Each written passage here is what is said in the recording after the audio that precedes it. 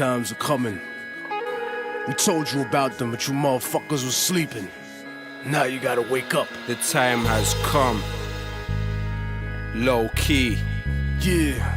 Immortal technique. Harlem, motherfucker. We here. Let's make history.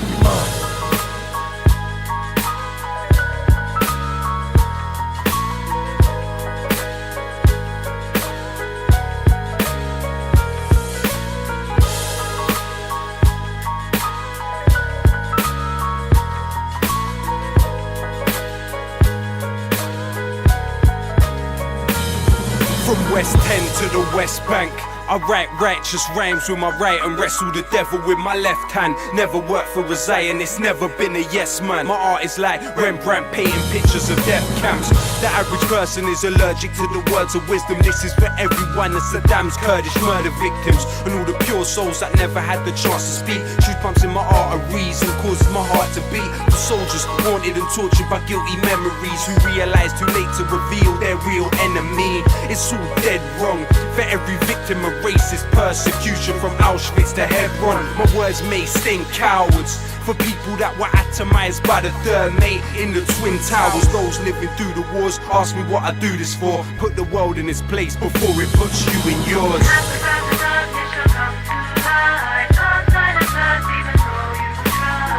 You can try to avoid us, but it's pointless. You can never try to avoid us, but it's pointless. You can never try to avoid us, but it's pointless. You can never try to avoid us, but it's pointless. You can try to avoid us, but it's pointless. You can never avoid the voices of the voiceless. Keep my third eye hidden under my New York fitted. A crazy unmarried man that deserves to be committed. The future is encrypted in my troubled lyrics. Dream that I've been somewhere for weeks and wake up in a couple minutes. Sweat dripping with visions of population control. Thoughts overflowing my world like the melting of the North Pole. My people are targeted by military crack committees, so I'm bucking at the feds like natives in Rapid City. Reality savage. My words are like a riot in Paris. The voice of the voiceless. That voice is social imbalance. So stand stronger, sit harder in your mental palace. Blinded inside the kingdom, united to its old habits. Middle passage coming, war chant, African drumming, Gatling gun humming, rapid fire mechanism. Reckless living that checks the rhythm of perfectionism. Slave condition while you singing God save the system.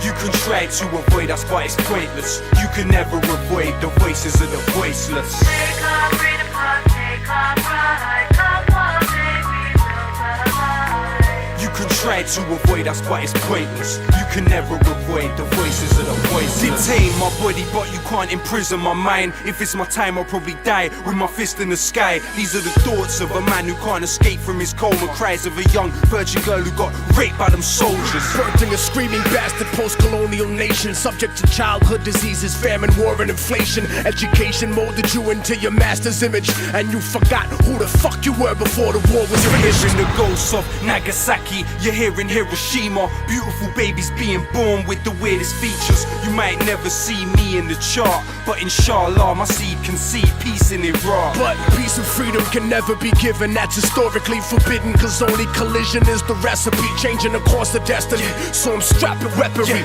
cause the government don't give a fuck about protecting me.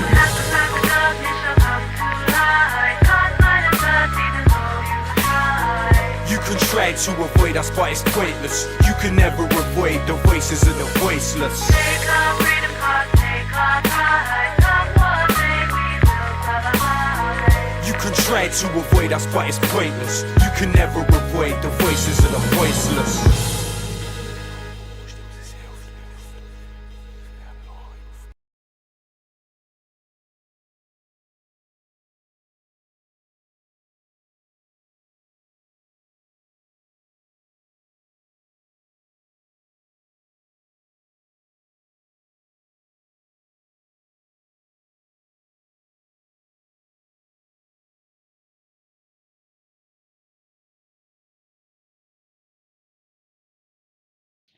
Hello, welcome. I'm on Twitch now, which like for all the fucking I don't know, like Is there any memes we can make about this? Like fucking new YouTuber moves to Twitch or something of the fucking like. But we're here to talk because Labour is doing anti-Labour stuff. Who'd have thought? You know, that's the party that calls itself Labour. Why would it call itself Labour if you can't trust it? Come on. But uh, f- first though, um, I thought it'd be good to take a little peace of mind for Palestine right now because the genocide has advanced to an even higher tier than it had before. Zionists have been given essentially free reign to devastate Palestine at their own leisure, and an invasion of the West Bank has begun. So, just thought a minute to think about our brothers and sisters in Palestine would be a gracious and at least minimal thing we can do. The minute starts now.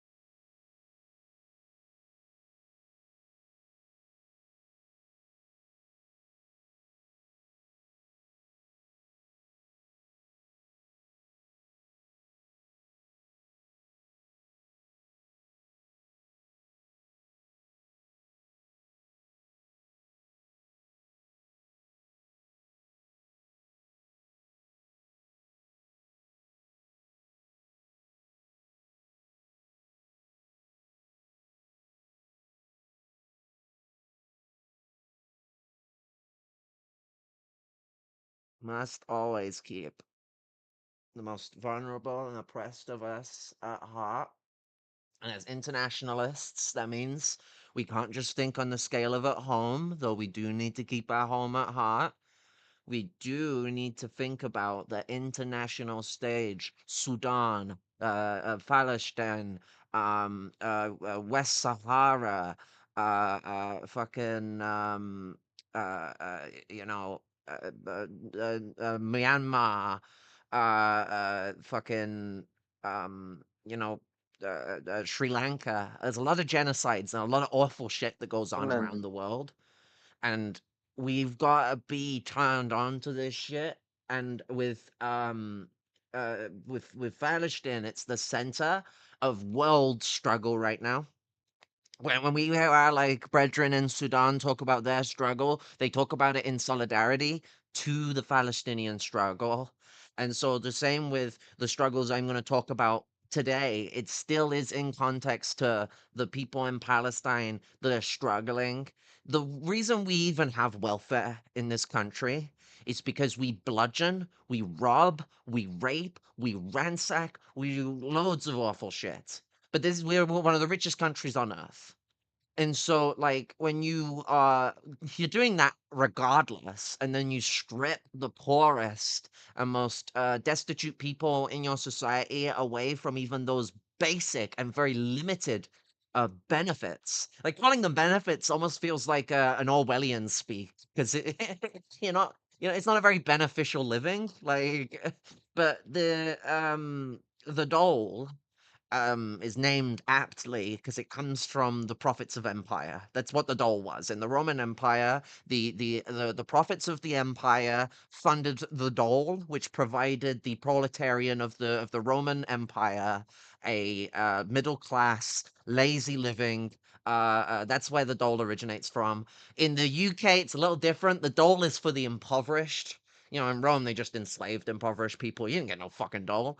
And it's a way to just like try and like basically uh um it's like a justifying paper for like ignoring poverty in a certain sense. In the other sense, it's an important health line for people like myself who suffer in poverty. You know, the other option is die. Like, you kind of got to take the money from the government.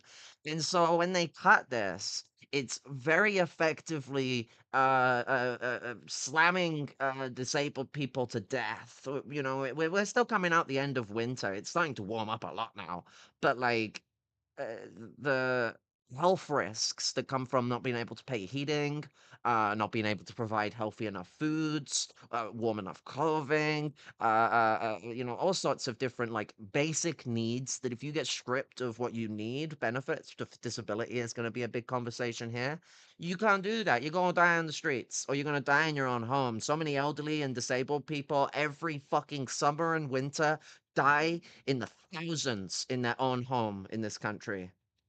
There's only 77 million. We're not like the US. Like, we're not fucking 300 million. So like, thousands is a little more of a like I mean, thousands should be a big number wherever you are. 300 million, 20 million, it doesn't fucking matter. But Americans are very easy at like brushing off big numbers when they seem small to them.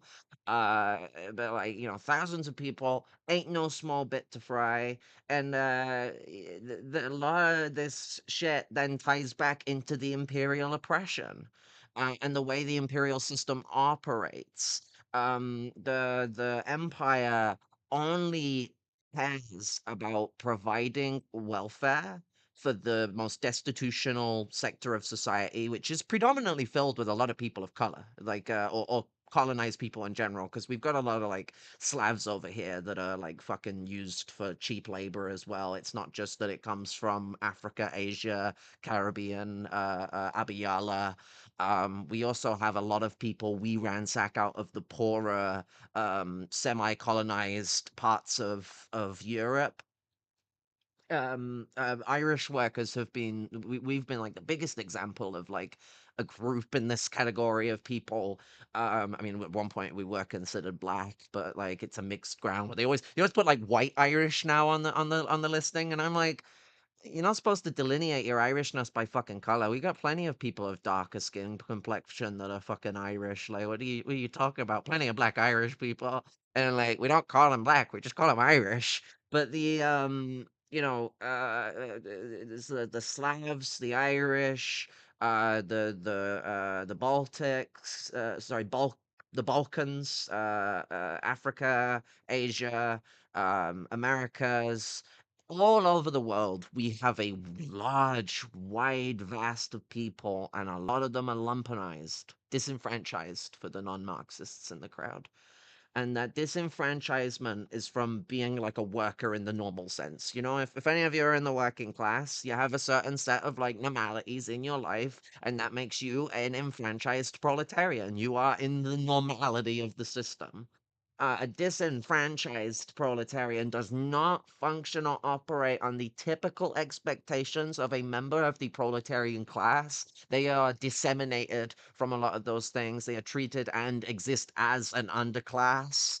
And so, you know, when we're looking at like cuts to disability and living allowances, who is that going to affect? It's not just going to affect like poor white people. Like, let's not get into that ring of roses of fucking like touting the cries of like poor white people are getting their fucking part. Like, it's not that fucking simple. Though poor people of all fucking castes and colors matter, what it is that we also have the effects on the colonized. Britain is an asylum seeking destination. It's starting to become less of that because of the Tories and now Labour going like ham at it against asylum seekers and quote unquote illegal immigrants. Fucking term that should be blasted into the ground. And what we you know so what we have is a large amount of our lumpen proletariat come from colonized parts of the world, whether semi-colonized, neo-colonized, or even a lot of traditional colonies that still exist in the British Commonwealth. So like there is the massive framework of like what is a UK cut to disability mean when they are making it harder to apply for these things, and who does it affect? It affects a lot of people from some pretty vulnerable backgrounds, and when it is affecting like the Angloids, it's affecting the disabled. The 5 5 billion. 5 billion pounds have been cut. That's like $7.5 billion or something like that. I can't fucking remember. The exchange rate keeps changing every fucking month, but and so like that's a lot of fucking money. And most of the cuts, as we're going to see in the content that I have lined up, are on fucking ability. It's what most of the cuts are on. Oh, okay, I'll add that to the list. Labour doing anti-Labour stuff. Who would have thunk it? Rather Orwellian, so Orwell. Shout out to Yemen right now. Yeah, shit, I forgot to mention Yemen. Yeah, fucking hell. Yemen's under siege at the moment. America has moved, is it the USS Liberty they moved into Yemen? I think it's the USS Liberty. What should I thought be? the Liberty was Oh no, that's sunk the by one that was sunk by Italy. Israel. Sorry. What president was it they named him after? It was one of the presidential ones. Oh, Cracker McHateful. Truman. Yeah, the USS fucking Truman. That's it. Fuck me, the Liberty. I mean, the Truman is the Liberty of our hearts. You know, like, fuck me. This is why I have fact checkers. Yeah.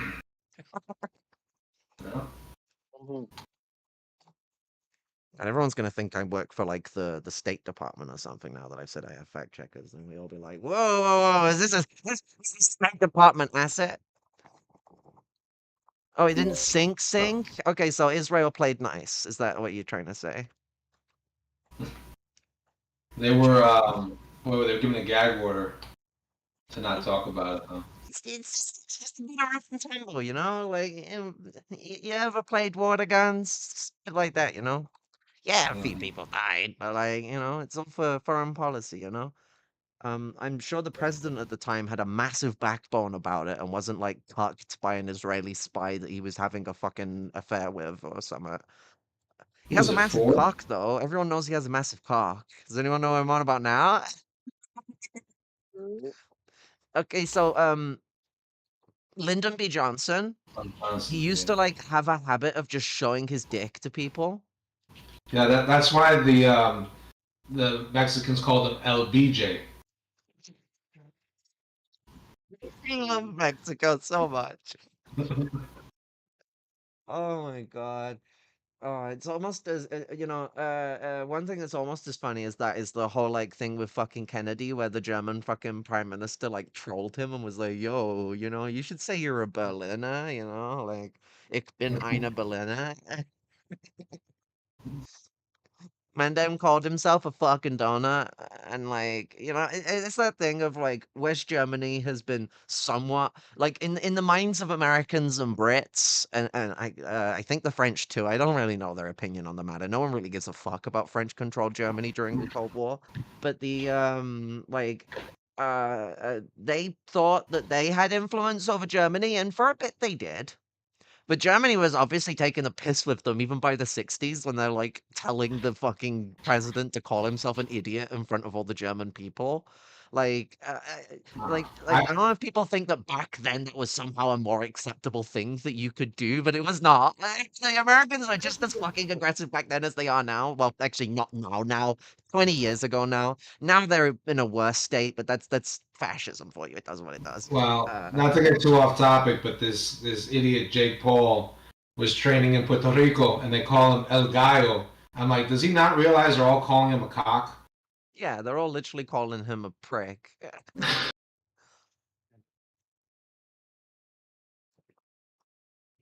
Prick's a funny one because it's a very British insult. It means small dick. No one ever thinks of it like that. When people call someone a prick, they're really just calling someone a twat, which technically means a vagina. It's complicated. English swearing, like, no one ever uses words based on their definition. Like, I doubt many people call people a cunt because they're calling them a pussy or something. Like, so, like, people call people a prick because they mean a twat, but it actually means, like, pin dick, basically. Yeah, I knew that. I mean, I knew all of those, but anyway, you're right. In terms of like, it's not the first association people would have. I mean, it's So good it's not people's first association because that lowers body shaming. So, we're all up for lowering the dangers of body shaming. That's good shit. There you go. But we should get into labor Don't tell my unveil. Oh, sorry. What do you want to say, comrade? yeah. Don't tell my coworker that he really hates fat people. That one fascist I was talking about. Oh boy. Say he hates fat people. Yeah. I don't get this, like, especially with Americans, like, fucking, because, like, y'all should be, like, the most normalized body shaming standard, like, being against body shaming standards. Fucking, like, size is only concerning when it actually affects your fucking health. And like I've heard people who are even like moderate size even talk about concerns they have and get attacked. Like it all depends on the person. You could be someone who could be really big and be healthy about it, and you can be someone who can be really big and it's the worst thing you could ever do for yourself. Like if we're talking health, that's for the person to decide anyway, but like it varies. You cannot turn around and go, oh, you're a person who's like large. That must be bad for your health. And it's like, you don't know them. You don't know if they're just like naturally that size. Like if they have a disability that causes them to fucking put weight on. Shaming, even if someone was the incorrect size, is fucking stupid. You shame someone, they get bigger. That's all that does. Like, again, it's not even it's not morally reprehensible that they get bigger anyway. Like that also shouldn't be shamed upon. It's like we got a double layer of shaming that goes into this. But like, if you shame people, even if that person desperately wants to lose weight, they're gonna put on weight because they won't go, okay, I'm gonna balance stuff out more. They'll take desperate attempts at getting rapid results, and so they'll just starve themselves. Like that's the big thing that goes on with stuff like that. And it doesn't help too that like 90% of the food in America is literally just filled with sugar. Oh my Well, god. what the issue with starving yourself is that what happens is you don't eat, don't eat, don't eat, and then when you eat, not only will you stuff yourself because you're fucking starving and the stuff tastes so good, I'm so starving, but you're also incredibly stressed out because you haven't been eating anything because food is important for stress levels. As this fibro having bitch, how I know. And like the and so like with that, it can cause a binging episode if you have something like bulimia and stuff like that. I have a problem with binge eating. I have a tendency to not eat, not eat, not eat, and then stuff my face with shit until I feel sick. And I'm not someone who will throw up because I have this like principle against throwing up unless absolutely need be. So I'll eat myself until I'm sick and then do everything in my power not to throw up, which is really painful. It would be easier just to yuck it out. It's abusive shit to do to yourself. And like what it creates is this like unhealthy relationship with food, but also your body. What your body does is your body's like, okay, I'm not getting food routinely, and for long periods of time, I'm having nothing. So most of this food I'm gonna store as reserves, and any little bits of like minerals I get from like water and stuff like that, I'll use to process a bit of the food so I can like survive those no food states. And so you put on more weight every time you're eating because your body is like, yo, I need to store this. And then you're not getting enough nutrients because most of the water you drink's from a tap. So it doesn't have all the minerals to actually break into that. And you kind of need like nutrients and vitamins and stuff like that that you can't get from mineral water to break down that stuff. And so, like, you never lose weight. You just put weight on because of the starving episodes, basically. I mean, you might lose a little bit, but you'll put more on every time you go back to eating. And so like it becomes this like repeatedly abusive motion of like sending yourself downhill, thinking that it's a route to like losing weight because you're not eating for a long period of time. So why wouldn't you lose weight? It's logical if you don't think about how the body works. Then it's completely irrational. But 100%.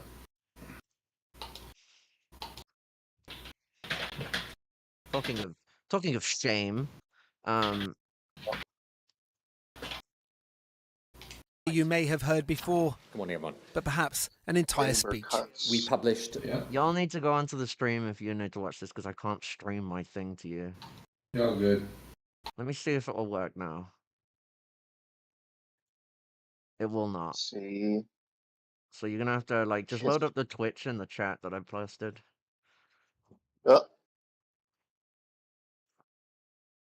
Where's the Twitch? It's in the side chat.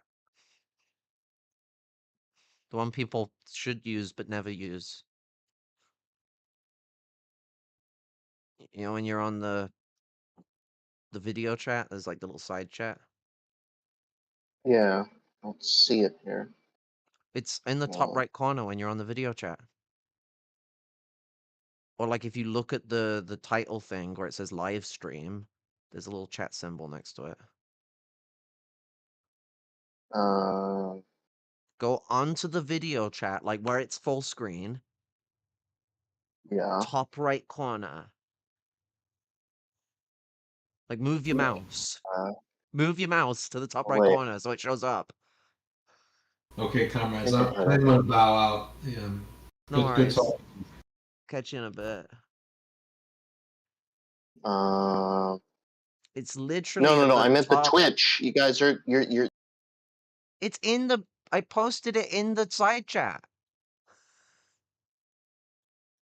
testing. It's in the side chat. It's, www.twitch.tv/StormIran. I don't see it. Are you in the side chat? Not comrade text chat, the side chat. There's a side chat. What? On the video, I've been telling you, go onto the video call and move your mouse to the top right corner of the video call. Oh. Oh my god. Well, that's way too confusing. Why is there two chats? Because there used to be an old system and now there's a better one. I told you multiple times that it's the side chat, and I was telling you on the video call. Like, not the comrade text chat. It's like explicit that it's a different thing. Because it's annoying using that one, because I can't Wow. view the call at the same time as the chat. That's why I prefer the side chat, because then I can view both at the same time. It's better for monitoring. It's just Well, you can pop out the yeah, thing, but but I've got 3 monitors with different things on it. I got OBS on one, I've got fucking what I'm streaming to people on the other, and then I got you on the central one. Kind of multitasking here. The welfare reform green paper to help people. It's not just an idea you may have heard before, Come on, everyone. but perhaps an entire speech. We published the welfare reform green paper To help people get the skills for jobs. This problem goes very deep, and dealing with it will be very Looks like tough. there's a to help those who've been ignored by government for too long. Supporting people to get off welfare. So that the default becomes what work you can do, not what you can't. After weeks of leaks and inner-party turmoil, today this Labour government set out their plans for welfare reforms and the scale of the cuts to come. This is a significant reform package that is expected to save over £5 billion in 2029-30. The government will bring in a permanent above-inflation rise to the standard allowance of universal credit. The work capability assessment for universal credit will be scrapped in 2028. Instead, people will be assessed through personal independence payments or PIPs. Okay, this is really scummy what they're doing here. So basically, it's really easy to get on work capability because you get a doctor's note. You get a doctor's note, you go to the fucking job center and you go, my doctor, you know how you get like a sick note for work? Like my doctor said, I can't go to work. So like that is you know, really, really important to think about here because with PIP, that is not how that works. With PIP, you have to go through a full assessment program that takes months to deal with. And like, they're not going to turn around and go, oh, you're looking for PIP. We're not going to force you to look for jobs. No, you're going to have to keep looking for jobs. You're on just normal universal credit. You don't have the work capability assessment system that says you're on sick pay. And so they send you off. You go for PIP. You go through a 3 months processing situation. Just so you can get the 600 a month universal credit, basically. But it would now be a part of your PIP. Um, and it's confusing as well, but like it basically means that it's a lot harder for you to get on work capability, where like you're sorry, working capability where you need extra money and need a permanent or temporary time away from looking for or being active within the the workspace workplace. So like this is fucking scummy. This is. But eligibility for PIPs, the main disability benefit, will be narrowed. With £5 billion of cuts announced, those like Danny with mental health issues, the disabilities you cannot see, they're fearful for what may come. It's very, very hard to go through the assessment because all they do is tick boxes, and you make sure you need to be aware that you fit those boxes. It's not easy. Assessment is not easy, and now they're going to make it even more difficult. If I have to do it again, it's torture. It's torture. It really is. Just over a decade ago, Danny had 3 jobs. In the years since, he's had stints in hospital and homeless hostels. The last thing he says he wants is to be reliant on the state. As someone who has been mentally ill for 11 years plus, I miss working. I miss. Yeah, same here. Like I feel this so hard, like being like trapped, like anyone who can see, I'm in bed right now. This is a table, like this is a table. Well, it's a standing desk, so I can do cool shit like this.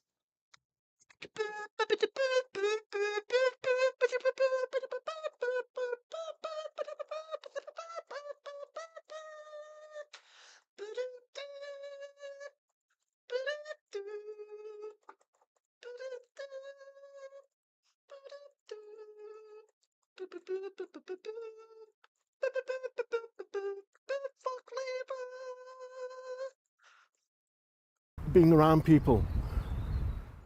No one knows. But yeah, like not getting to like socialize, not getting to like spend time much outside, not getting to like do the things I want to do, like and because I'm spending my time predominantly just trying to get like my health needs sorted and trying to like make sure that I'm surviving.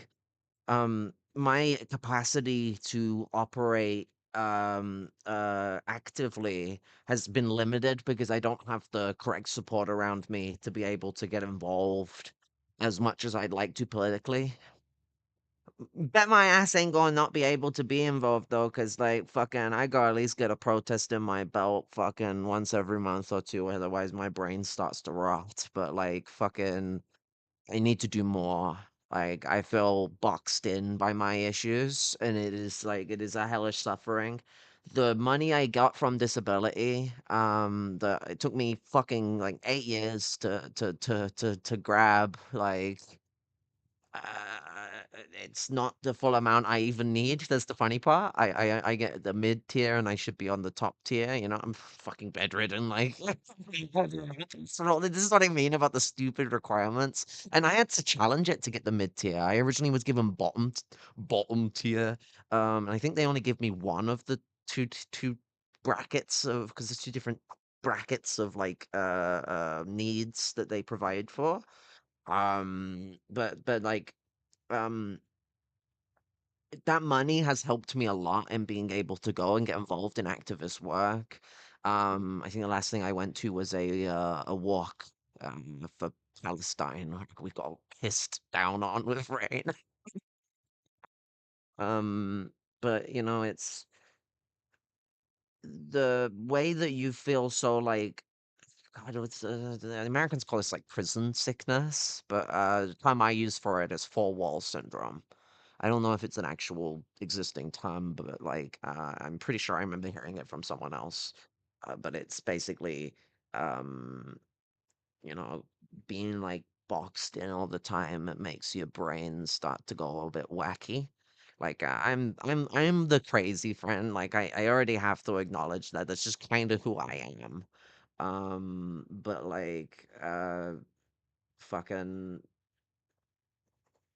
it's not a pleasant fucking existence, especially when you're like fucking struggling, fucking with the system and its economic issues because, well, I have to order my food. I am on a crutch and I have nerve damage and muscular like dystrophy in my like right arm. Um, mainly like fucking up here and with my rotator cuff. My rotator cuff is fucked.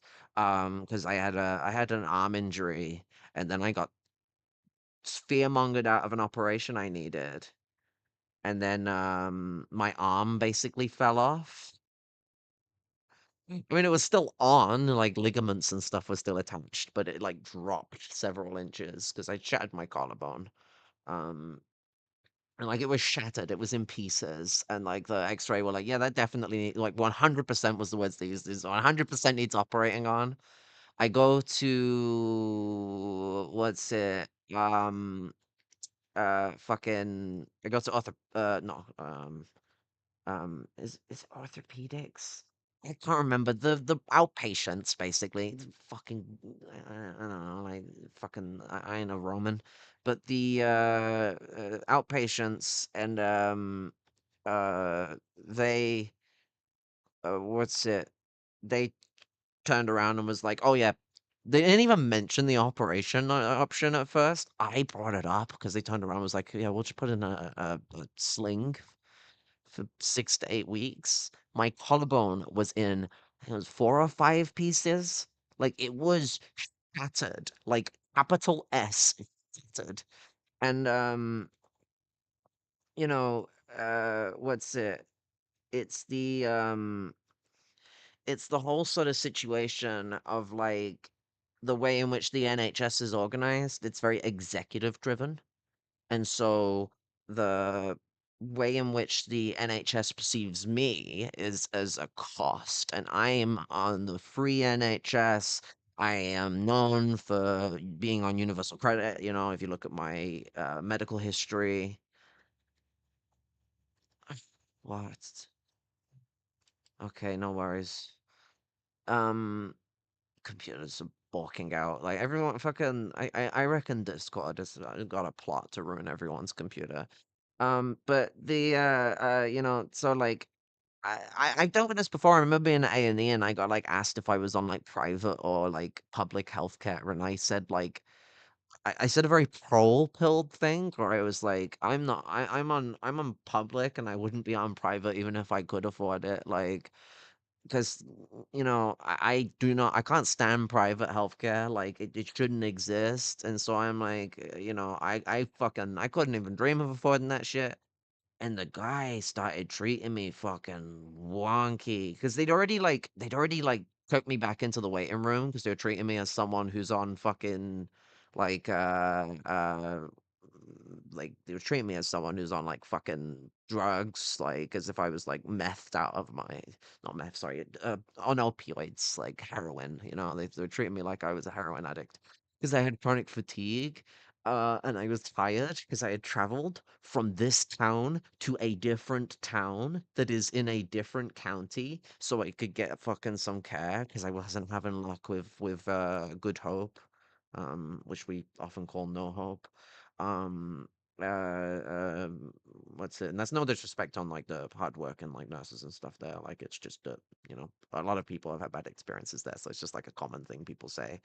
Um, Not necessarily the best thing to say, but That's that's how I feel at like the blood work labs that I went to. I guess it's different here than it is there. You have to go to like a separate um, clinic to get blood work done. no, I can just go get It's a. fucking I go to my doctor's, like the GP, to get bloods done. well, that's what I said. It's different here. No, no, I'm So you saying have to go to here. like a blood clinic to get. Oh, you're saying there you have to go to a different facility. The way you worded it sounded like, oh, it's different over there. You all have to go to. You made it sound like we have to go to a different facility, and I'm like, no, no, no. We just go to the doctors.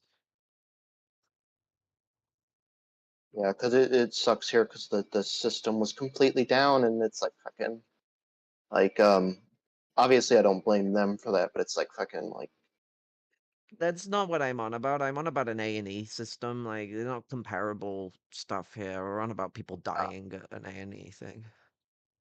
yeah. So not a comparable example to be frank.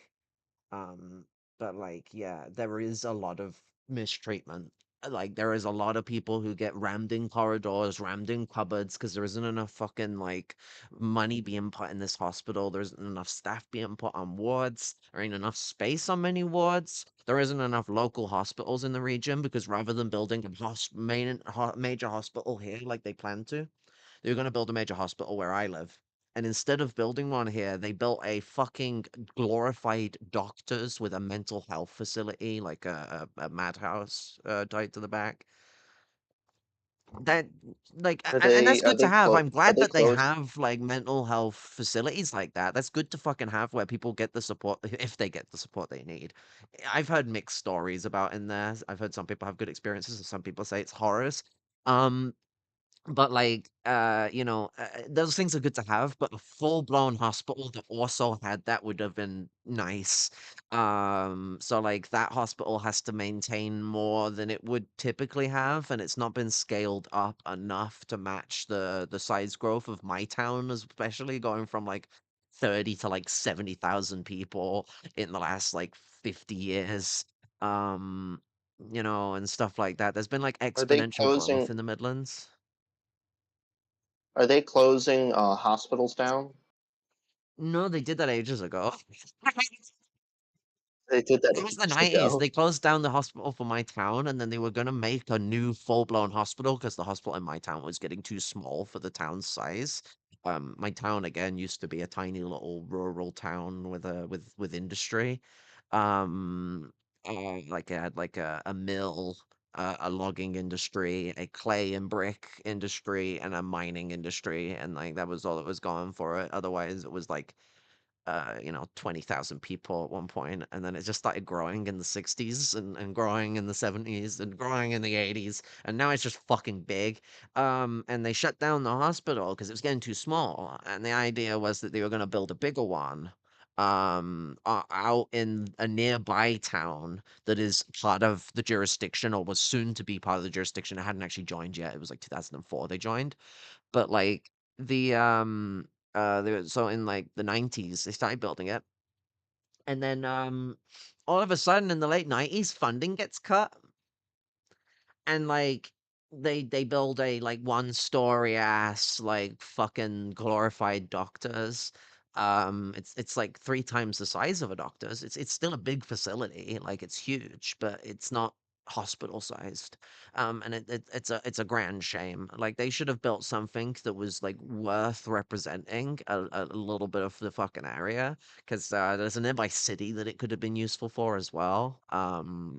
Because like the nearby hospital for us is more useful for like a completely different city. The nearby city I'm referring to, trying not to like geolocate myself. Um, like they don't really have like the best like local hospital access necessarily. A lot of theirs ends up being the same as ours. So like something that we would share that would alleviate the stress on the system would have been great. Who was in power in 1997? It's a rhetorical, but you can answer it. Blair. Yes. Blair. Yes. Very labor, isn't it, to cut hospital production? I think that's Here they yeah. Here we had our hospital closed that gave birth to me. It's been closed for at least I think a decade now. But they're talking about maybe the University of Pennsylvania health system might buy it. I think now it's Town Health, but basically it's just been closed. Like you go by it, it's like there's nothing going on. what's fucking funny is that even when you're still speaking, your like talking light will turn off and it'll still be making noise, and I am like, what wizardry is going in here? Like, what going? My little candle is So, still. sorry, I was having a lot of yeah. Mhm. I got them like they're these little like I mean they call themselves stress relieving candles. There's nothing special about them that's stress relieving. The idea is that you put it on and it kind of just becomes like a thing to like focus on or have as a bright light because it's a lot brighter than a regular candle. I mean, I use regular candles too anyway, but it's a lot brighter. And it's really pretty. And you can hold it, and so it's interactive, you know. We're talking about labor, Ah, but it's gonna be awkward when I'm Those watching videos. You're gonna have to like watch it those on remind me. when I'm watching the video clips, which we are going to continue watching it yet because we're only 2 minutes into the 17-minute video. You're gonna have to watch it on Twitch because Discord will not let me stream. I cannot stream to Discord, so you're gonna have to watch what I'm streaming to Twitch on Twitch. I don't know what the fucking problem is. I'm gonna fight Discord, but I can't do it right now. Already live. okay. But yeah, so the Twitch link and the YouTube link are Posted the both in Twitch the link. Yeah. side chat. So like you can choose which one if you want to be a YouTube elitist. You go. Actually, I think Twitch is more like the elitist one, but like there's Twitch too. I'm trying to like spread my wings a little bit. I even started a Patreon, even though I really hate Same, like I. I don't like asking people for things. It always makes me same. feel really Yeah, icky because of the way I was raised. same. I don't like it either. Yeah. I tried being self-employed and I made a lousy capitalist. That's all I can say. Yeah, no, I like. So sorry, I was having a. Oh, go on. Sorry. What I was going to say is I was having a lot of computer problems beforehand. So Doesn't sound like you what did were. I miss? I, Basically I everything. don't know. Like I was talking about my shoulder injury in the NHS, like so just angry things. Um oh wait, I have a thing for that. Like if you look at the stream, I have a specific thing for that, like if I get too mad.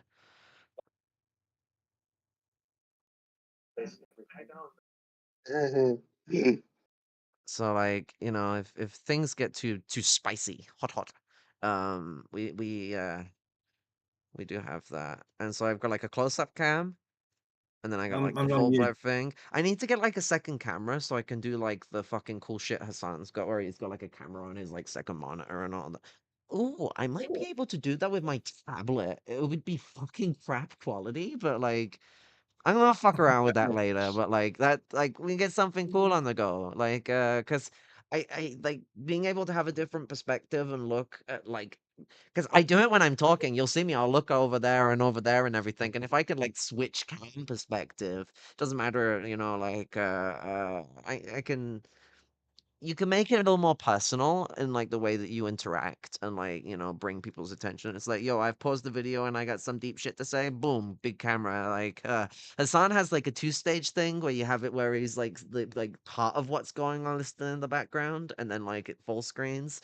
I'm gonna be honest, like I'm too lazy for that. Like that, I haven't even No, like fine. started a chat side thing. I might do something like that, but I have no idea how people like do that shit with their chat, and I like cannot be asked to like start learning arcane chicanery. Um, Okay. I can't see on. I can't find you on Twitch actually. I don't know if I've got you. If I'm following you on there. Second. I believe processed and fast food do cause many of these crazies. Oh, hang on. When you smoke that burger, but Thank you, Ginger. that burger crack, like fucking that's like that's the serum for like because I'm a lumpen proletarian in the UK, so like everything I consume is the druggiest of the druggy. I mean, I only really smoke marijuana, but everyone sort of presumes people who are like down here are like all like coke heads or meth heads or something like that, or we're all fucking It's a smoking bit. crack. It's a bit difficult watching the video on Twitch or YouTube for that matter because hang on, I can hear me myself echoing now. Mute the It's fucking thing when you're not watching the video on that. yeah. There's a volume thing at the bottom left. I think Twitch is a little easier for doing that. But Okay. with YouTube, Shift M is a mute thing as well, so you can like keyboard control if you want to feel like a Uh, hacker. if I was using YouTube, I couldn't watch the video because I've muted that, and I could only talk to you on Twitch. Do you know what I mean? I mean, use Twitch then, but like what I'm saying is like mute it when I'm not playing the video, and then like when I play the video, Yeah. unmute it.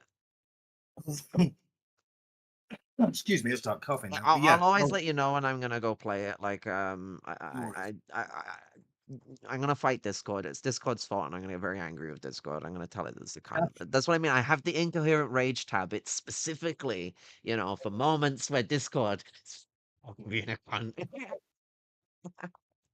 Well, I'm Oh, kind of no, starting no, I'm bringing I guess like a European approach towards like trying to bring out more common streaming stuff, like because we don't really have like a Hassan over here, and maybe having someone who's a little more like empanada skin, or I'm a little more feisty, might be a good mix for something like that because I'm feisty, but I'm a little more like diplomatically minded than Bad Empanada. I got the good mix going on. I'm spicy without being an asshole.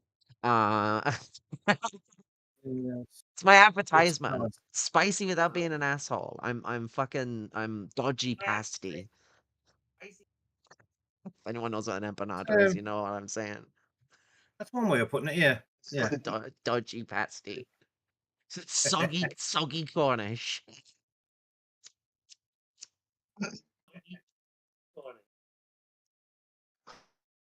Yes, that's quite enough of that. So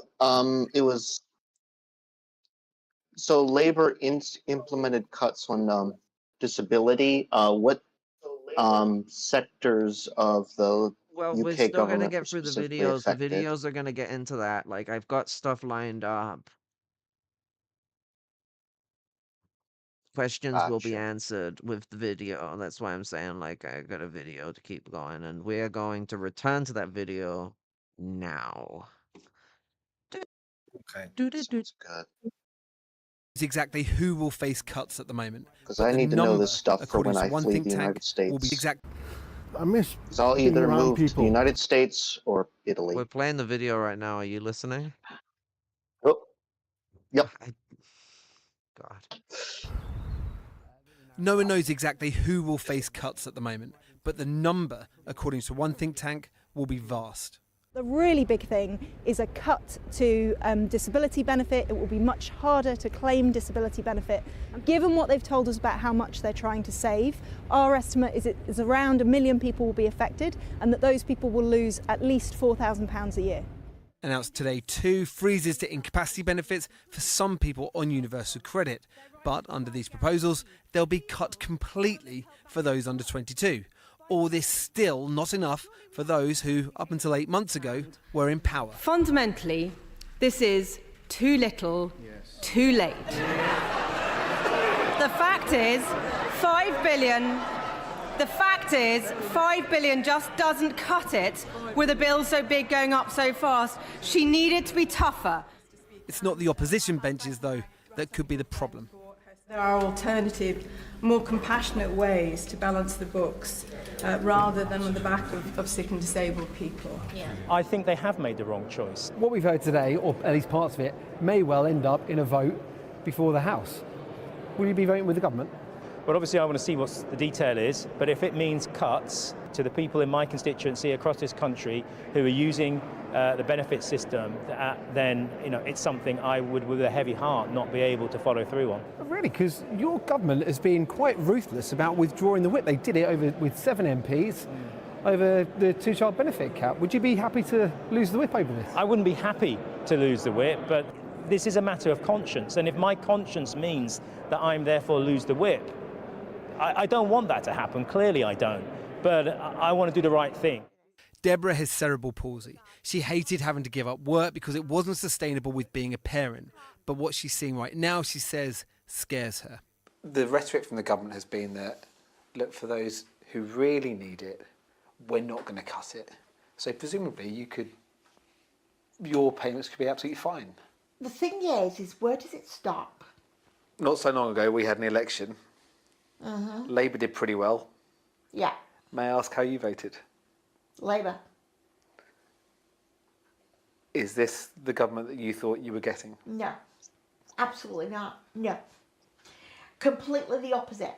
I think that the Labour Party is just carrying on from the Conservative Party. And if I was to do it all over again, I wouldn't vote for either of them. The problem for Keir Starmer right now It isn't just Deborah saying this government is acting in ways a Labour government never should, but some of his own MPs too.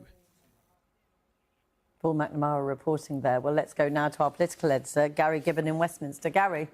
You heard Clive Lewis in Paul's report saying that he wanted to look at the numbers, and the think tanks are crunching them. They've had their first statement of what they see as being the numbers. There'll be more to come. This is very dense material, some of this. And they're saying that up to 1.2 million people, and they'll be in the least well-off households in the country, could lose £4,000 to £6,000 under these schemes a year. And 3.7 million is the number currently on PIP. And the suggestion from the think tanks is the way these numbers look at the moment, what the government is claiming it's going to... And they're saying the tanks are crunching them. They've had their first statement of what they see as being the numbers. There'll be more to come. This is very dense material, some of this. And they're saying that up to 1.2 million people, and they'll be in the least well-off households in the country, could lose £4,000 to £6,000 under these schemes a year. And 3.7 million is the number currently on PIP. And the suggestion from the think tanks is the way these numbers look at the moment, what the government is claiming it's going to achieve, well, maybe 1 million people, as many as 1 million, are coming off PIP. And that sort of stuff is going to roll out in the coming days. The vote in Parliament on these measures, Paul was asking Clive Lewis which way he might go on that vote. We're probably waiting until May for that vote. But the feeling in the House of Commons today, the temperature had come down a bit from last week, the week before, but nonetheless, you look at the faces of the people who are getting up and speaking, and they are not the usual suspects. Quite a lot of new intake, bushy-tailed 2024 new intake MPs were talking, not in abrasive ways towards Liz Kendall, the Welfare Secretary, but in ways that was signalling their vote could not be taken for granted. Keir Starmer was one side of Liz Kendall, Angela Rayner the other. The differences that are bubbled up in Cabinet last week being very much papered over today. There have been some concessions on these numbers. It's not clear there will be more, because these numbers are baked into Rachel Reeves' statement next week. They make it add up. So the government won't want to walk away from that stuff. And this is a very big test of authority, which is coming down the tracks. And for many Labour MPs, it ties in with what they see. You've heard Labour MPs saying this doesn't feel like a Labour measure. It ties in with what some backbench Labour MPs are saying is a new departure that Keir Starmer has embarked on. He's opened up a new front against what he sees as the populists, the barbarians at the gate, reform on the march. And he seems to be taking a few policy developments in immigration, here on welfare, there are others, which they feel are all of a piece and make them very uncomfortable. This might be the one quite a few of them rebel on. Gary, thanks very much. Well, a short while ago, I spoke to the Work and Pension Secretary, Liz Kendall, about her announcement today. And I began by asking how many people will lose their benefits as a result of the plans. What people have actually told us is around a third of people on sickness and disability benefits say they want to work at some point in the future, particularly if their health improves. And around 200,000 say they would work right now if they got the right support. Now, under the Tories, they were written off and then... So this is quite, like, ill-fated because, like, got the right support? What do you mean by that? Like, what is the implication of got the right support? Because when I think of got the right support, it means a lot of, like, specific support surrounding my needs that helps me in work, that doesn't put me as some, like, Behringer bottom end, like, nonsense crap jobs. Because that's what they end up doing. It's like disabled people aren't going, oh, I want to go into work so I can go fucking, like, drag my heels in a fucking, in a fucking I paused the video. What do you mean the stream's paused? It's streaming. What do you No, want I about? meant the Twitch. I meant to say that the Twitch stream is paused. Sorry. No, I paused For the the others video. because we can't. Yeah. The Twitch stream. Confusing me, but like Yeah. I just doesn't matter. In the middle of trying to fucking but like the what the fuck was I on about? Anyone? Hello? Yes. I asked what I was I on about because I've been distracted and I can't fucking I remember. was deafened. I didn't hear it. The disability. Oh my god. So like fucking what's it? They're using disingenuous language here because what do they mean by provide proper fucking support? Like people don't mean just find me a fucking dead end job where I get to be a token disabled person. That's usually what government does. They cram you in some fucking job where you're never gonna get anywhere. You're probably stacking fucking shelves.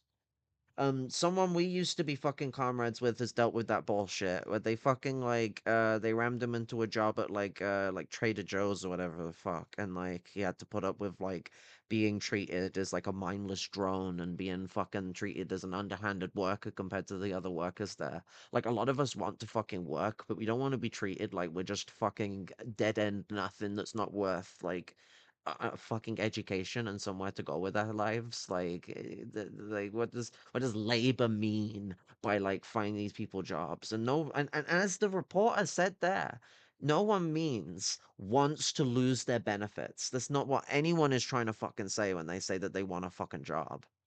They don't mean that they want to lose their benefits. They mean that they want a fucking like life, something that's not just decaying away. And so when your health gets to a point where you could maybe manage it if you had support, that does mean very specific forms of support provided from our like social and civil services that just doesn't exist. And I do not see labor putting that into place when they're talking about saving money. They're not talking about spending money. They're not talking about, okay, we're going to implement these like work and benefit support programs. They are cutting money from the budget that provides people those benefits. So like, you know, what does the fuck is the kind what kind of fucking answer is this to the answer of people don't want to lose their benefits? You know, we go back. Today. And I began by asking how many people will lose their benefits as a result of the plan. Benefits say they want to work at some point in the future, particularly if their health improves. And around But they don't want to lose their benefits. 200,000 say they would work right rolls now on. She if they doesn't got even the like right acknowledge support. it. Now, under the Tories, they were written off and then blamed to get a cheap headline. We say no more of that. We are investing £1 billion in employment support. I think that that is the biggest investment in sick and disabled people's opportunities to work that we've ever seen, to get them on a pathway to success. And what I would say to your viewers is this. I know for some people, getting out of bed in the morning is a major achievement. Getting out of the house, going along to a voluntary or community group, you know, let alone work and skills. That's what he means. It is a pathway, but I Don't tokenize us to have like the fucking diabolical struggles to turn around and try and cut people off who have mental health struggles or like fucking lesser physical disabilities or whatever the fuck. Like, do not start tokenizing us to do your fucking like Olympic games of who gets to have fucking disability pay or not. Because like you cut us out anyway with the system right now. It took me fucking like essentially the best part of a decade is like 8 years for me to get like the current benefit that I'm on.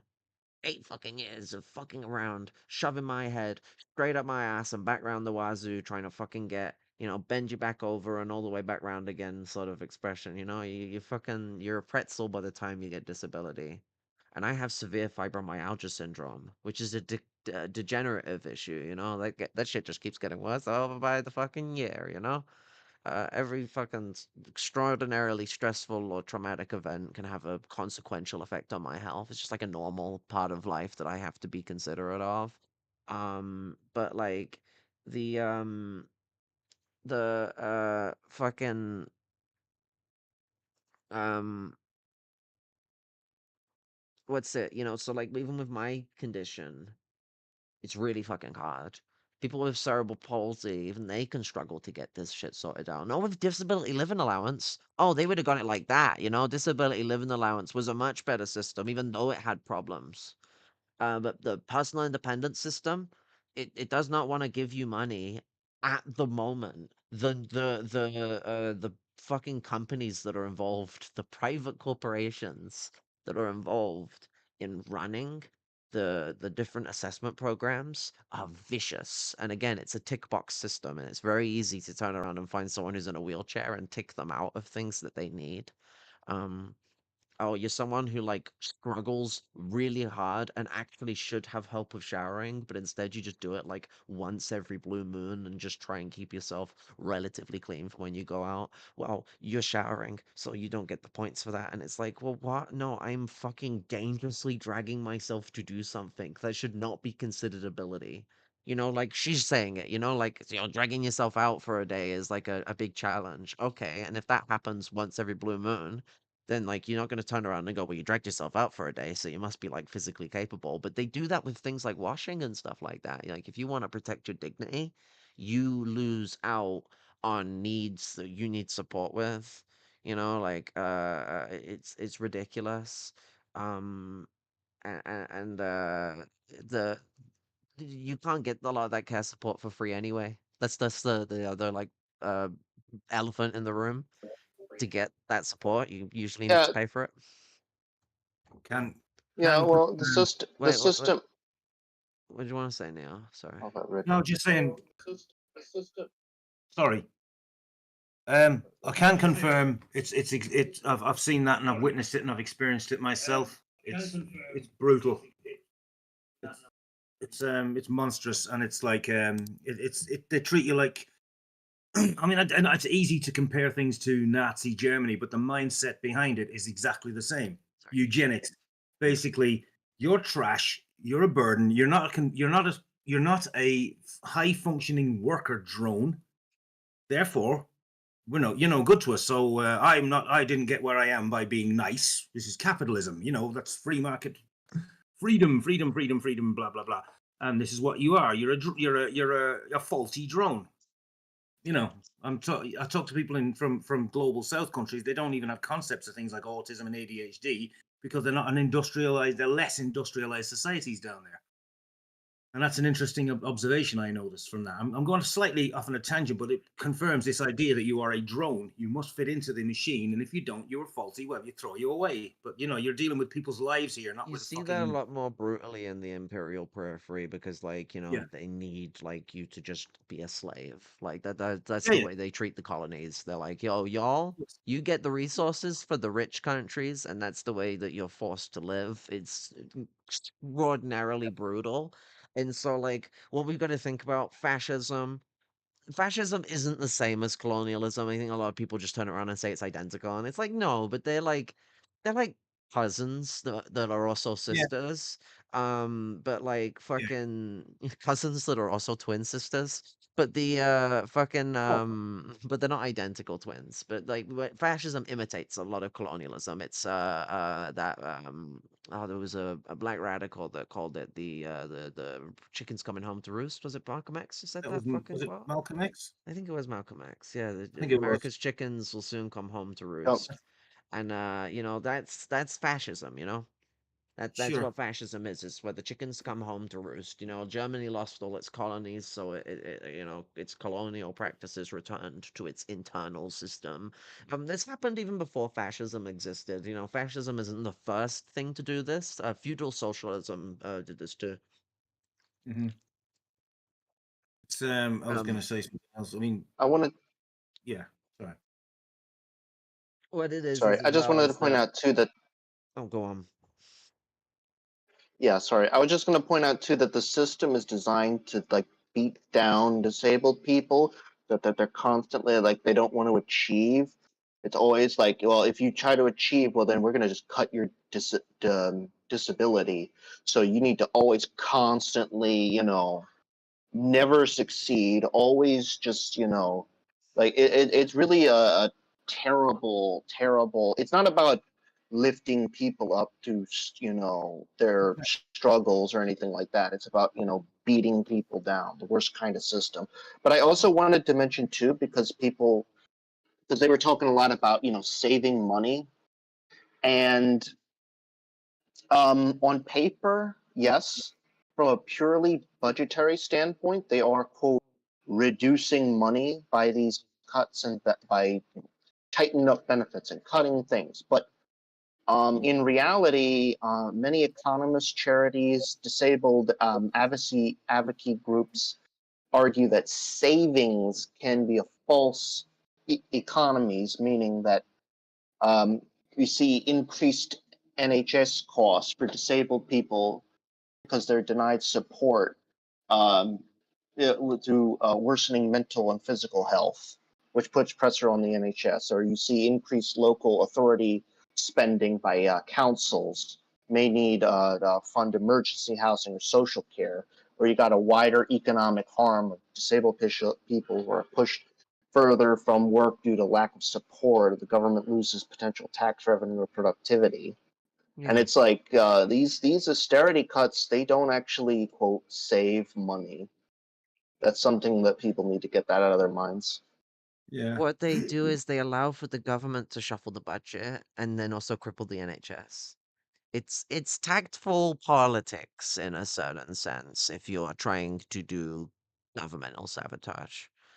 I think the Labour Party is very aware that the system is cracking down into fascism and they're trying to do a little extra run of what Blair thought social democracy is meant to mean, which is that like third way shit where they're like, oh yeah, we're gonna mix like fascist shit, social fascist shit, and some like neoliberal stuff together and call it an ideology. And that's Anthony Giddens in 1987, I think he released his piece on it, or maybe earlier than that. But like he wrote a piece called The Third Way. Fucking crack name. There's been like so many ideologies called the third way, it's unreal, and they're always like social democrats or fascists. Like it's always Yeah. it's always those ones. Lenin even called them the third way when he was talking about the petty bourgeois, like radical social democrat, like right wingers, you know, like the fucking the Yeah, I we mean, could do a bit of both. We could do a bit of capitalism and a bit of socialism. It's like kind of well, seems so before I forget, I'll just say a thing about like Gangiros was saying about like keeping the disabled down, except when they want to use you as an exception, like Oh, you get the inspiration token porn. disabled, you know, yeah. They can, you know, the token. That's usually Like, middle class disabled people. They usually pick the Yeah, ones who don't need the system. yeah, you know, but it's like you can do it, and it's a way. It's also a way of gaslighting disabled people. There's this inspiration porn. But look, Paralympic. there's like athletes that have like Yeah. millions of fucking pounds behind them that Yeah, yeah. fucking you know that can run like fucking like you know Gonzalez and like fucking State of the art wheelchairs and state of the art, you know, sporting equipment, which fucking good health, good fucking diet. You know how fucking important a yeah, they diet can't is do for that. disabled So fucking people? poor. Like, and I don't mean like a lose weight diet. I mean like a very specific like nutrient Yeah. specified diet and Yeah. a reduction in carbs and stuff like that. Like for different people, depends. Some people need extra carbs. Like there's so many different like whips and ways that like being disabled makes dieting a nightmare. And guess what you can't do when you're poor? Afford to diet properly. It's like Yeah. fucking Oh, yeah. a close compadre of mine tells me that I should be eating more fruit, but like, you know, the problem with fruit is that it's pricey and if I don't eat it, it goes bad. But I also agree I should be eating more fruit. Like fruit would be really good for my diet. It'd help with my hydration issues. I don't know if you hear my throat sounds absolutely dreadful, but but it would also help with like my nutrients and sugars and stuff like that. In them more naturally. Stop eating as much chocolate and crisps and stuff. Um, Yeah. Well. but Yeah. you know, if I don't eat the fruit soon enough, they go bad. And so like that's the problem with like the priciness and then the speediness of eating them. And no, I'm not fucking freezing them. There's always Depends someone on who's gonna be like, "Why don't you freeze your fruit?" And I'm like, I don't know, like it tastes bad when you defrost frozen fruit. It's all soggy. depends on the fruit, but yes. I think Yes. strawberries will be okay, but like No. fucking No, they're horrible. Raspberries are they're okay, but horrible. that's it. Only Yeah, but raspberries. raspberries have Everything a horrible texture regardless, so it's just like, you know, like raspberries taste nice, but the texture is just, ugh, they're always so fibery You and have hairy. committed heresy. But that's it. Right. Cancelled. Well, I did support Yeah, I did there's support the flavor of raspberry. I supported the concept of raspberry, just not the I like consistency. raspberries, and that's the end of it. I'm right now, and I'm right, and that's the end of it now. Okay. Fucking hell, like yeah. I didn't know that we Here, were like, here, is this Trotskyist debate? Like, here. We got a lot of really unhealthy places that are in low income communities and neighborhoods. It's usually like there's stuff all like the greasy fried chicken and everything else. It's like there's no like, you know, like like affordable groceries like or fruit markets or anything like that for people who just want to eat healthy if they're in that Because you don't, bracket basically. because you don't put stuff like that close to the ends or the ghetto. You know, you put it in like the town square, the center. Like that's the way they treat all of the areas. You know, like um. The same compadre I was talking about, like, came over and was like surprised how far away I am from everything. I mean, I'm closer to the farms than I am to the supermarkets. Yeah. But like, you know, well, I'm in a like fucking oversized, still technically semi-rural town. It's a meme. My town is like actually a meme. But the you know, with a lot of those spaces, yeah, I mean, you do find a lot of like fast food joints that are like greasy fucking corporate stuff, but a lot of the time as well, when you go into these areas, you'll find a lot of like local like fast food things. You'll find like a Chinese, and you'll find like fucking, you know, Jamaican food place. You'll find like a Bangladeshi, a Cantonese. You know, we get like a wide variety of stuff. And like a lot of that will be in the town center, but you do get like some of the more like, you know, I'm gonna get a start up at the corner shops sort of space and stuff like that. You know, and yeah, you know, you rarely get the sandwich shop, which would be like the healthier option for like takeaway. That's normally in the town center, but in the more like cultured communities, you'll find a sandwich shop, you know. Otherwise, we're gonna have problems. But the jokes aside, it is a problem that groceries are not so accessible there, but sometimes you do get some local markets. But Birmingham is like an example of that, where like some of the ends is what we call them. They got like some really cool like local food markets and stuff like that. You gotta go about the places. It varies very differently, and it's all about like how many people in the community own local businesses still. You know, I don't care for like the small business chatter that a lot of people chatter, but I do care about like local like ends, like the ghetto communities, you know, on in the fucking like little shops that are in our area. Like, why should someone who doesn't live in our space come own a fucking place of our space? You know, like fuck that, get out of here. You know. That's my rhyme. I'm really pissed off that they knocked down the Carrier Center and built one spa. Like the thing with Londi's, I mean, Spa also rents their stores out, but it's basically just you rent the store out and then you sell all the Spa's corporate shit. Londi's, you got access to like stocking, but you stocked your own fucking shelves, and so like it was a little more unique to the space. But we had like a hairdressers. We used to have a video store, but that got closed down in the early 2000s. There was a pub, but they knocked that down because they kept having illegal fights there. Um, we had a good Chinese there. I mean, I didn't really pass well on the hygiene rating, but I never had a problem from it. So, like, you know, I'm gonna go anecdotal on this one and ignore the food testers that probably have more professionals about this and probably has some problems that I'm not knowing about. But you know, and there was a really good pizza place there. At least if you wanted like something cheap that you could, it was like 10 minutes walk away and go pick it up. Like fucking Gucci. And that's not even all the fucking shop spaces there. There was a community center there as well that was for like especially helping like kids in the community with like doing like communal activities to like keep people out of trouble, you know, like spray painting and stuff like that was one of the activities they would do. They'd let you go do like graffiti art on the underpasses to make them look colorful and nice. Like a cool program other than the police being involved with it. I wish they wouldn't be involved with it, but it was a cool program otherwise, like, you know, and like if people want to go into like doing illegal graffiti, they have the skills they need. I support this. But the Fair enough. Like that's madness aside. That does make legal graffiti and all that. But yeah, slightly. Yeah, I mean, like bringing graffiti to being about people expressing their art. I think there comes to a point Yeah. where it's like it shouldn't be hands-on, and we should just let people do this stuff. If people are doing graffiti on an underpass and they're doing something that's nice and beautiful, leave them to it. Like, you know, unless they're Yeah. writing like faggot on the fucking wall, then like, yeah, you should strike that off. Like, you know, like don't.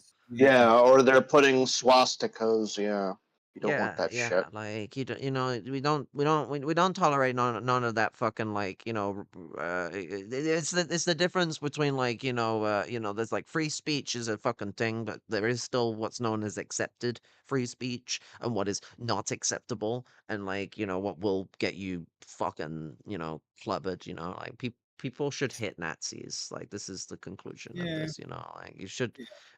Where's the let me get the video of Richard Spence again. It's getting punched. Okay.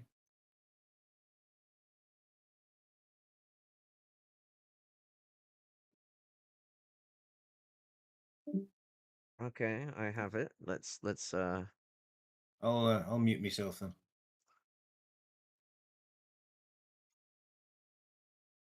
Love me, they kind of hate me actually. The KKK, neo-Nazi. Those people don't like me. Are you to be like honest. the hipster version of the neo-Nazi movement? It's Pepe's become kind of a symbol.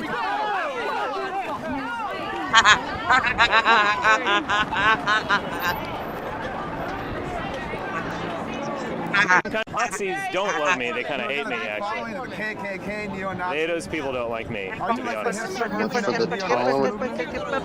It's Pepe's become kind of a symbol. So much for the tolerant left. Become kind of a symbol. What? It's Pepe's become kind of a symbol. Did you know that there actually are some people on the... It's Pepe's become kind of a symbol. It's Pepe's become kind of a symbol. Oh, I gotta keep that there for comedy relief. That is a pretty good meme. Oh my god. Man, Antifa is the real fascist. Pepe has become a symbol of the movement. The timing was so good. And they didn't hear him talking, so it's not like they knew he was going on about Pepe. So like that was just like perfect timing, like, you know. Like fucking guy talks like pure cringe and then gets fucking bombed straight in the side of the head so hard that he's a big guy. Like you gotta think about it. The guy, he's a big guy and he just spanks it like he's a punch. The person who punched him, the never knew Antifa, that. they put all their weight into that. That was sick. Like they were in the air. Spencer's a big bloke then, is he? I've never Yeah, paid yeah, enough. yeah.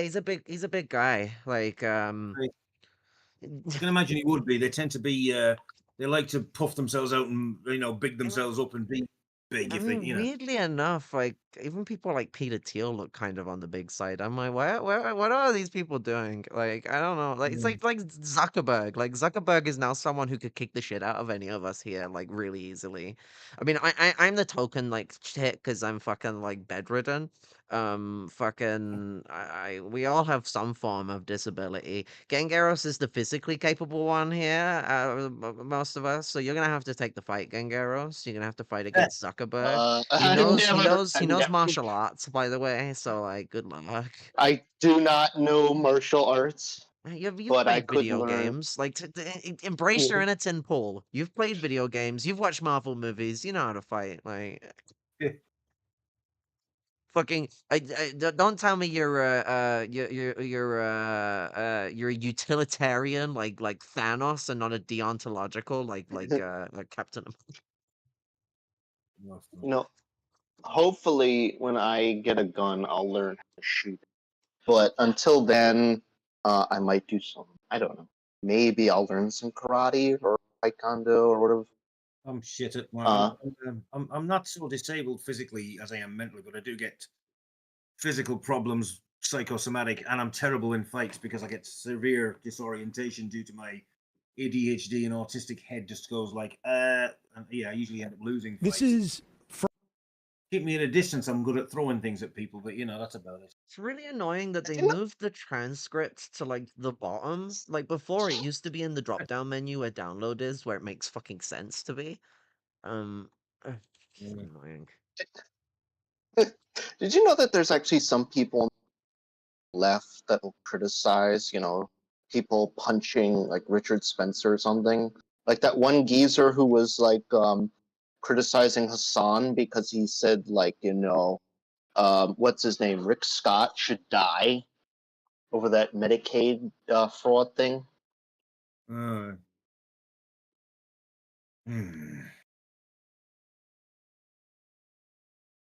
It's like the optics, though. Is this the kind of liberals who say things like Luigi Mangione is a murderer because he killed Brian Thompson or something? I mean, I'm not. Or they? Well, these I'm are no the people fan of that say. Well, these are the kind of people that say you should condemn October 7th. Oh, those, yeah. Palestine's, ooh. Fuck yes. off. Aye. Yeah. But now. Yeah. I've grown up for this shit over here in the have 70s. found it. Utilitarian. Why is it saying nothing is coming up? What do you mean? Alright then.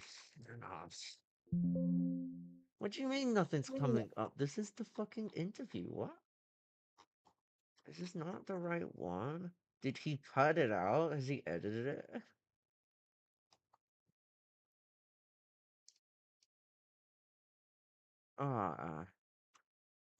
I need the meme where like fucking Tim Pool is going on about Thanos being like deontological and like fucking well Thanos being utilitarian and like the beanie's about to pop. Tim Pool is a scientist, you don't understand. Okay, idiot. This is from. If utilitarian search is better on this video. Because I remember seeing it in this video, but like it wouldn't come up. I don't want what's in the comments.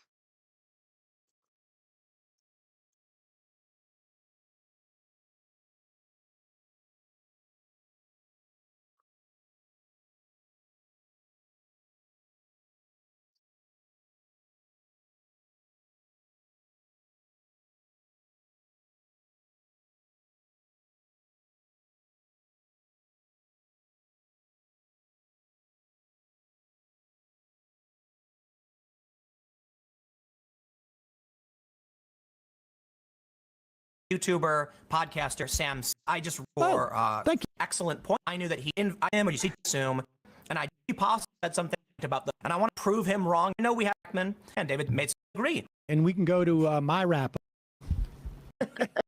Like actually. King.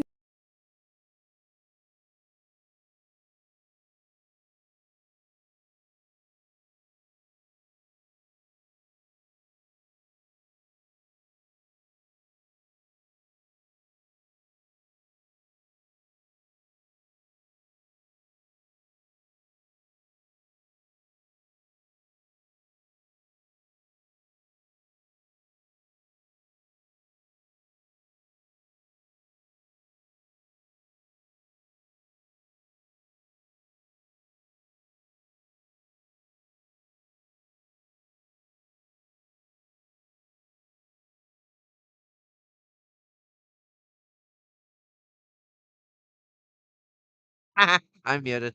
Can't fucking find it, but like it's Sam C just done so many videos on Tim Pool that are like It's not almost just an identical. idea you It's may. hard to find it. We reached the end of that one. Mr. You can wait. Daily record. I just like picked up like things that I could that would give some information. Some articles as well that I've been sent that I haven't opened up yet that I should also crack onto the tab listings. But I feel like Sam Cedar has done so many videos on Tim and Dave Rubin, could just merge them together at They all this just point. blend at one point, Create- and that's not because Sam is doing a bad job. It's just because these guys seem to not fucking change the tune. I swear to God, like. It's all one big. Yeah, they do. Well, it's always these classical liberals that these fuckers are.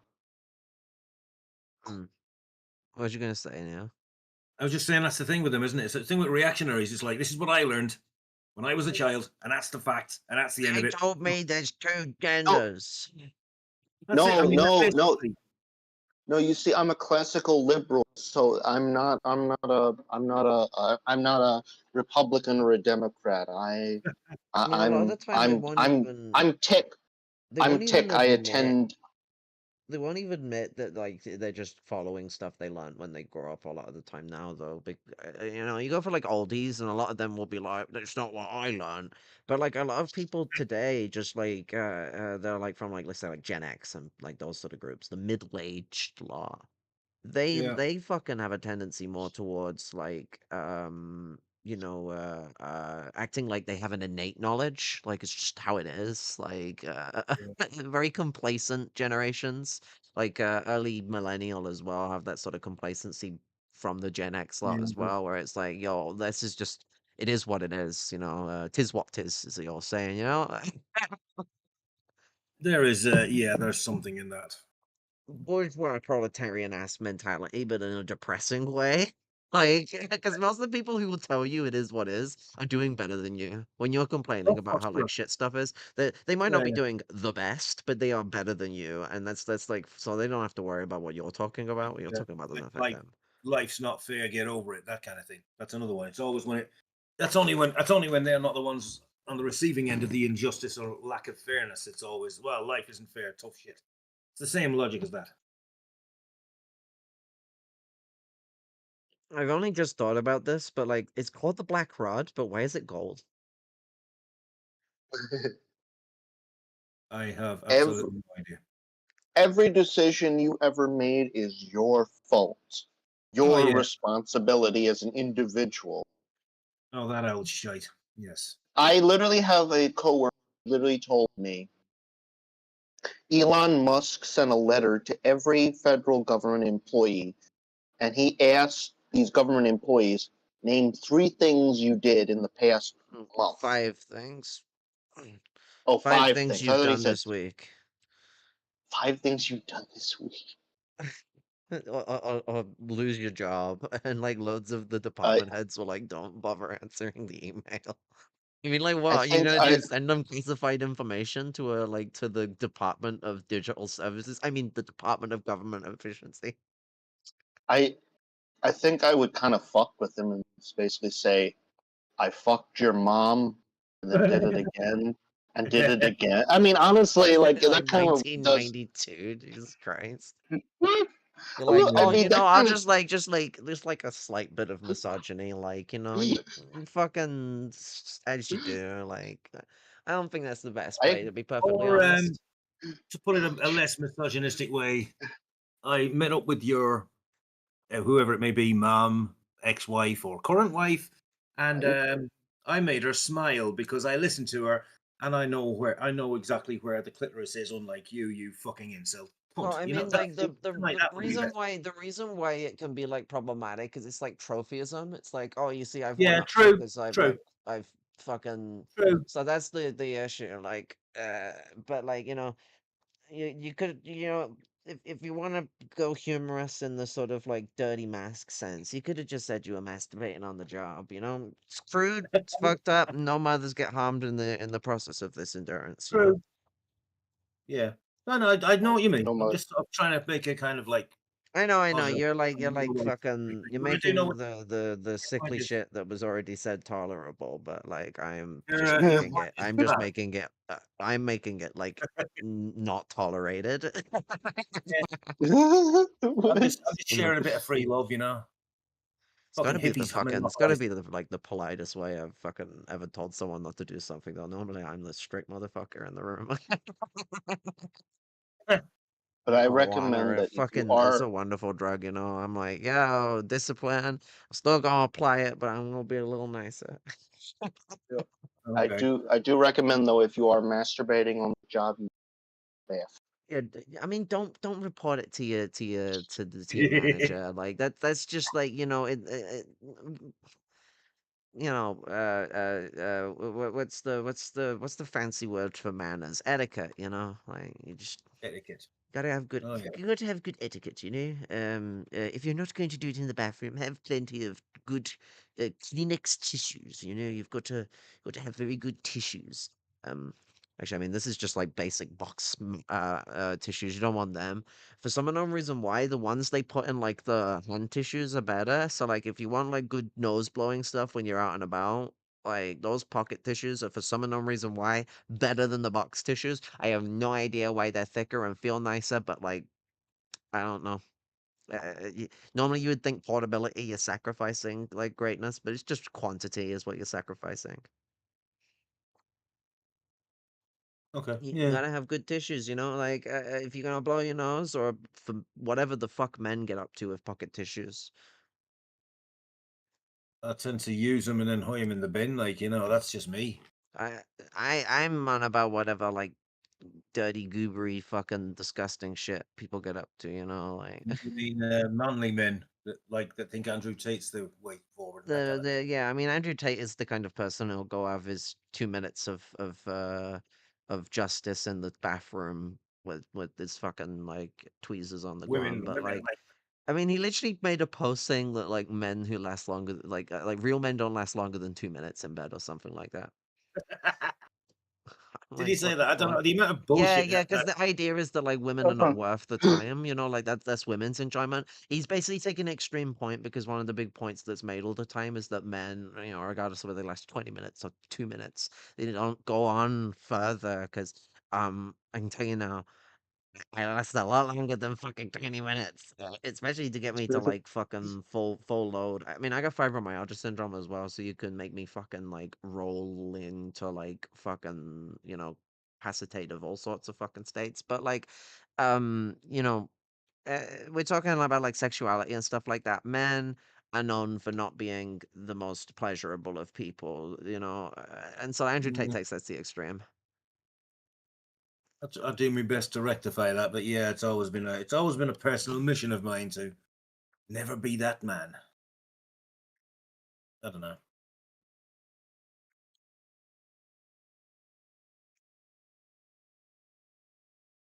Ah, manly man.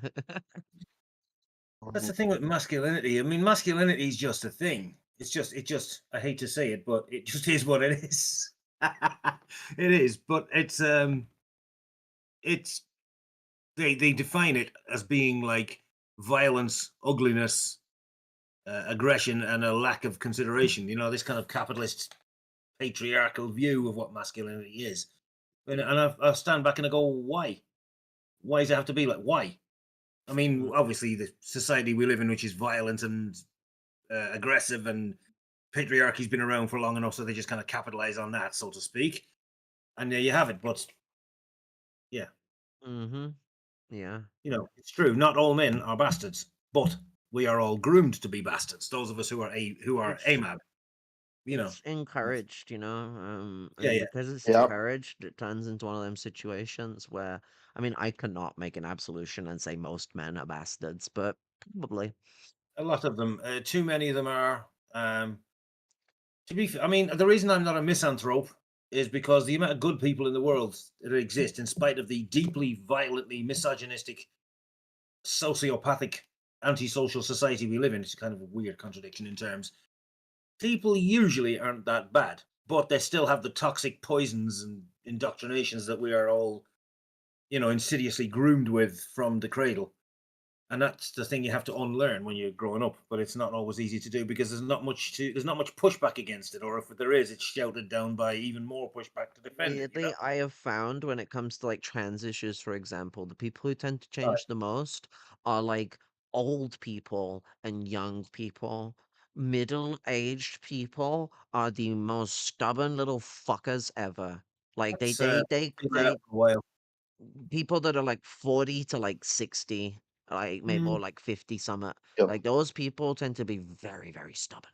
Like, but To then when me, I come across people who like have like no problem with being like really up to date with like gender stuff and all that, it's like people who are like 80 years old and like barely hanging on, or people who are like in their fucking tens to 20s. funny, my dad, when he was in his Yeah, I 50s, can. used to say that. Sorry to talk over you. Tens to My dad, 30s, sorry, like like teenagers and then like adults, like well, young yeah, adults. me dad, who would be 90 now if he was alive, but he was in his 50s at the time, and he said he noticed something similar to what you just said. There's like, it's kind of when people get older, they often just don't. They realize that's bullshit that they just on all that. But when they're younger, they're a bit confused and they're still learning. But when they get stuck in this, basically at the times you're in steady work, especially in the older generations, you had your regular job, and that was your function. Go to work, be a drone, be a drone. Don't think. For I God's mean, sake, don't think. Just the get wasted guy at the who weekend. like really like happily corrected himself, because I met this guy Yeah. when he was out walking his dog, and we are having a good chat, and like he was pretty like he was interested in like asking me a question that not a lot of people ask about disability, and it's like, how does it affect you mentally? And then started a good Yeah. chat, and it got political very easily. Before he left, he actually signaled that he was a striker, basically, you know. Yeah. But he had made what was a crude joke, but it was like one of them kind of things where I just kind of tolerated it. But he was like making a joke about like hitting up women or something like that. It's just kind of creepy to me, but like uh, I just tolerated it. But when I like corrected him that I was trans, because he didn't know at first, like I wasn't like fucking, I wasn't correcting him for most of the stuff. But eventually, I couldn't hold back because I was feeling really anxious that day. I'm a very withdrawn person compared to how a lot of people see me online and stuff like that. I am what's known as an extrovert introvert. So like I am predominantly an introvert, but I have extroverted characteristics. So like I did eventually speak up and correct him, and he instantly corrected himself without any bluff or a blunder. And he turned around and was like, "Oh, so in like the analogy I made, you'd be a lesbian. You know how many quote unquote trans allies can't seem to get that a trans woman being like into women would be like lesbianism? This guy's like fucking 80. Like it shows up everyone who can't seem to wrap their heads around stuff like that, where they treat like we treat trans women as like males and stuff like that. Like no, he clicked instantly. He's like, no, a trans woman is a trans female. Like they're like it would be lesbianism. So like yeah, he made a crude joke that I did not fucking like and did found uncomfortable, but he was still like, oh yeah, that would be like lesbianism. Like so he was like, I'm like, yo, so how are these people who wouldn't make as crude of a reactionary a sort of joke as he made, not able to clock onto a lot of this stuff?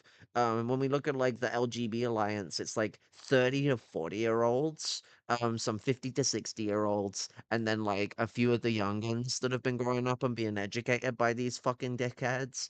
Um, and like these people are like whipped up in this like fascist approach towards things. It can only be a mixture of lazy ignorance from certain groups where they don't want to even like interact and learn. They just shelter themselves in their bigotry because it makes them feel good, because they want to be, now that they've gotten some rights, they want to be considered special. We especially see this with like white middle class gay men generally. But then what we also have is the intentional ignorance of fascists that are like utilizing an organizing practice of trying to like create a Nazi acceptable LGBTQ well LGB go Yeah.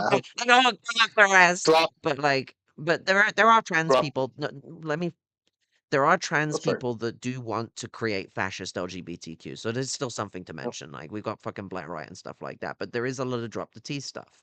Now, what we're dealing with though is that like predominantly it is going to be that trans people get dropped, even the ones that be really good fascists. You know, like maybe some of them might be allowed to live. There was some Jewish friends of Hitler that were allowed to live and were members of the government. You know, they claimed to be Germans, but as far as like Germans' racial categorizing system would work, you would call them Jewish. So like, so like, the fascism has double standards, but as for individuals, as a group, you are fucked. And like, yeah, they might allow some like LGB groups to exist, or well, more so, but maybe like LG. They might even drop the bisexual because it's like make your mind up. You're in a category, pick one, segregation. But the Yeah. you know, it's very likely they'll just cut the whole thing out. Like that's a really likely thing that will occur. But you know, there's a lot of people that are trying to make themselves acceptable to fascism so that they can get their ways into it, and not just because they're like scared. Like this is the easy excuse for this fucking shitty behavior.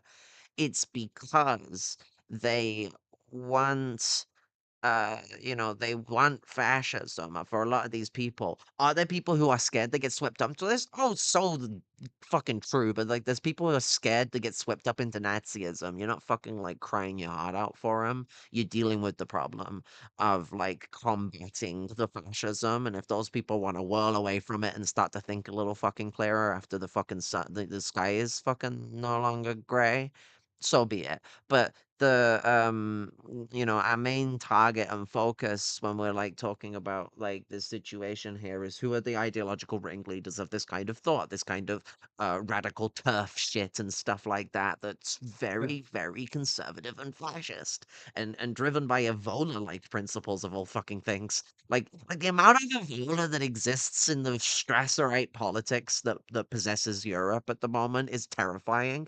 Because, I mean, Strasserism is terrifying enough as it is. Any form of fascism, any form of Nazism or Nazi adjacent politics is fucking terrifying.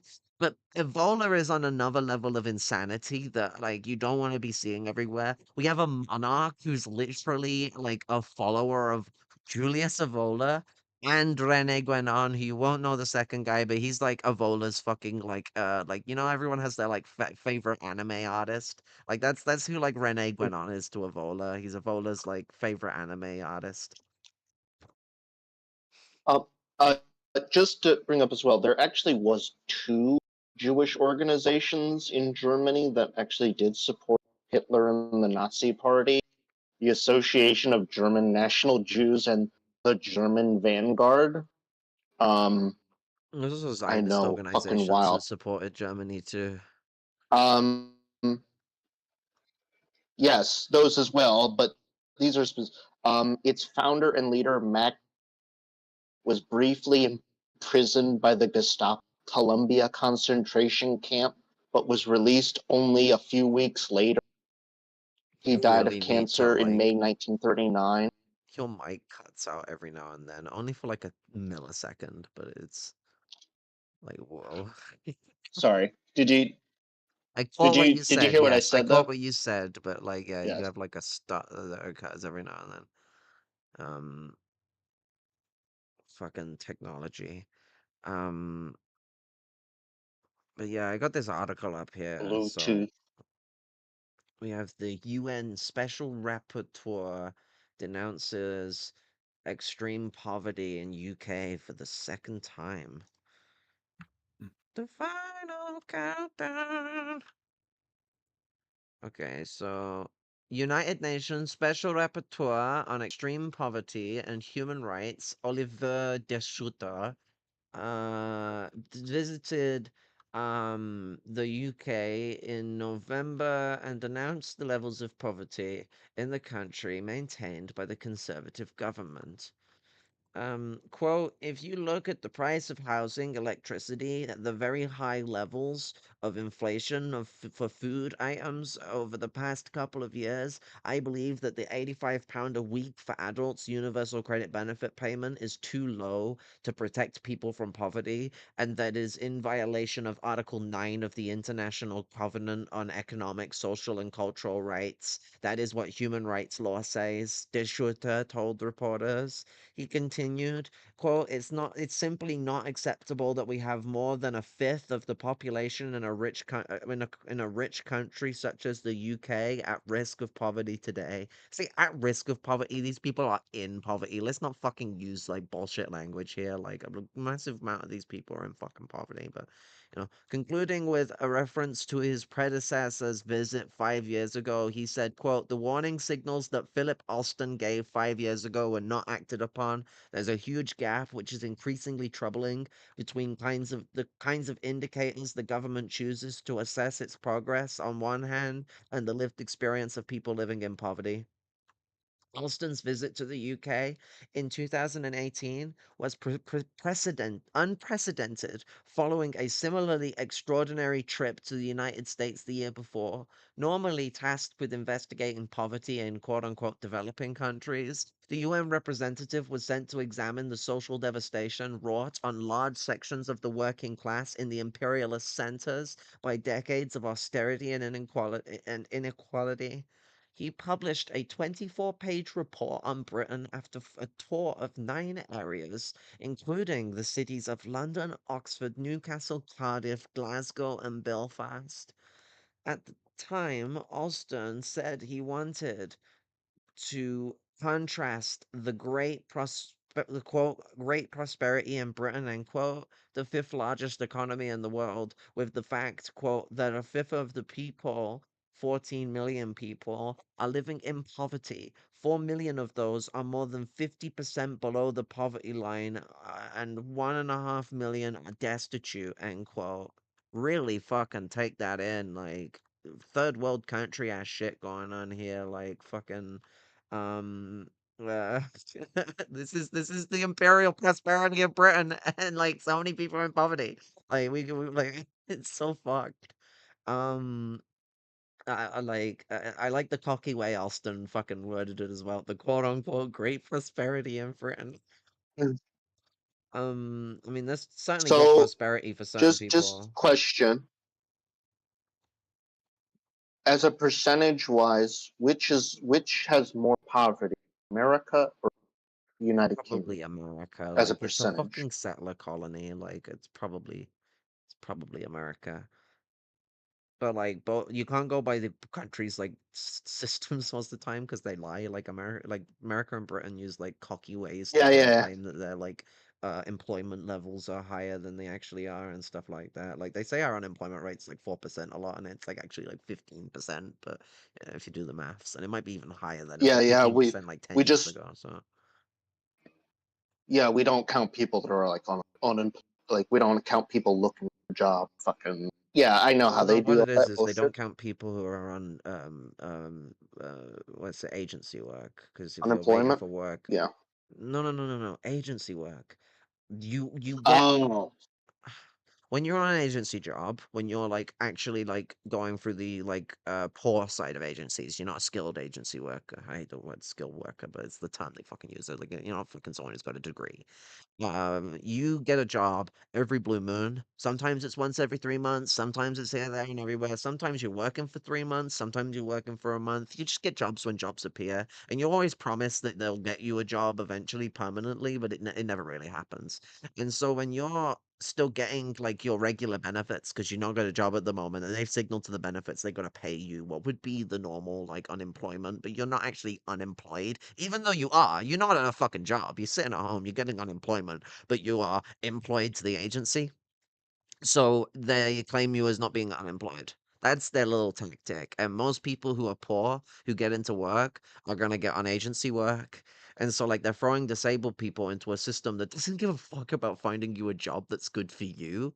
They give a fuck about just ramming you into different jobs every now and then that you're never gonna get to make people money extra because they get paid by the government to take you on, or by the company to take you on, depending on the system you're on and like what's going on. There's loads of grants, there's loads of insurance breaks, there's loads of all sorts of stuff or tax breaks that goes on with stuff like this that like encourages them to like not hire people and like reap the reward. It takes advantage of the really large reserve army of labor. So that's what's going on with that. It's like agency work is the big thing they use as their little red herring. Um but yeah, they also do stuff about like people who are looking for work too. You are right there.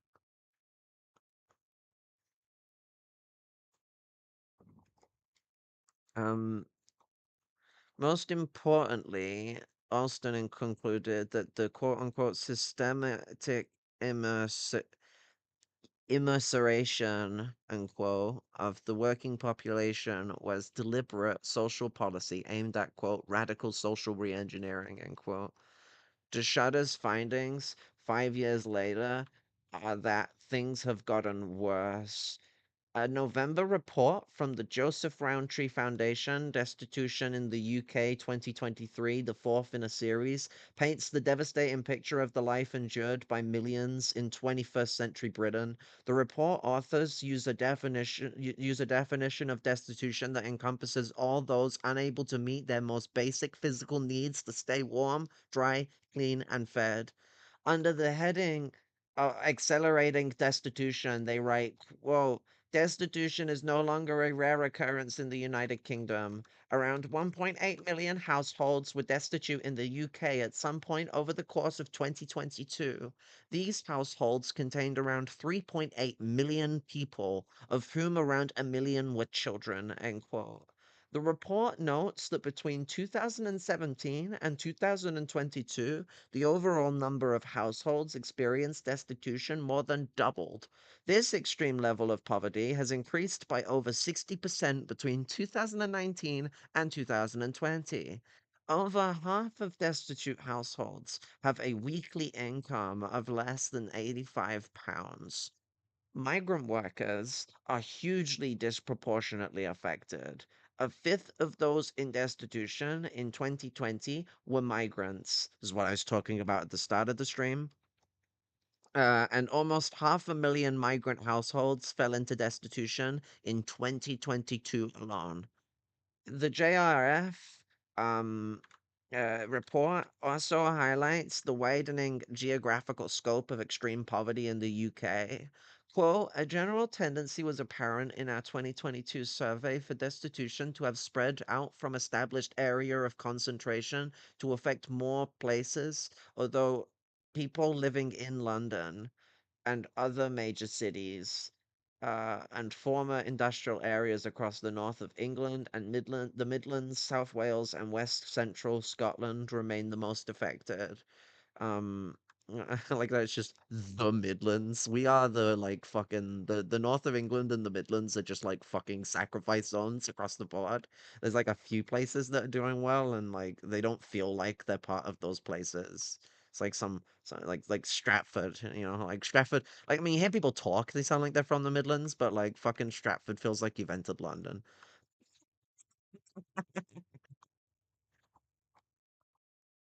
The causes are familiar: extremely low incomes, the rising cost of living, the high levels of debt, and a punitive social welfare system. Significantly, the report concludes that such horrifying levels of destruction are the result of official political choices. Paul Kissick, chief executive of the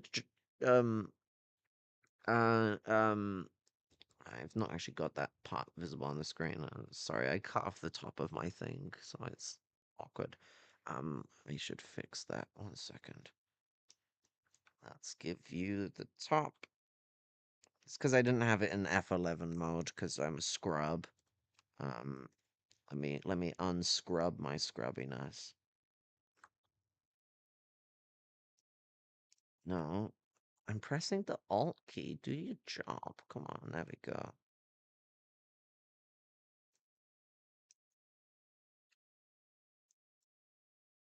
We have a comrade called Noob, but I'm the actual noob in the room. This is the real facts, you know. Well, I joined another voice channel. The Paul Kissick, chief executive of the John Rowntree Foundation, isn't Rowntree like the sweets guy? Um, commented, quote, the government is not helpless to act, it is choosing not to, end quote. Bury that one into your brains, people. This is serious business as to like what the issue is. The government does not want to help us. It's not that they can't. They can more than afford to help us all out, you know?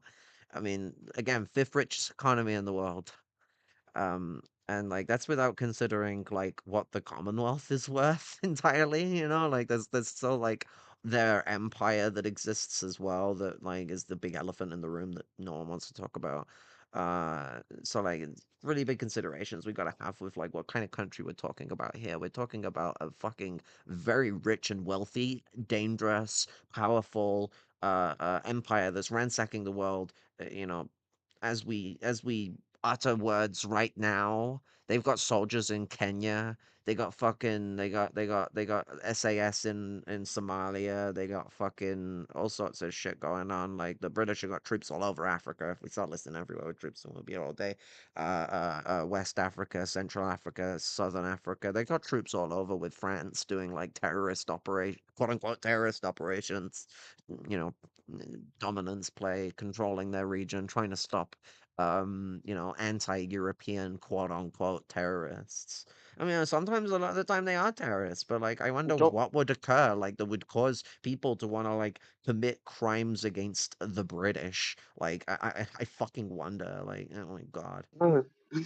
and we also got to factor in too that America and trying to get closer and closer, especially with the UK leaving the EU, the Kanzak and all these other things, these trade deals I and called it like fucking 2 years ago that the US would join the fucking the British Empire in some way, shape, or form. Like I hate the fact why is everything I'm right about the bad things? Like when I make good predictions, they don't ever fucking come true. It's like they always I'm a negative Nancy by like this is my biological reductionism. I was born and bred to be a negative Nancy. I'm joking. That's gonna get clipped.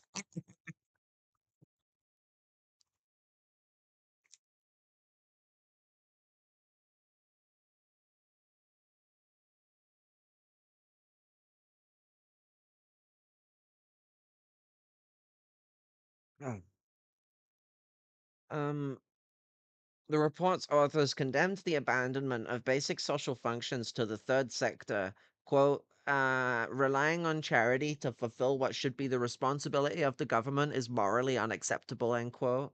Last month, Human Rights Watch reported that the Trussell Trust, say that really fast, Trussell Trust, but the largest UK-wide food bank network had given out 16% more emergency food parcels this year than last, and 116% more than 5 years ago. The main recipients are the burgeoning ranks of the working poor, workers on incomes so low that they have no alternative but to turn to food banks to feed themselves and their families. The Trussell Trust has warned the situation is so dire that its network of food banks could end up distributing more than 1 million emergency parcels this year. Human Rights Watch, which recently criticized the UK government's assault on democratic rights, such as the right to protest, noted that this situation is enforced by the government in the face of massive popular opposition. Quote, recent polling data shows that the UK public is strongly supportive of treating hunger, homelessness, destitution, and inadequate social security as rights issues, it wrote.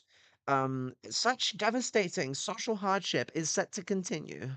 The Financial Times commented recently, quote, although inflation has eased sharply since the start of the year, it is still well over twice the BOE's, Bank of England's, 2% target. The price level measured by the Consumer Prices Index is still up by 1/5 since the eve of the inflationary upsurge in early 2021, highlighting a fierce squeeze on household incomes, end quote. For electricity, gas, and other fuels, prices are even higher, 82% above January 2021. Food prices are still 30% higher than they were that month. Um, Thomas Viladec, chief European economist at investment company T. Rowe and T. Rowe Price, told the FT consumers would quote continue to feel the effect of higher prices on their disposable incomes for some time to come, end quote. I think that's rover. I think in like English we'd say row, but like I'm pretty sure in German that ROWE is rover. Because you pronounce the eh. You pronounce the eh most other languages you pronounce the e. We're just weirdos in English. Yeah, I can confirm that's true. Mm. R-O-W-E in German, unless it's all umlaut, in which case it's Röwe, but if it's R-O-W-E. Oh, it wasn't an umlaut, yeah. Yeah. I missed. I was away from the screen, but yeah. Yeah, no, yeah. R-O-W-E, Rover, definitely. Aye. No, it's language geek and all that, you know. It's always good to have this way we always have this might like I was making a joke earlier about always having fact checkers around me. Well, I've always got my language fact checkers too, you know. Oh yeah. Oh, for sure, absolutely. Always make sure I'm not German. saying stupid shit, you know. Aye, that's all right. No, you know, because one's opponents love to sneer and mock when you mistype something or misspell something or mispronounce something. So I say, yeah. Anyway. That's why you always gotta have your resident linguist, or like if someone schools you on something, you just like go all complicated on purpose. Don't know if I'm a linguist, but I do my best, you know. I Anyway, would call yeah. you one, but yeah. Oh, thank you. I'll take that as a compliment. That's grand. Ah, yeah. Oh yeah, aye. Damn right. All But, right, all back at you. Raise fists and hearts and emojis and all the rest of it. Aye, absolutely. Love and solidarity all the way. Damn right. It's the Irish way. Of course. Yeah. Fortunately, we're dealing with the British way right now, which is cutting everything and making everyone suffer. I was just typing a thing about Conor McGregor saying about all these Irish far rights. Most of them have very English names or Scottish names or planter names. You know, they tend to have very, you know, the Conor McGregor, Owen Croft, and even the more right wing, respectable ones like Simon Harris and Garrett Fitzgerald. They're all Normans and like Anglo Protestants. Well, you telling me the name Greg is not an Irish name? What wasn't an Irish name? Greg. Greg. That's a very Scottish name, the McGregors. Yeah. No disrespect Yeah. to them, So no my disrespect to them, but just to only disrespect to Conor McGregor because he is a piece of shit. But anyway. So my surname is actually a Norman Scottish name, but it God. actually originally comes from a Gaelic. I know. Yeah, I mean, it's going to come from Gaelic because the Normans had to Forgive colonize me. someone, but the Normans in Scotland are like, they're worse than the Normans in Ireland. Northern Ireland are a mixed bag. Some of them are actually pretty good. Yeah, It like the depends. Normans in Ireland, some of them were like twats, and like normally the fetishizers of Normans they focus on the twats. I mean, that's why like most people end up having a Norman hatred in Ireland. But like, I don't know that like half the people they're engaging with are also like Norman.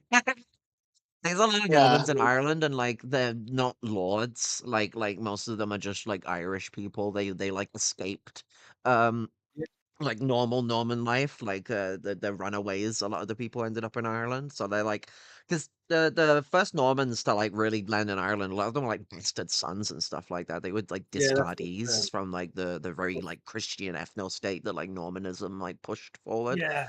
That's why they were called Fitz. It means bastard son of. Yeah. Yeah. And like what was it? It was the Fitzgeralds, or like the first when they, or like the first One of like the first. Norman I forget house. who the first. I think so, but I'm not absolutely sure. I think so. Yeah. But with the Scottish, it was not so romantic. Yeah. And that Scotland and Yeah. England have had such a similar relationship to each other that to a lesser degree than the German Scots, but like I mean, I'm a Gaelic Scot myself in like a lot of ways. I mean, most people are like, yes, I'm more Irish and he sounds Scottish, but like, my surname is well, the surname I'm gonna take on, I'm gonna move to my ma's surname. Unfortunately, I got my dad's at the moment, but is Scottish, and it's from Scots Gaelic. Clondonacide. And so like, you know, I'm going to talk about the Gaelic Scots, lesser than the Germanic Scots, but there's still a Brit problem, like massively so. I mean, like, let's talk about like Irish colonial history. We got a weird relationship with the Scots, and like, yeah, not all of the, you know, like most of them that came over and colonized were Gaels. Like when it came to like that program, like when it comes to the Scots coming over, they sent loads of like Scots Gaels over because they'd be great for colonizing us. Because you know the Irish they don't respond well to English, but they respond to Gaelic. So like it was a tactful little bit of like ethnic bombardry, a kind of similar thing they did to create Israel. Keep that note in your book. But the comes up later. But the and like so there was Norman Scots who came over as well. That's why you get like the Norman Scots Irish and stuff like that. And the Norman Scots were like the minority of the group, but the rest of them behaved a lot like them. And like, you know, you didn't really think of them as Norman Scots. You thought of them more as Anglo Normans, which is a really important note to take on. You know, these Norman Scots, they thought a lot like the British, you know, even before Britain was a thing. And so their colonial mentality and program was very similar to how the Scots and the Anglos, the Anglo-Saxons fought against actually it'd be the Anglo-Normans at this point, but like or the Norman-controlled England, because I don't like the term Anglo-Norman is complicated. It does apply to a certain group, but it is really complicated. In England, the Normans were predominantly lords. They did not mix with the common people very often. Same with Scotland, though it happened a little more with Scotland. But like England, English are dirty people. You don't interact with them like that. They're your subjects. That was kind of the mentality. But it did happen. Like there was like English nobles and like Norman nobles, and that's where Anglo-Normans come from. There was a standardized colonial culture that came out of this. This is the bourgeois culture eventually came out of the Anglo-Norman mindset.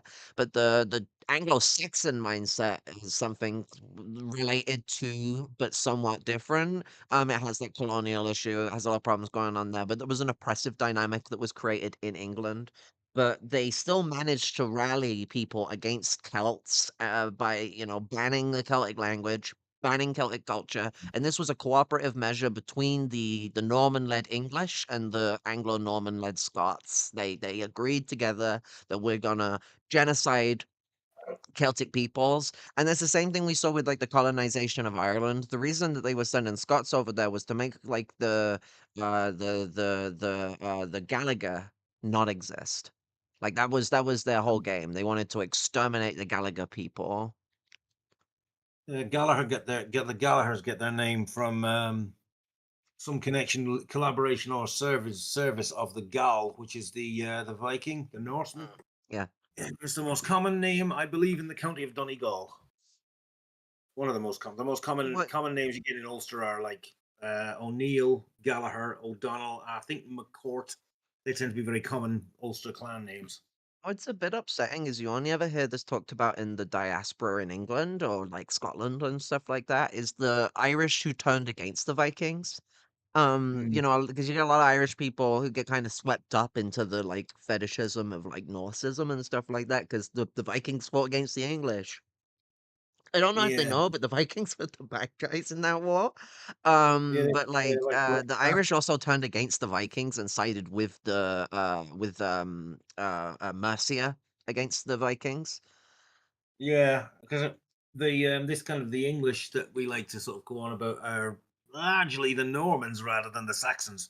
People like to say the Saxons stole the land, the Sassenach, and all this kind of stuff. It's like, yeah, it's like Scottish Presbyterians. Some of them were ferocious loyalists and horrible bastards, and others were not. You know, Ronnie Bunt and people like that.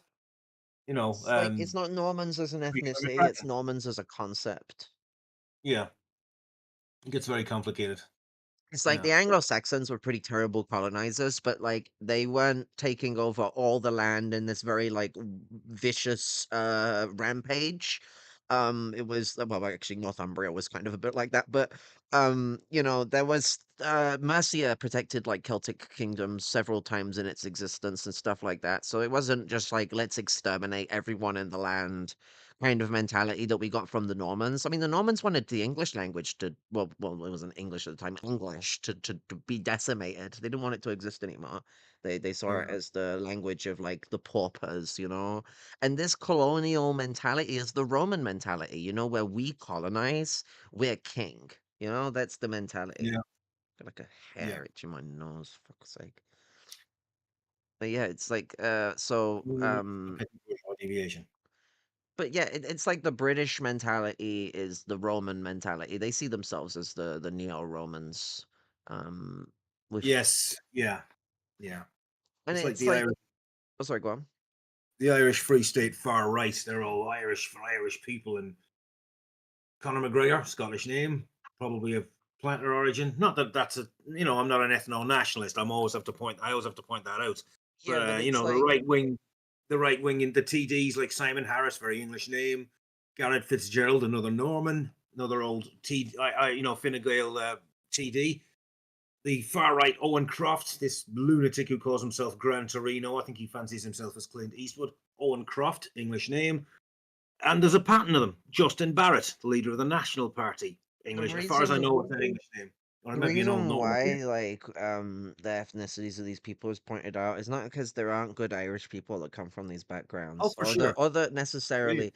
Well, it's kind of, if you be like a colonial-minded bastard, you kind of do lose your Irish card. But technically speaking, there's no necessary gatekeeping to your fucking culture, etc., etc. Not But at all. like, what the point is that if you're gonna turn around and say Ireland for the Irish and push ethno-nationalist, biological essentialist arguments of who is Irish or not, get the fuck out and go back to Scotland. Go back to Yeah. England. Go back to Yeah. fucking Normandy or whatever the fuck. Denmark. Go back to Denmark. Yeah. Like fuck off. Like, Yeah. you want to be like that, like go and like all the fucking like brown people and like fucking Slavic people can stay. Like you follow your own. Be the change you want to see in the world. No one's gonna follow you because people also don't want to see that change in the world, but be the change you want to see in the world. It takes, what was it like, when did Hitler shoot himself? Was it April or like? April This year. 30th, 1945. Yeah, okay, so I got it. So like take an April 30th, 1945 Hitler approach towards like resolution, be the change you want to see in the world. Ireland Yeah. would do better without you. And like, not saying the Scots Irish people have to leave, just the ones who are being called Ireland for the Irish. Like that fucking statement is so fucking racist. Ireland is for everyone who wants to respect her. Like we're an international minded Yeah. country. We always fucking have been about the people around us, and that's because of the way Celts are. Like people think of Celts as this like fringe group because we've been made to be fringe. We used to be a third of Europe.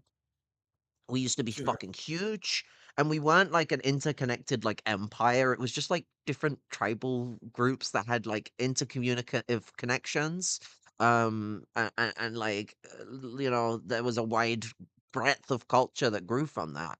And so the mindedness with the Celtic like ethnic group is that we are a well, it's not an ethnic group, it's a culture, and we're a multi-ethnic culture. There's like a lot of different ethnicities that are Celtic. Technically speaking, a lot of Polish people, a lot of Serbians, a lot of Turkish people are part Celts and have Celtic culture. A lot of them even celebrate it. So, like, it's not something that is like an absurdity if people weren't so deluded by what the British make people think of Celtic people. Fuck, you tell people there's Celtic people in Spain and everyone loses their fucking mind, and it's like, what do you mean? Like, Galicia is like just like nothing to them. And I've been told, that from Serbs as well, there's a connection between the Serbs and the Irish, and that's why they love us.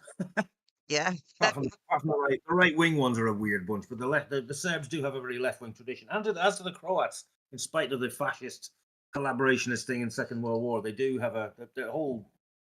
Most people, when you think about it, it's only colonial privileges or colonial identities that really makes people right wing. It's not really human nature to be violent and greedy and all that crap. That's just a misanthropic load of bullshit. I But mean, the Serbs do have anything can be human nature if you make it so. It's kind of one of those exactly. things. It's like, is it ill nature is always the big question.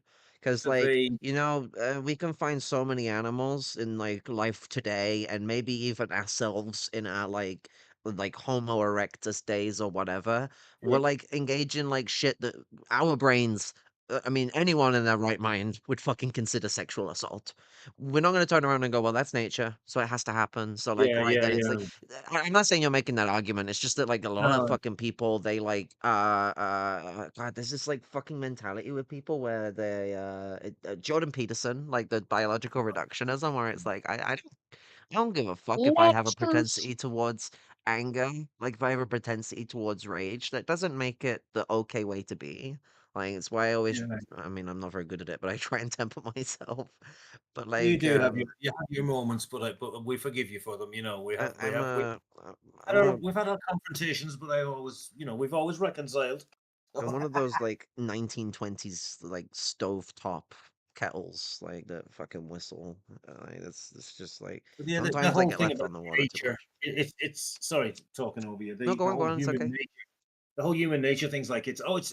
What do you mean by that? Such a vague, such an abstract expression that doesn't mean anything. The way they use it, they just throw it around like it just is what it is. It's just the way of the It's world. It's it's just the way it's it's always almost been. non sequitur. Like it's almost a non Yeah, sequitur. Like it's yeah, like because it's just it's discombobulating the conversation to just be like, oh well, this is just how like humanity works, and yeah. I'm like, Just the I'm way it telling you is. it's not. I'm giving you an argument that says it's not. So tell me why this is how humanity works, not just a fucking roundabout answer that gives Yeah. you like an authority preach. Basically, they're like, oh yeah, I have this authority position where like it's human nature.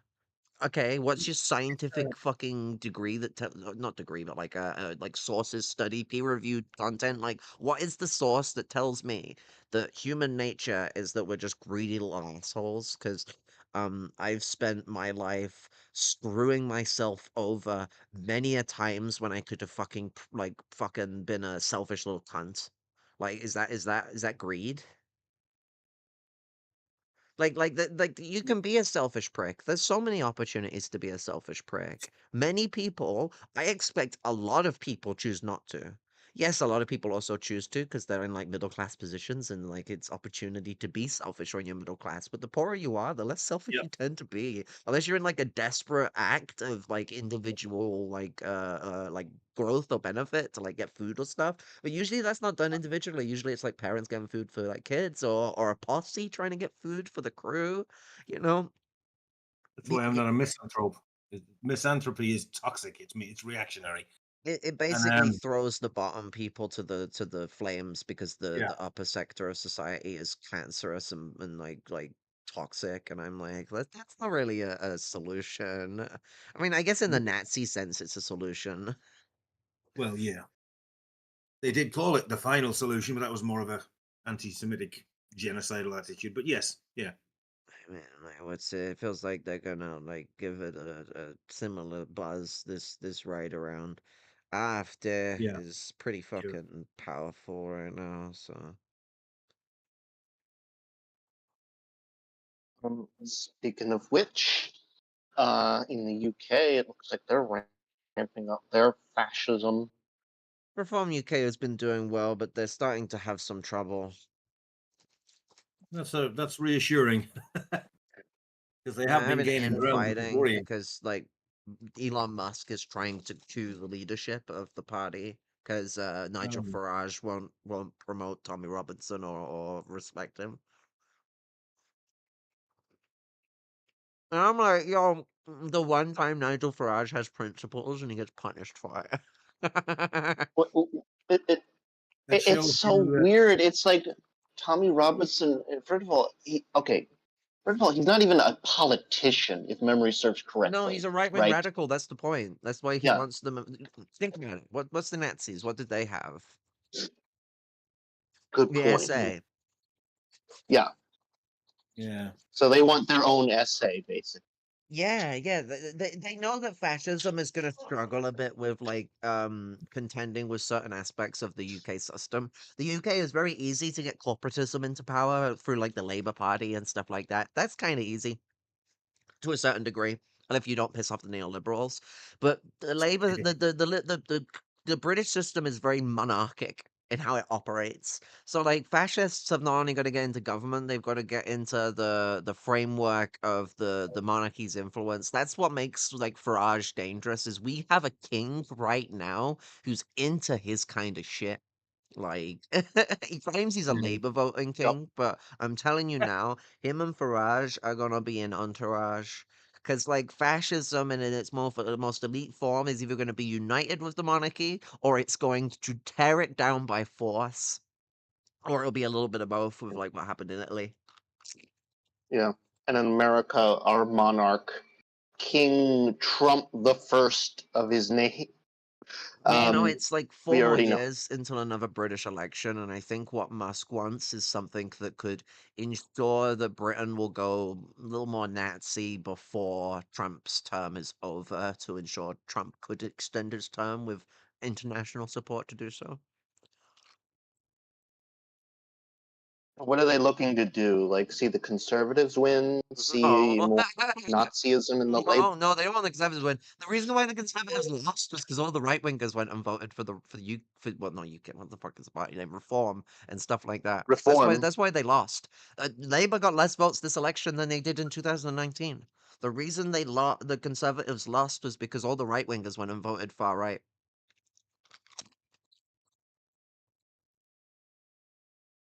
Shit's dangerous.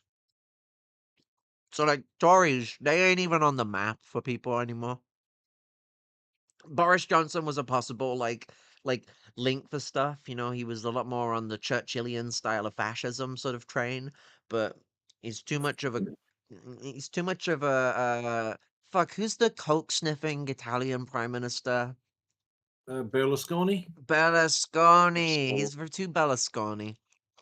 That's the thing with I fascists. was When I was someone's fascist or not. But anyway, sorry. I was thinking of the term in like 2016 when the alt-right started using the term cuckservative to describe, eventually they started using it for Trump too, but they used it for basically any Republican that they considered like a rhino or, too cuckish basically for their taste, Ted Cruz or Oh god.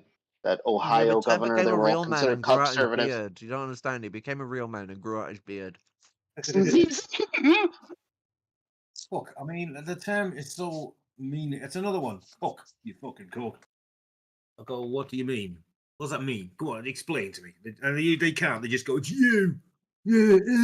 I go, no, you didn't give me an example. You gave me what you think is an example. You didn't tell me what a cock is. Fuck you. Fuck you. It's difficult to know, is Farage really a fascist or not? I mean, conversations I've had recently, it depends on your definition of fascist. I mean, third positionist, claiming to have socialistic principles, but basically being a right wing, using left wing rhetoric with a right wing, far right conservative agenda. I don't know if Farage is. You have different kinds of fascism, but like what True. you're on about with Farage is a specific kind of fascism. But yeah, go on. Sorry. Yeah, I mean, is Trump a fascist? I mean, me and Lumpen-Maoist were talking about this. He doesn't think he's an ideological fascist, although it's when he gets into power and has the same sort of thing. I would disagree. No, he's ideologically a fascist. You think so? In the 90s, the guy was reading Hitler quote books by his bed. He had like a bedside Hitler quote book. You don't read Hitler unless you like his fucking ideas. Like, I think if anyone tries to claim Trump is an ideological fascist right now with what they're doing, they're like fucking like joshing themselves.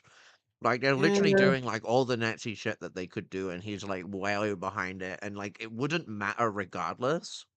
I mean, I It's think it's kind of Nazism like either way. I think it's down to semantics. I do agree with that. I mean, it's like the only thing that would make me sort of go, maybe he's not an ideological fascist, but he's effectively doing the same thing as fascists, so it kind of becomes a moot point anyway, I suppose. He is too interested in like Andrew Jackson, McKinnell, and like people like that who are like fucking like warhawk fascists. And from what his sister said, he didn't learn shit at school. He was like a mischievous child, so he's got to be reading books himself in his own time to know all those stuff about all those guys. He's got an interest in this stuff. That's why he had the Hitler. It was like Hitler speeches, a collection that was made in like 1944 or 45. I can't remember when it was published. But it's like it's a Nazi published collection of Hitler speeches, that he had by his bedside table. Like that was something that was like gifted to him, and he used to read like on the regular, and it came out in a court case that was happening. Yeah. No, I don't. I mean, yeah. It's a thing. I believe his ex. I believe his ex. What she saw, I believe her. And also, it's McKinley. Sorry. What? McKinley. Yeah. William McKinley. Yeah, fine. Yeah, sorry. Like, Just for like Irish Americans are all basically the same fucking mix of crap, like it just. It's a shame. It's a shame when I meet nice ones and go, thanks, you've just shattered the stereotype. But a lot of the time we're like new Africans in the States tend to get on great with us. in the UK and in Ireland, but they don't like the Irish Americans because they're fucking condescending assholes who play. The thing is, a lot of those New African folk are also Irish and often the time identify with their Irish heritage and then Yeah, still get treated like shit by the yeah, American Irish folk them, and it's like, oh my yeah, god. yeah, yeah. I have a particularly good friend in the. I think she's in DC in Washington, and she said that we think more like black folk, whereas a lot of Irish Americans they just became white and they relished it. They joined the police and they became slave watchers Well, and I mean, cops. even in America, they were calling us Negroes, but like back here, they Yeah, were calling true. us Negroes for centuries, and like Yeah, yeah. for us to forget our like black history is just wild, and that happens in the Irish Free State as well. Like a Oh, for lot of sure. fucking people in Dublin, looking at you, Dublin. Uh, gotta go with English then. Liverpool, Bloody Liverpool is looking at you, Dublin. But the Liverpool's more Irish than you are. oh my god, we're more Irish than you are. We're more Irish than you. We're the epitome of Irishness. Fucking We're British all Irish, news yeah. presenter voice with the British fucking news presenter voice. Everyone fucking has the same one. Everyone has this, like there are dubs that have the proper dub accent, but there's a lot of Yeah. people who just got that British news presenter shit, and it's like, oh my god, am I watching the BBC? Is this BBC London? Yeah, yeah. Well, a lot of them studied in England, and they did their journalist degree in Great Britain, so they became very What's anglicised wild to Irish. me Don't is you're know. in Dublin, one of the few places that has a really good university in Ireland where you don't have to travel like yonks away to go to it, and you go to London University instead. I yeah, Who even gets to I'm go not to the making Irish any. universities? Does anyone get to go? It's like all In, the people in, nearby go to fucking like London, and all the people out in the countryside, and like half of them in don't know that fairness, the universities exist, and half of them can't get to them when they do know they exist. I was making an assertion there, and I don't have any particular proof of it, but I I am do know that being quite a few of them did. I'm being Yeah. facetious, but I do know that a lot of Yeah. people go to like London Yes. University, and it's like they'll spend like a year or two in Dublin, and then they'll fuck off to like London for the rest of their like doctorate. They'll do like 4 or 5 years in London, and it's like we have True. doctorate programs at home, and if you go like, I'm not against like doing like foreign stuff and all that, like, but why would you go to England? Like, like anywhere, Well, Liverpool. think a bit more like an Irishman, like. It's what I live for. That's more Irish than parts of Dublin. Well, Out yeah, to a but friend. like I'm And just saying, like like, even Scotland would be a better choice. But like going around the world, especially to like parts of the world that are more struggling, where you could learn something a lot more dynamic, is like more the Irish attitude. Like kind well, of like I would say that we look at like Che Guevara. He embraces the Gallic side of him when he right. traveled up through South America and went to learn from all the different peoples that he went to learn from. Like that's the Irish mentality. We go to the hardest places and we learn. And so like if a Dubliner was gonna think like oh, what would Connolly do? He'd go travel to West fucking Ireland and Southwest Ireland especially and go fucking experience it, make fucking love, not in the sexy sense, with like the people and like Yeah, yeah. grow and interwove and interconnect deeply Yeah. with the people. Bond with people who've been shat on. I mean, my parents did come to England, but they didn't go to London, you know. I And want they to. did work in the field. They worked in fields which involved reaching down and punching up. So, I mean, your kind parents of thing. came to one of the poorest parts of the fucking Midlands. Like where we come from is one of the Yeah. poorest towns in the Midlands. It was why it was hit by the riots. Like people just don't get how hard it is to live Yeah.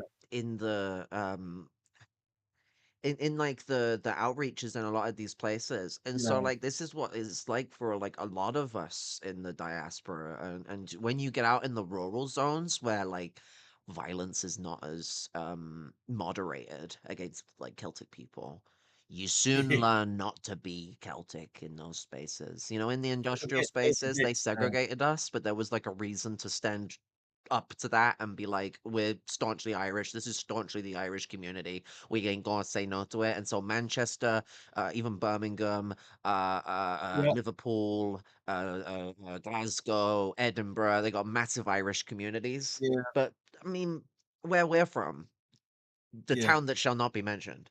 Fucking like I've lived in a few towns, so I could name drop a few, but yes, that town I you will know not the one mention. I'm on about. But yeah, I it's do. got a lot of Irish people in, but Oh most of yes, them don't know they're Irish or don't accept that they're Irish. They're like, oh, I there's a have lot of Irish that about. heritage, and it's like, yeah, and I bet your Irish heritage hasn't fucking been here for very long. Like, It's better in the north actually, in like Manchester, Liverpool, Sheffield. I think I don't know much about Sheffield, but Newcastle has a bit of it, and South Shields. There was a big Irish Newcastle community has in like South a Shields. self-hating like Scot mentality as well, where they don't even want to like accept Scottish heritage Yeah. either. It's like they hate being English, they hate being Scottish. The Irish like Geordies don't like being Irish either. What's going on? Are y'all okay?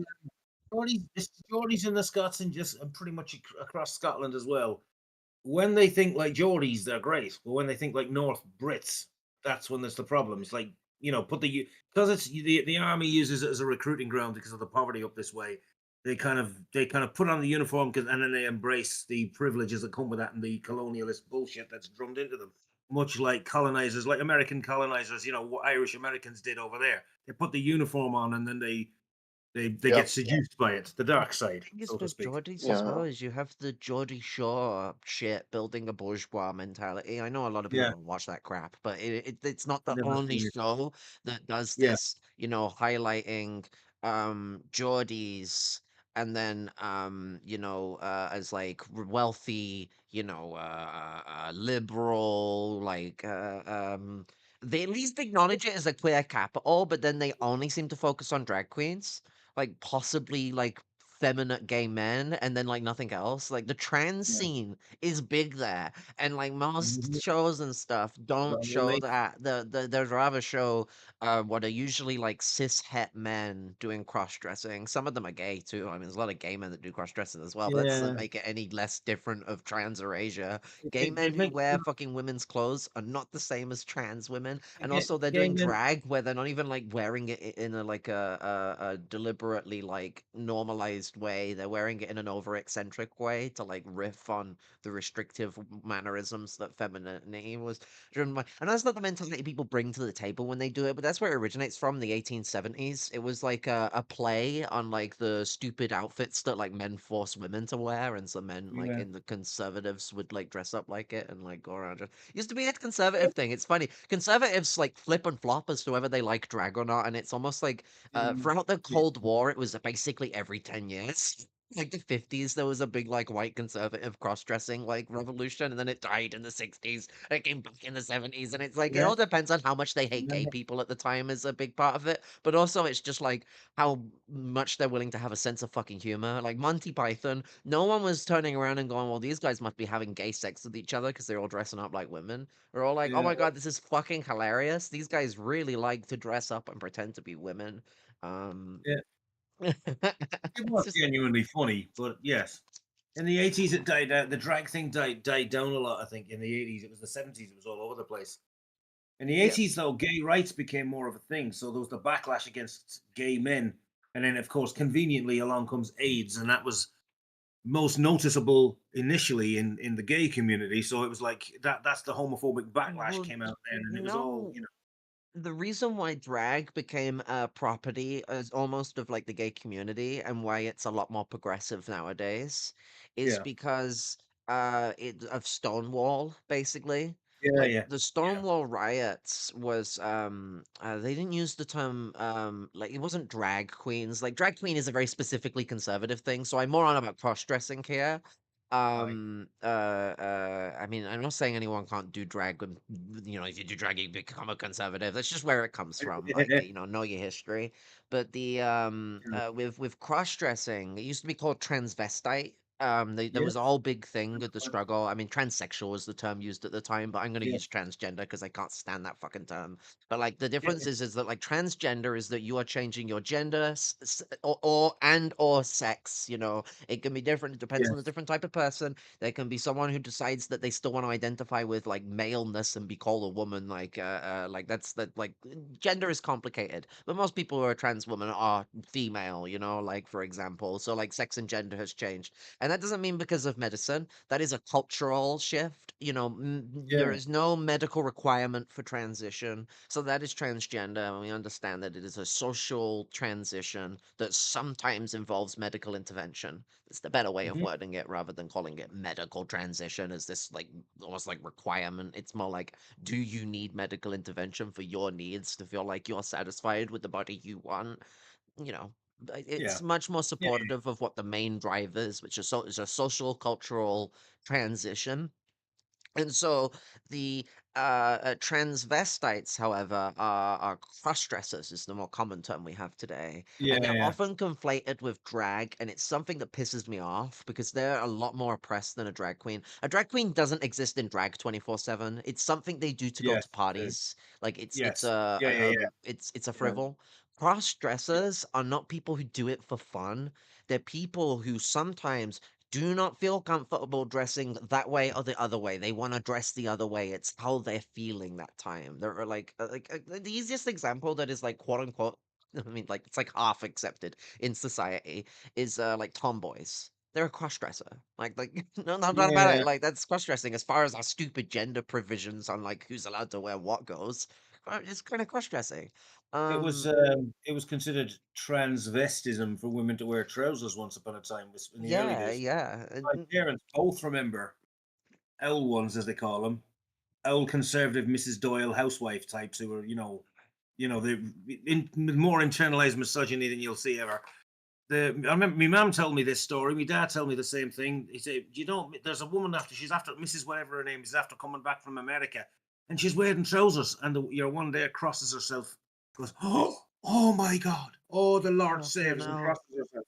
And that was in the 1940s, 50s, and women wearing trousers just after the Second World I War. mean, people were still weird about it, like in the Yeah. 2000s in shorts, Aye. school uniform in the summer.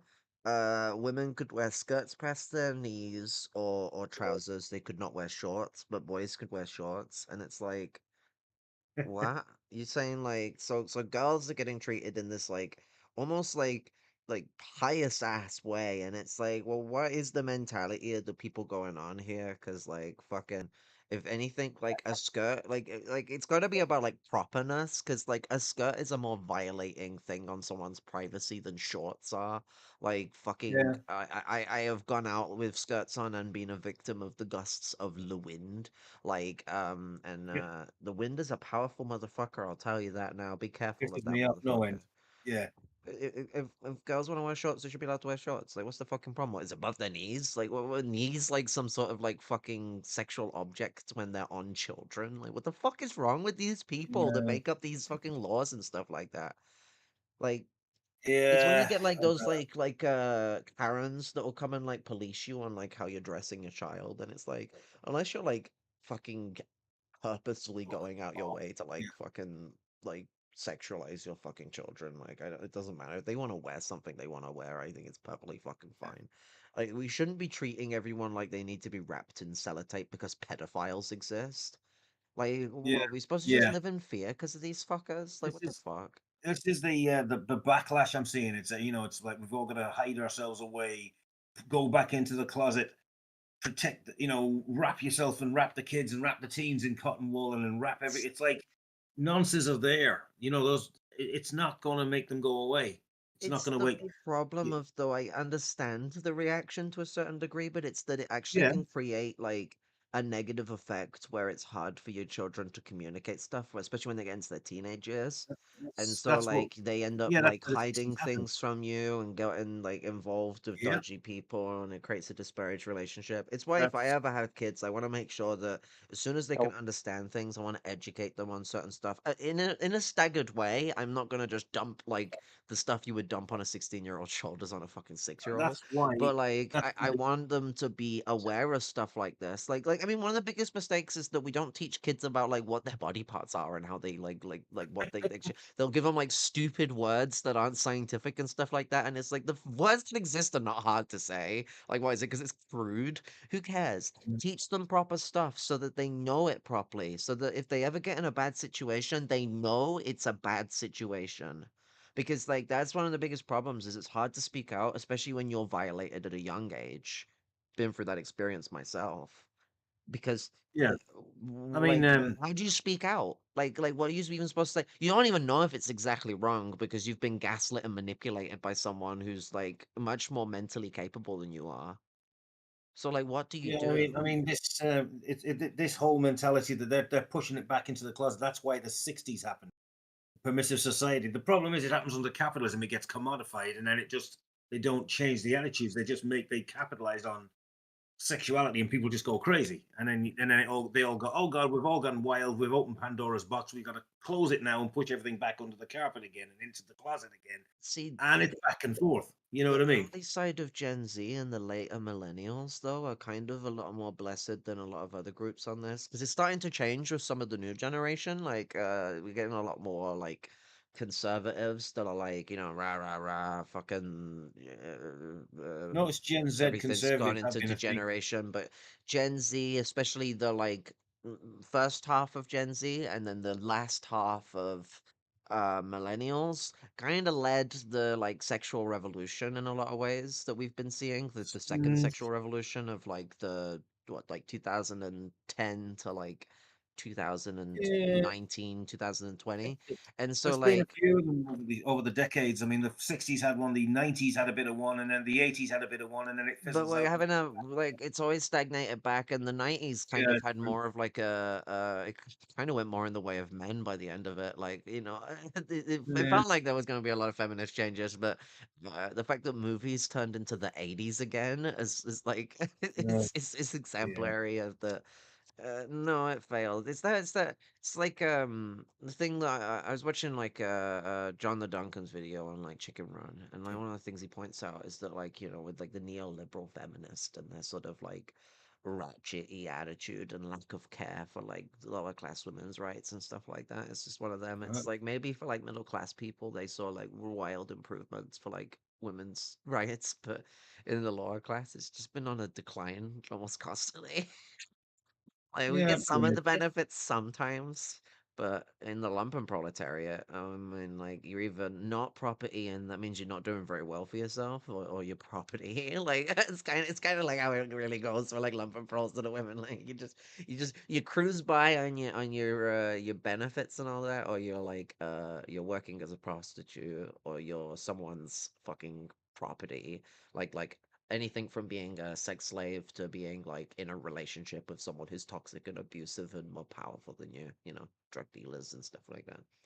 So like that's like a lot of the frame of existence of people that are in poverty and like got no realm to go and like yeah like most of us are gonna like probably choose the struggle on the benefits one but it's not like it's a fucking nice option. I've just been still got a little bit more in this article, but I've just been reading this, what's this say here? Soaring prices and levels of inequality are not a British phenomenon, but a systemic one. I mean, we can call systemic phenomenons of capital British phenomenons. I think that's a safe bet. Um, De Schutter told The Guardian, quote, "We've seen in most OECD countries that growth of GDP has been going hand in hand with increasing inequalities and a failure to reduce levels of both relative and absolute poverty," end quote. I'm sure that's how the newspaper that wrote that would. Oh no, it's the German who said it. We've seen in most OECD countries. And my German is terrible. I sound more like a Dutch person trying to be German. We have seen in Um, most of these countries the growth of the GDP has been going hand in hand with increasing inequalities. Is that any better? that was good. That was good. That was The good. failure to reduce the Yeah. levels of both relative and absolute poverty. There you go. Top, top, top. And then these are Trotskyists, so it's going Apologies to for be fairness. current policies sustaining an economy, quote, that creates wealth for the elites and particularly for the shareholders of the largest corporations, end quote. While millions suffer destitution, though De Schutter and the Shut it out. UN will not draw the conclusion this is a devastating indictment of capitalism as a form of organization of social life. and calls for a revolutionary struggle to build a socialist alternative. Can't say that. That's inflammatory talking. Be careful Yeah, I talking know about that. these Trotskyists are getting radical, and we need to be careful. Never. They're the true I mean, socialists. this is How the dare thing, you? is that like people shouldn't be afraid to look at different sources. Trots, yeah, they can be stinky, but like, you know, Yeah. everyone's been here for this. This was a good article. Like, always look at different sources. It's like mainstream media as well. They suck, but sometimes it's good to have a look Yes. at what they're saying. It can tell you what different like It's good ideological to. groupings are sort of like complaining, like contemplating within the bourgeois hierarchy, like the Sure. specifically to the capitalists I, themselves. I try and at least get some sources from when it comes to things like international geopolitics, because I opposed both sides in the Ukraine war, and because of I said both sides, both Zelensky and Putin are fucking assholes, and they're both it's neoliberal inter-imperialist thing.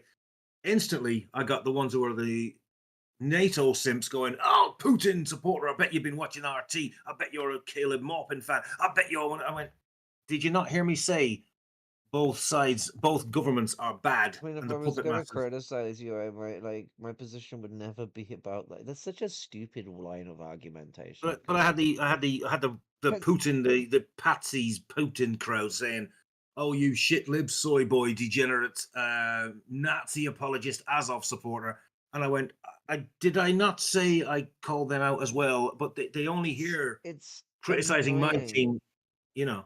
It's annoying because they're not applying any criticism. Because if they could actually like there is an argument to be like, well, Ukraine is more so a colonized country than a colonizer, so its relationship with Yes, Russia is quite oppressive. So there of is course. like, while Zelensky can go get fucked, I do support Ukraine defending itself. Like, Russia started the war, Russia can end the war. It's not really Yeah, Ukraine's decision whether that war yeah, ends yeah. or not. I mean, the Ukrainians But like definitely support Ukraine.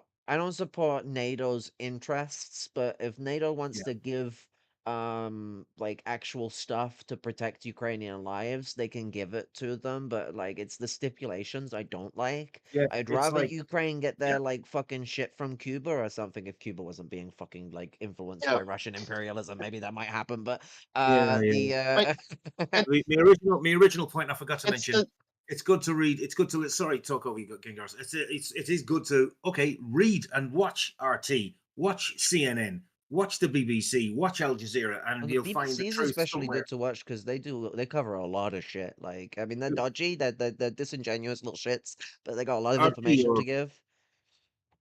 Al Jazeera was that, or RT? No, Sorry, I no, didn't get you. BBC. I mean, Al Oh, Jazeera is BBC. just the BBC of the Middle East. It's Sure. Yeah, yeah, yeah. what's it? Qatar's BBC. Sure. Yeah, yeah. Sorry, Gengaris, you were going to say something then. oh yeah yeah oh I was going to say yeah I do agree with Raven's point there. Ukraine. What else was I going to say? Fuck. I was going to say something. I was going to say because the text for the that the Russo You are cutting out, fam. Ukrainians Like, what the have. fuck is It's wrong with so your annoying that mic? Uh, Turn off I noise have to can you hear suppression me or now? like use a wired set of headphones for once in your life. I know I should. Can you hear me now? Just Yeah, about, yeah. I can hear you. Okay. What I was going to say is was that the Russo-Ukrainian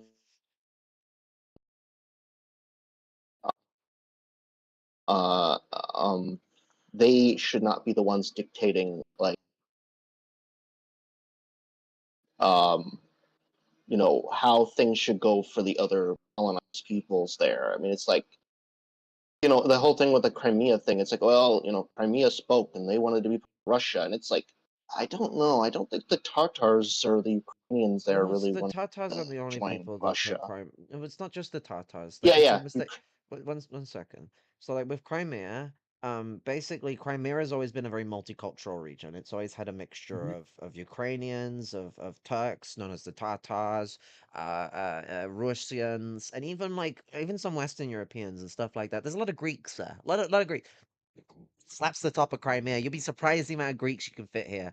But like fucking it's always been multi-ethnic, and so like in a multi-ethnic place, you have to take a multi-ethnic approach to what the culture is of Crimea, and that's why Crimea was its own separate region in the Soviet Union.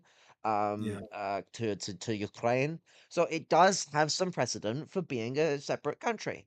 As a unified people, World War II decimated a lot of the Crimean people, and the Yeah. Tatars were then ethnically cleansed and sent over to, most of the Tatar people are still in Kazakhstan. I think there's like up to like a million have returned or something like that, but most are still in like Kazakhstan, not Kazakhstan, sorry, Tajikistan. Most of them are in Tajikistan, where they were sent over by Stalin as a means to end Nazism amongst them or whatever the fuck.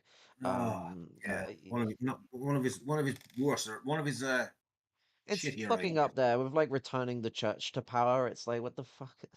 Oh my god! Yeah, He was Stalin did. definitely smoking Bukharin's weed. I'm telling you, like fucking. I don't care if Stalin, that story's made up. It's the only explanation. After he Stalin. smoked Bukharin's weed, he just got getting worse and worse and worse throughout the 30s. It's the link. It's the Seriously missing though, link. Stalin. What was it they said? Was it Mao said about him? 70% Stalin's like a good, very 30% bad. mechanical. Yeah, that Yeah. was Mao's criticism of him. I'm not going to sit here and bash Stalin. I've defended him a lot, but he's not above criticism, same as anybody else, and that was one of his shittier moves. I mean, You know, I'd bash no way like around it. fucking like train robbing 20-year-old Summit Stalin, like fucking 25, 26-year-old I'm train still robber a Stalin, recommendation. the sexy Stalin. Like I'd bash that Stalin in some way, but like He's not my type, but hey, Ooh. no, Lenin's more my type because that guy is more the kind of guy where you would sit down and just talk theory for ages, which is more my beef. Okay. Also, Stop have you seen the sexualizing picture people. of sexy Lenin?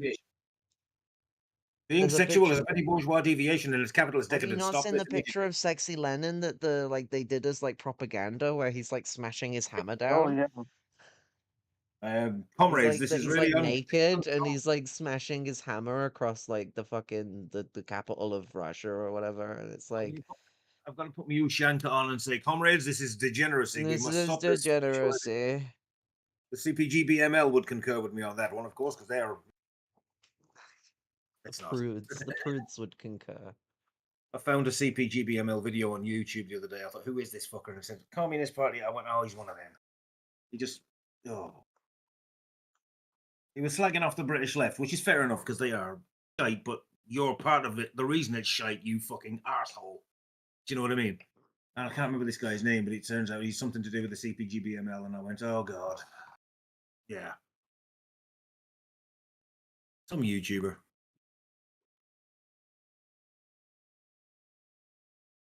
He was slagging off Owen Jones, I think it was. And I thought, well, okay, criticize Owen Jones, but don't make it a personal, criticize him on good faith things, not just abuse him and, just insult and abuse the guy. It's like, for fuck's sake. But that's what they do.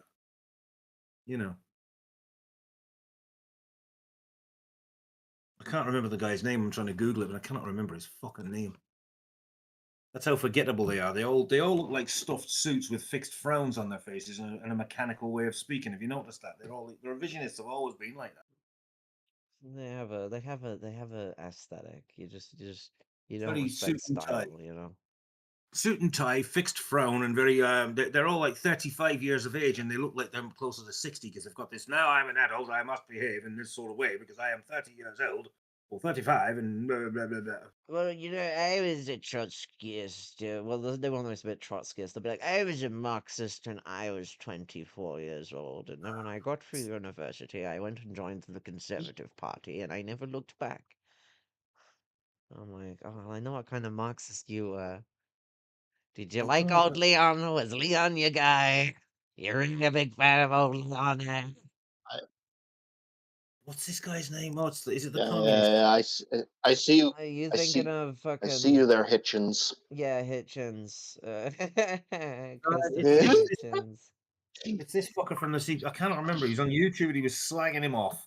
Owen Jones. I've got my criticisms of Owen Owen Jones. Jones is a liberal Zionist, though. Like he is a Well, yeah, he seems to have switched sides these days. No, he's still pushing liberal Zionism. Like he turned around and claimed that, like turned around and he turned around and claimed that the Zionist project started off as a socialist project. Like he's pushing liberal Zionism. It's just they don't like Gaza. They don't like the occupation of the West Bank because Palestine has to have a little bit, but it's liberal Zionism. It's like it just justifies fascism. So like Owen Jones is a little prick, but like a lot of people they'll go at him for like his piece he did on chavs, and like his sociological piece on chavs is actually amazing.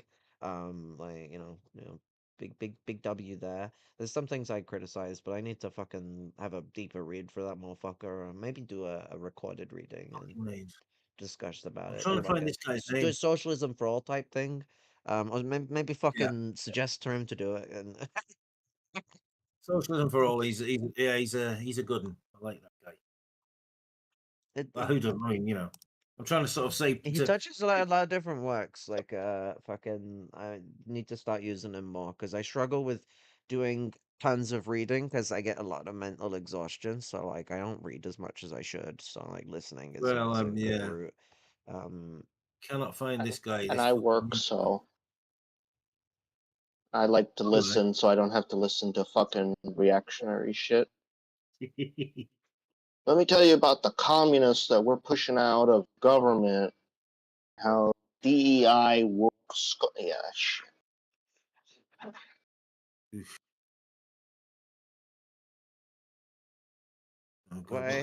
Just to go back to what we were talking about originally. Why is labor doing these cuts now? I'm about to read when they another article, but they're doing cuts now because they wanna fucking sabotage the lives of the poorest people in the country.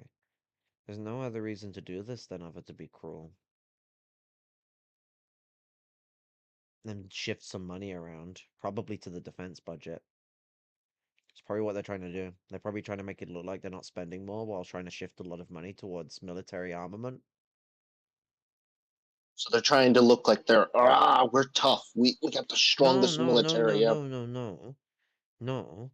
They're trying to make it look like they're not spending any more whilst advancing their military spending to prepare for war. Yep. Like, it's not about just looking tough. Like, they've been doing that for fucking, like, all throughout the Middle East and Africa for the last, like, 30, 40, 50, 60, 70 years. Hundreds of years, really, when you think about it. This is a retaliation towards rising conflict in the region. World War III is on our doorstep, and, like, we're not even sure what side we're gonna be on. So, like, it's about having a military that could actually fight in a world war, which we don't have right now. We downscaled our military. So they want to shift money. This is my presumption. I don't know where they're shifting the money yet. They haven't fucking said. But like I guarantee you're gonna see billions of pounds go into um uh uh uh the military spending. You're gonna see it raised by billions. You're gonna see more cuts too. You're gonna see cuts to the NHS. They already said in the election that they're gonna rely more on the private healthcare system to improve NHS wait times and stuff like that. It's like, what the fuck does that mean? Like, does it mean they're gonna subsidize those institutions so we can get them for free or for cheaper? No. It likely means they're gonna shove people into situations where you can't get certain care, or at least at a certain speed, without having private healthcare. And like, what could that mean? Like, is that gonna affect like A&E? Like, is A&E gonna get affected by that? So like, if I go to accident and emergency and I don't have private healthcare, do I have to wait longer than the person who has private healthcare? Is that what's gonna happen? Like, what does it mean to have private healthcare increase, decrease wait times? Like, that's a very nebulous sounding statement. I mean, yeah. I don't know. It doesn't mean good shit. That's all I'm saying. It doesn't. Yeah. Like, what's private Yeah, it healthcare reminds. gonna do? Because private healthcare don't do nothing for free. Because what does private healthcare use? You know how UK private healthcare system works? 80, 90% of it uses NHS facilities. Like, it's almost exclusively in NHS facilities. Like, there's a little bit that aren't. There are some like outright private like spaces. Like you might even call them hospitals, but like nobody really considers them or gives a fuck about them. They're usually out in bumfuck nowhere. Like, and there's some private doctors that are like fully private, but most institutions are run by NHS, and even those private, fully private institutions, the doctors, they're NHS doctors. Who trains them? It's just fucking NHS. The NHS is the one who does all of the shit that makes the government and the universities and everything make doctors and nurses and opticians and dentists. But opticians and dentists are semi-privatized to fully privatized depending on the institution. But with the like general healthcare, like you go to a hospital and you've got private healthcare, the doctors, the resources, the bed, the institution, the building, it's all the public healthcare system. You just get premium care. Like, care faster, care easier, care more accessible to you, like, etc. Like, you just get a better time if you can afford private. And it's like, it's not because people are being shitty, it's just because there's more money to provide, like, better resources for those people. There are a lot of practitioners that go out of their way to, with the limited time and the strain that they're under, to try and provide you good shit going on. And I'm more on about the nurses here than I am the doctors. GPs are better than the specialists. I've had more problems with specialists than I've had with GPs. GPs are a mixed bag still, but like mm, GPs have a tendency to be a little more willing to like reason with you on stuff and not act like a fucking know-it-all. um Specialists don't even want to listen to your like you get terms wrong around them, like about like what your thinking's wrong with summer, and they start going on about the internet and stuff like that, and it's like, no, I just think about shit. Like, what's the fuck, like, it matters if I've pondered my ideas in communicado with old internet. Like, I've still come to conclusions on my own, like, oh shit, what the fuck, on my own regard. So like, it's it it it's stupendous shit. But yeah, like there are a lot of people who do try with the limited resources to give good care. I like to give all the love and respect I can to the NHS because there's a lot about it I do love. And like I would be, I, my ass would be dead without it. Like that's something that like doesn't give it an excuse to be shit though either.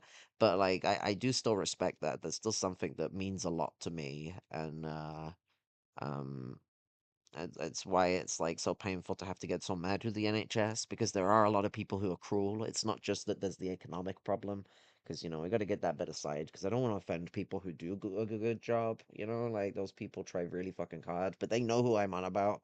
They experience it directly. They have to deal with these fucking people. There's some vicious, cold, and calculated behavior that you get from, especially the executives who don't come from medical backgrounds predominantly, but also a lot of doctors and even a lot of like head nurses. They'll be very, very cold and cruel about like certain types of people, certain groups of people, certain engagements of people.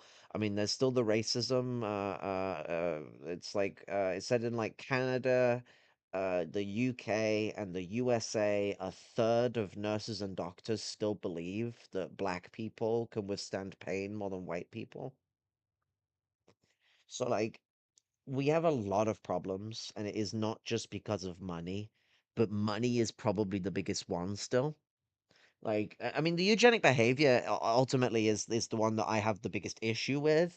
But like, what gets worse when you start strangling an institution from its money that already has a problem with neglecting certain groups of people? Who do you think's gonna get cut out? Like, they're gonna cut out trans people. They're gonna cut out people of color, generally speaking. Especially again, like what I talked about with black people. Well, like they don't need to provide them painkillers. They already do that shit. They'll do it more. It's the amplification of like who's the groups that they're gonna predominantly focus on when shit hits. Sorry, fucking stress is causing me acid reflux. Um, um, they're gonna like they're gonna target vulnerable people, and they're gonna target minorities. Always is the case. I should take my pregabalin and not be an idiot. I'm good at being an idiot though. Well,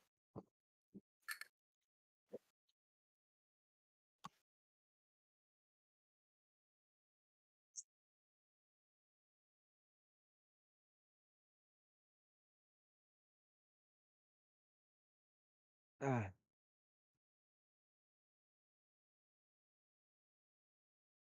I get way too much of a dry mouth to be like such a fucking. I like reading to people, but then I'm also like,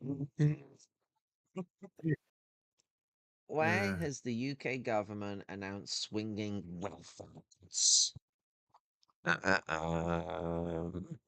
Prime Minister Keir Starmer says cuts will save UK billions per year, but advocacy groups slam move as immoral.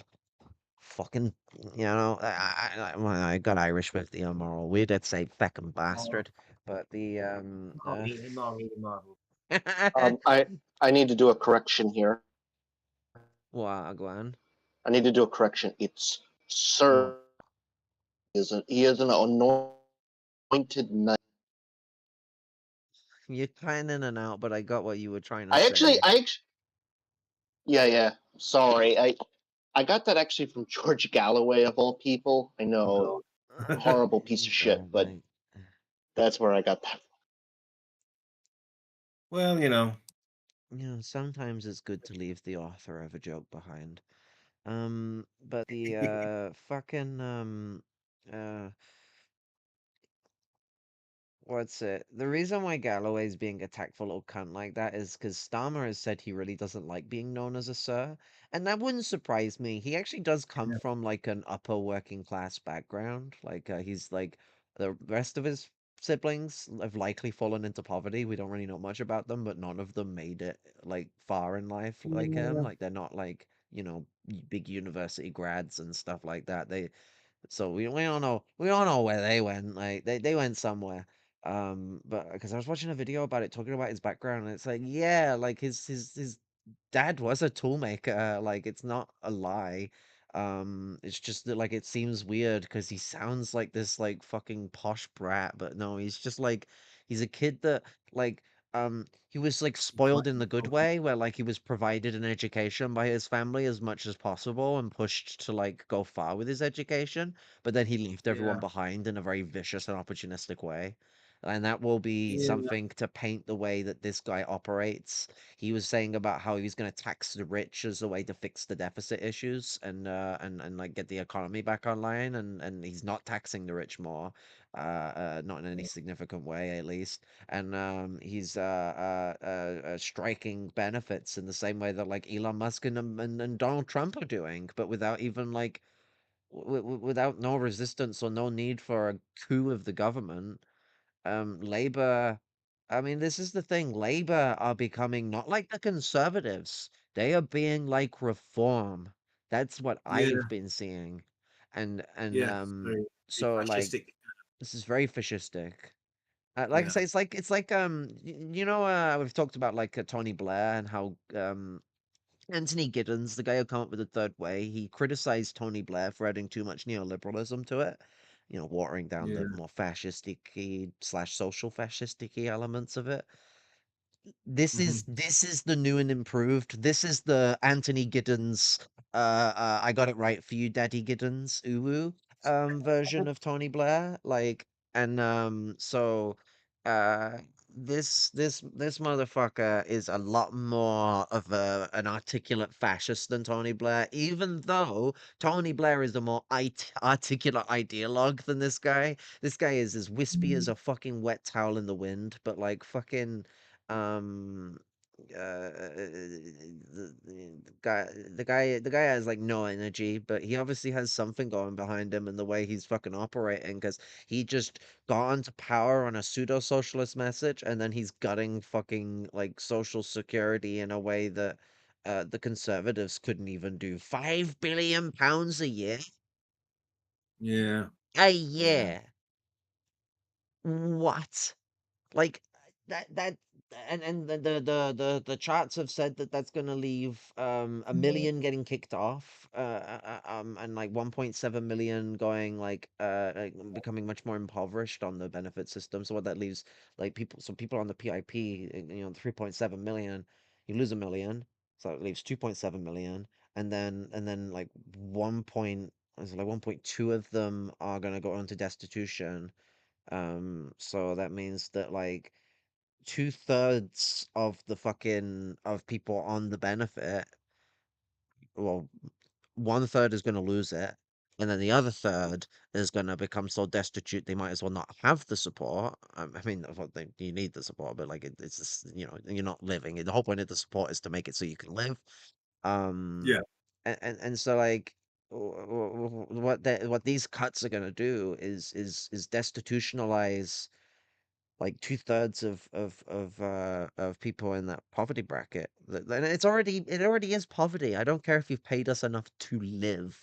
Like we're in an Yeah. imperial core country. If you want to like fucking like even if you get like the £85 a week, I could starve myself and buy like fucking secondhand junk and stuff like that if I wanted to. Like imperial core Yeah. is insane with the kind of world you can live. So you can't really judge how well someone living based on like just certain like little aspects of stuff they got. You'll be surprised how Yes. people manage to steal things, get a hold of stuff, back a lorry deals and stuff like that. The amount of times Yeah. that my mate used to be like my fucking drug dealer most of the time with like, well, marijuana. I don't know how far you call that a drug, but the fucking, I mean it is, but I'm being facetious. But I know. he'd also like offer me stuff off the back of food lorries that have been robbed. So like like Yeah. Pepsi crates, like, like 12 like 2-liter bottles, like big packs of like sweets and shit like that. And I could get like a whole pallet if I fucking wanted to, and it'd be dirt cheap. And it's because it's all just Yeah. been robbed off lorry and it needs to go fast. So like they ain't fucking around with like £60 for something. They want 20 quid and they're gonna give you like fucking 200 quid's worth of fucking food. Booyah. So like there's tricky ways people manage to get stuff that does not make any of this acceptable. Like people find ways to No. survive, and that's always the justification. It's like, oh, people find ways to survive. Yeah, people in the middle of fucking like apartheid countries, Palestine managed to fucking survive. You're not gonna turn around and call it a paradise, and well, Yeah. Israel will cut Yeah. their Yeah. fucking water, but that's for different reasons. Well, actually the same reasons, but more openly. And this is an active means of like basically saying fuck massive class of people who, well, like many of us, I was talking about this at the start of the stream, like many of us die in like summer and winter because of the dangerous temperatures. And not Mhm. having enough money to provide cooling or heating, and not even having air conditioning is a standardized thing in this country, and it being really hard to get occupational therapists to force your landlord to put air conditioning in. It's not even just the forcing your landlord, it's getting occupational therapists to agree with you because we have this mental nutcase idea around like how we use air conditioning, and it's in office buildings sometimes. And it's fucking ridiculous. But The Beliski brothers managed to survive in the fucking Polish war. And they Oh. were able to build a hospital and a university, but it wasn't like we would call that living. Oh, is that the Bielski or whatever they're called, the Polish Jewish partisan crowd? Soviet partisans, yeah. Did I say? Defiance. Daniel Craig did a movie. Yeah, yeah. Did I say Soviet? I meant to say Soviet. What did I say? you said Jewish partisans. Oh, yeah, I think they were Jewish Soviet. Jewish Soviet They partisans. were Jewish. They weren't They were the Jewish socialist faction of like the partisans, Yeah, because yeah, yeah, the yeah, Jewish yeah. partisans were sided with the Ukrainian Polish nationalists. Jewish servant. Yeah. Right. Yeah. Okay, yeah, I mean the Western narrative is that they're Jewish, and I think there's usually a kind of Zionist undertone Well, to that, but I don't it's know. one of them things. There was a lot of like Polish socialists and Ukrainian socialists that were Jewish. Oh yeah, It's just that like for a lot sure. of them had like moved, because the reason why like a lot of that isn't talked about is because a lot of those people did move away from that region in it was like 1903, 1904 with the Yeah, um articles of the Elders of Zion and the pogroms yeah, that were yeah. used against them at the time. I was going to say that Tsarist Russia was arguably even worse than Nazi Germany when it came to anti-Semitic violence, but yeah, Mm. Yeah. arguably even more conservative, even more right wing. They were kind of 20 years before the Nazis came to power, so I suppose it figures, on a more Yeah. simplistic. Well, But yeah, yeah. Yeah. Well, a lot of the anti-Semitism of the Nazi Party was taken from like Russian empires, so Yes, that's yeah, verbatim.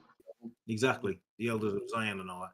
It's funny. I've been called a Nazi piece of shit, and when I called out Israel, it's like, oh yeah, I bet you got that from the Elders of Zion. I went, never read it. Funnily enough, the only reason I would be to know my enemy. And if you're conflating me with a Nazi, you don't know what a Nazi is, or you're just a disingenuous liar. I suspect possibly a bit of both. Sometimes But yeah, accusations are like points of admittance, you know. yeah, oh yeah, oh yeah, Stones often get thrown in glass houses. absolutely. It's It's the one of my favorite. One of my favorite proverbs: "People in glass houses should never throw." it's the MRN approach to politics. But the United Kingdom Prime Minister Keir Starmer has unveiled a major shakeup of the country's welfare system, arguing that it could save the country £5 billion, $6.48 billion. I was close for seven. Okay, like it has gone down. Oof. What would the British ever do? Eventually it's gonna be like even numbers. She'll make it a lot easier, like less maths go into it. I mean, I hate the fact that every time I'm like, what the fuck is that in dollars? But yeah, Yeah. £5 billion a year, $6.48 billion a year, by 2030. But sparked a political row in the process. In particular, the government is cutting health and disability benefits by making it harder for people with less severe conditions to receive government support. Starmer is facing angry opposition from charities, think tanks, and even senior members of his own Labour Party over the moves announced this week. The Prime Minister and Chancellor Rachel Reeves argued that they are being forced to make cuts to spending after inheriting a dire financial position from the previous Conservative government. It's not like you couldn't tax the rich or something, which ruled for 14 years under various prime ministers until the general election in July. The UK government runs a hefty deficit, meaning it has to borrow from financial markets every month to fund spending. However, Starmer's critics said these cuts target the most vulnerable people in society and argued that the Labour Party, founded in 1900 from the trade union movement, has lost its sense of purpose. Fucking fiery statement, like fucking. It's some of the like the people who were like from that time who are in the party still, because we got some oldies. I'm being facetious, but you know, there are some old miners and stuff like that in the party that would like frown upon this deeply. They still there. We still got some workers in the party. They're just not workers anymore. They're like petty bourgeois, but you know, their heart sometimes trails into the right direction, especially if you're Corbyn and leave the party. Corbyn left when the Labour Party had already shown it had no purpose. Some of these dickheads had to wait until it was elected again to figure that out. It's like, no, as soon as someone as flippy floppy as fucking Starmer got into power, you should have known that meant either one or two things. Someone who has no ideology, which could still be true about him, or someone who's hiding deeply right-wing ideology and sentiment. You know, left-wing, Yeah. left highfalutin phrases, right-wing political action. But that's an interesting thing about him because he kind of promoted himself as this former human rights lawyer or something like that. Apparently, I forget where I heard it now. It was somewhere on YouTube that was looking at his history.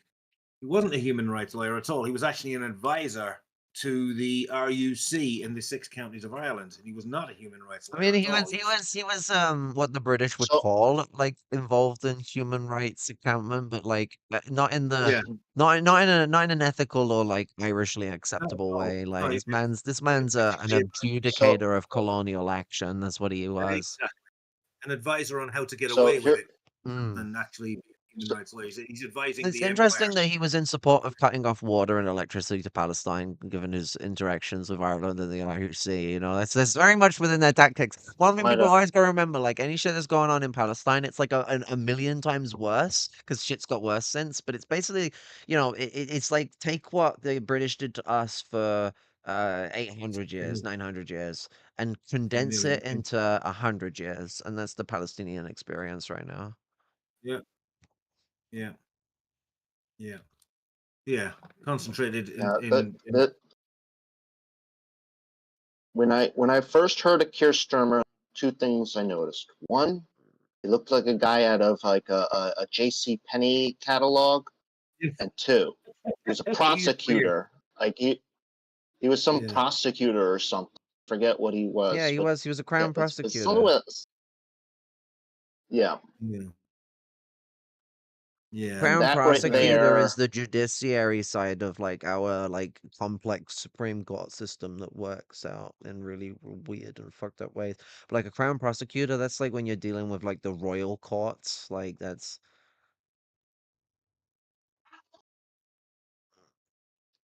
a judge. Yeah. Yeah. Yeah. But like, did you call him Stürmer? Stürmer. You sound like you said Stürmer. I'm like, he has showed himself to be a Nazi. It's apt. Yeah. that one. Yeah, he might as well be. Yeah, Stürmer. Herr Stürmer. I mean, he's got a very, very German as fuck sounding ass name anyway, especially with Kia. Like, oh my god, like I don't know exactly what it comes from, but yeah.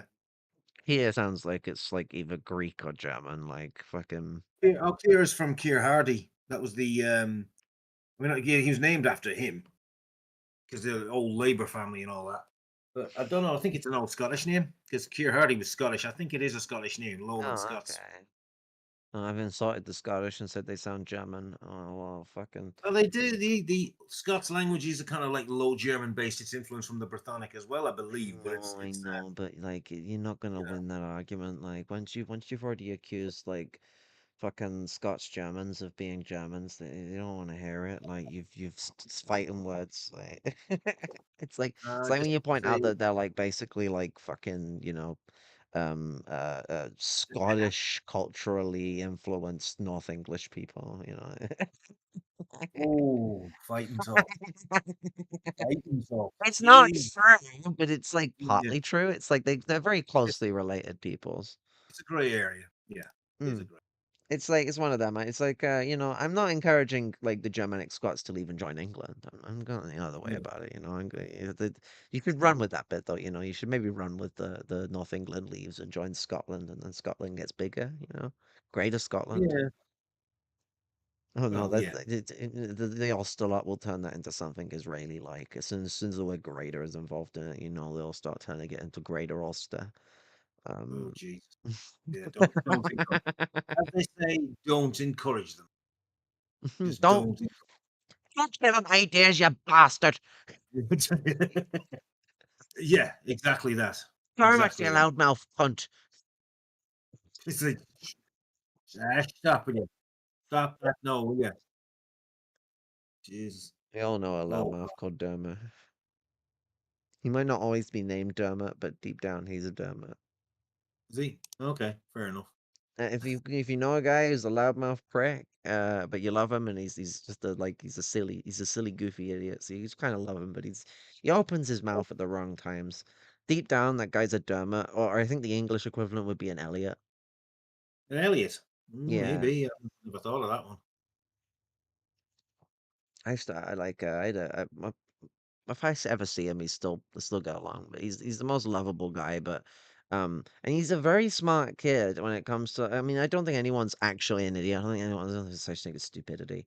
But he's not very street smart. So like he'll sometimes just like open his mouth and say like the ratchetest like shit about stuff that are like often it's about like people who he's like afraid of or uncertain about, and he'll say stuff that would actually agitate a conflict, and it's like, oh my god, dude, I love you to bits, but damn it, you fucking bastard.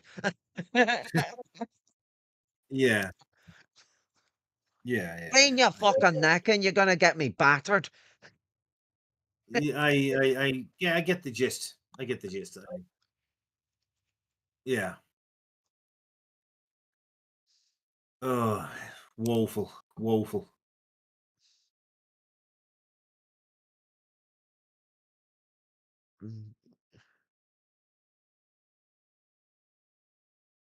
Oh god, but yeah, um Colum Eastwood, fucking name.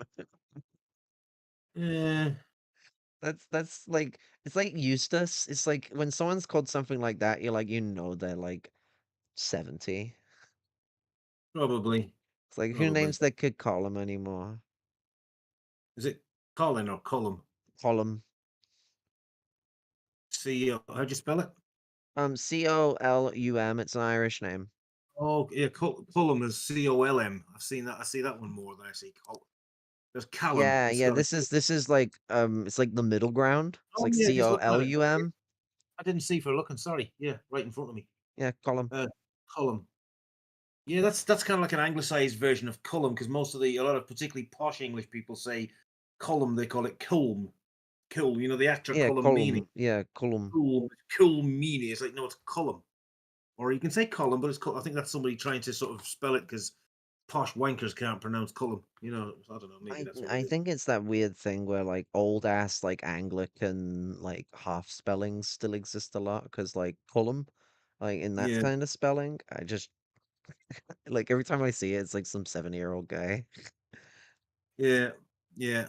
Also Eastwood, like in my mind's just like do do do. Oh God. Um, Oh God, no, no. an MP from Labour's sister party, the Social Democratic and Labour Party in Northern Ireland. That Jesus. name says a lot more than it actually is worth. I mean, they're a little Yes. more radical than the Labour Party here, though, so like, I'll give them credit where credit's Cullum due. Eastwood. I knew that fucking name from somewhere. Cullum. I mean, there's nothing wrong with the name Cullum. It's just it got hijacked a bit like I don't know Karen, I suppose. By I'm just saying it's like one of them names. Like, I'm just riffing on it being kind of old. The's no issue with it. I'm just teasing. I don't know. It's like when you see someone called Eustace, and you're like, no woman's been called Eustace for ages, unless it's like a trans woman naming herself Eustace, because we can't have no trans erasure Yeah. here. But like, that's a choice. It's not parents naming their kids. No parent is like going, my kid's gonna be called Eustace. Um, it was like I was watching Every time, Hassan, and he was like every time I talking think about of like the old people at the like right wing town halls, and he's like, this is the Eustaces and the fucking what was the guy name he used? Shit.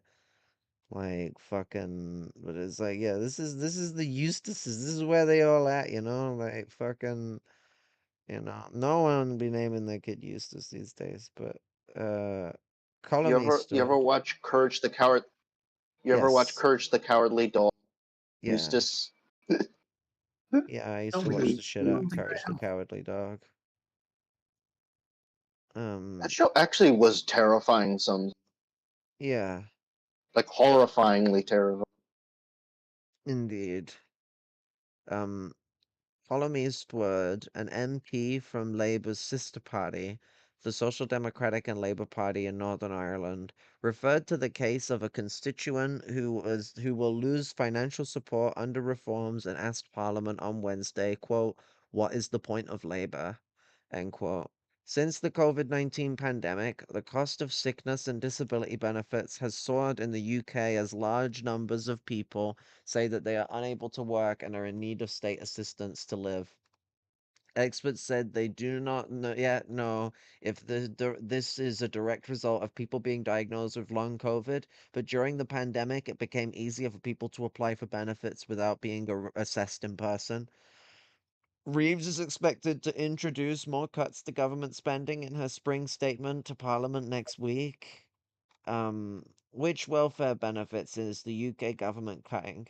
The majority of the £5 billion in savings will come from tightening the rules for applying for PIP, personal independence payments, that are paid to people with disabilities or long-term illnesses.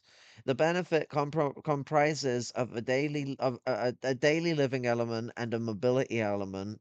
PIP is currently paid to 3.6 million people who score from 0 to 12 on their ability to perform tasks such as preparing food and getting dressed. The higher the score, the more support is offered. From November 2026, people will need to score a minimum of 4 points in at least one activity to qualify for the daily living element. Things that score below 4 points include needing to be reminded to prepare food, helping with showering, or washing and dressing the lower body, and needing help to engage with other people. Under the stricter rules, people receiving PIP will also be reassessed more frequently. PIP payments are typically about £100, $130 a week, and can still be paid to people who are not who are working. Sorry. The government health and disability green paper will boost universal credit support for up to 4 million families without any health conditions or disability by about £3 per week. But that is a small part of the wider plan. It's like fuck all, £3 per week, but you're gonna be fucking around with people who need £100 extra per week. How many people will be affected? Starmer told Parliament that the fact that 2.8 million working age people are not working due to long-term sickness is a quote-unquote damning indictment of his predecessors. Resolution Foundation, a centre-left think tank, said if the government plans to save £5 billion from restricting PIP by making it harder to qualify for quote-unquote daily living components, this would mean 800,000 to 1.2 million people losing support of £4,200 to £6,200 per year by 2029 to 2030. With 7 to 10 PIP claimants living in families in the poorest half of the income distribution, these losses will be heavily concentrated among lower income households. This looks like a short-term scored savings exercise rather than a long-term reform, resolution said. What is the rationale for these cuts? Since the pandemic, spending on health and disability benefits has soared in the UK. Benefits now cost £65 billion a year. Uh, uh, and are projected to rise to £100 billion a year by 2029. There's no point saving £5 billion, then, is there? That is more than the UK spends on defense. Cool. You see what I'm saying? How like they're gonna shift it to defense. That's what I feel Yeah. like is gonna Oh, yeah. happen. It's gonna be a shifting game. Yeah, you got people to kill and money to make out of killing people. You know, of course. It's keeping surplus population alive is not lucrative. Killing people, especially when they're black or brown on the other side of the world, it's lucrative. You know. Malthusians, they want to get rid of useless eaters like me. Yeah, yeah. Too many people in the world. Funny, you always mean like people with more melanin and people with less money. Yeah. I wonder why. But anyway. There we go. Labour says it wants to be a party for people who work and to oh my God, and to encourage as many people as possible to do so. Work and Pensions Minister Stephen Timms said the reforms will also lead to savings that will protect welfare in the long term. Quote, we do think we've now made the system sustainable and we are committed to maintaining it, end quote. He had it. Oh my God, shut the fuck up. Ugh. How critics of the cuts have responded. The opposition Conservative Party said the cuts are merely quote unquote rushed attempts to make government finances look better in the short term, and the welfare system needs a wider overhaul that it estimated could save £12 billion a year. Like the Conservative Party is like, you could cut more. Why don't you cut 12 Yeah. billion a year from the fucking Yeah. benefits? Like, so Just just do cut stuff. all of disabled people out, basically. Like that's all your PIP money gone. Like, what the fuck? Well, you can always bring a new idea in. Gas Oh. chambers. Yes, that's the way forward. Tories are like, we're losing fucking voters to reform. How do we claw back? Well, if we be a more electable reform, i.e., Yeah. just being easier to elect because we're a bigger party, then like Yeah. people will vote for us. If we just like become reform, maybe something will work out. I think reform will still wipe the floor with the Conservatives at this point, but it seems to be the mentality. Um, Yeah. Advocacy groups voiced anger at the cuts. Disability Benefits Consortium. That's a nice fucking word. I like the word consortium. It's so fancy. Consortium. Which represents more than 100 charities. Fuck me. like slaps the top of that consortium. This fucker can hold a lot of charities. Said, quote, these immoral and devastating benefits cuts will push more disabled people into poverty. um and worsen people's health, end quote. Richard Bergen, fucking, you can tell he's a Jerry, MP for Leeds East, wrote on X, quote, the government must drop this cruel proposal or it will face the mother of all rebellions, end quote. Oh my god, what a based quote. I want the mother of all rebellions. Let's go. Let's have the mother of all rebellions. The Prime Minister was unable to answer a simple question today about why a disabled person who needs help to eat, wash, and manage toilet needs could no longer get PIP under his proposals. The government must drop his cruel proposal, or it'll face the mother of all rebellions. Fuck me. I don't know who this Bergen guy is. I don't know if he's a Labour guy or a Tory guy. I think he's probably a Labour guy. It doesn't say. It just says Richard Bergen, MP for Leeds East. I mean, it's Leeds. They're normally like Labour, aren't they? Like, Yeah, mostly. Yeah. He's. We'll assume that given he thinks disabled people are humans who have rights, he's probably not a Tory. But like, you Yeah. know, we He's a presume that with the Labour. yeah, I know, I'm being facetious, but like, he's one of the good ones, you see. But yeah, Well, he was actually independent until literally this year. Wait, what, is he now a Labour Party member? Like literally, yes.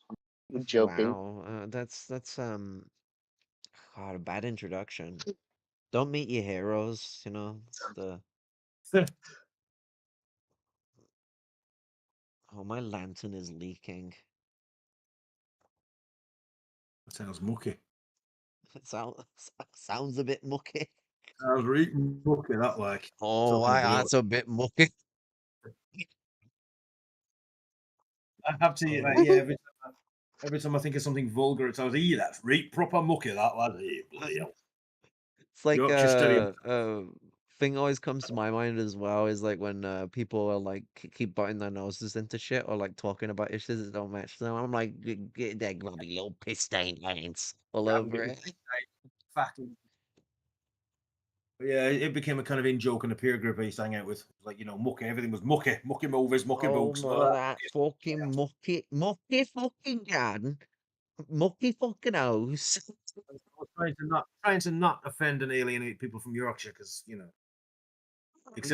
I love it though. Like I Yorkshire, it's the same with like y'all and stuff like that. I never say y'all because I think it's stupid. I say y'all because I love it. But there's some fucking y'all moments that you can get roll the phone with.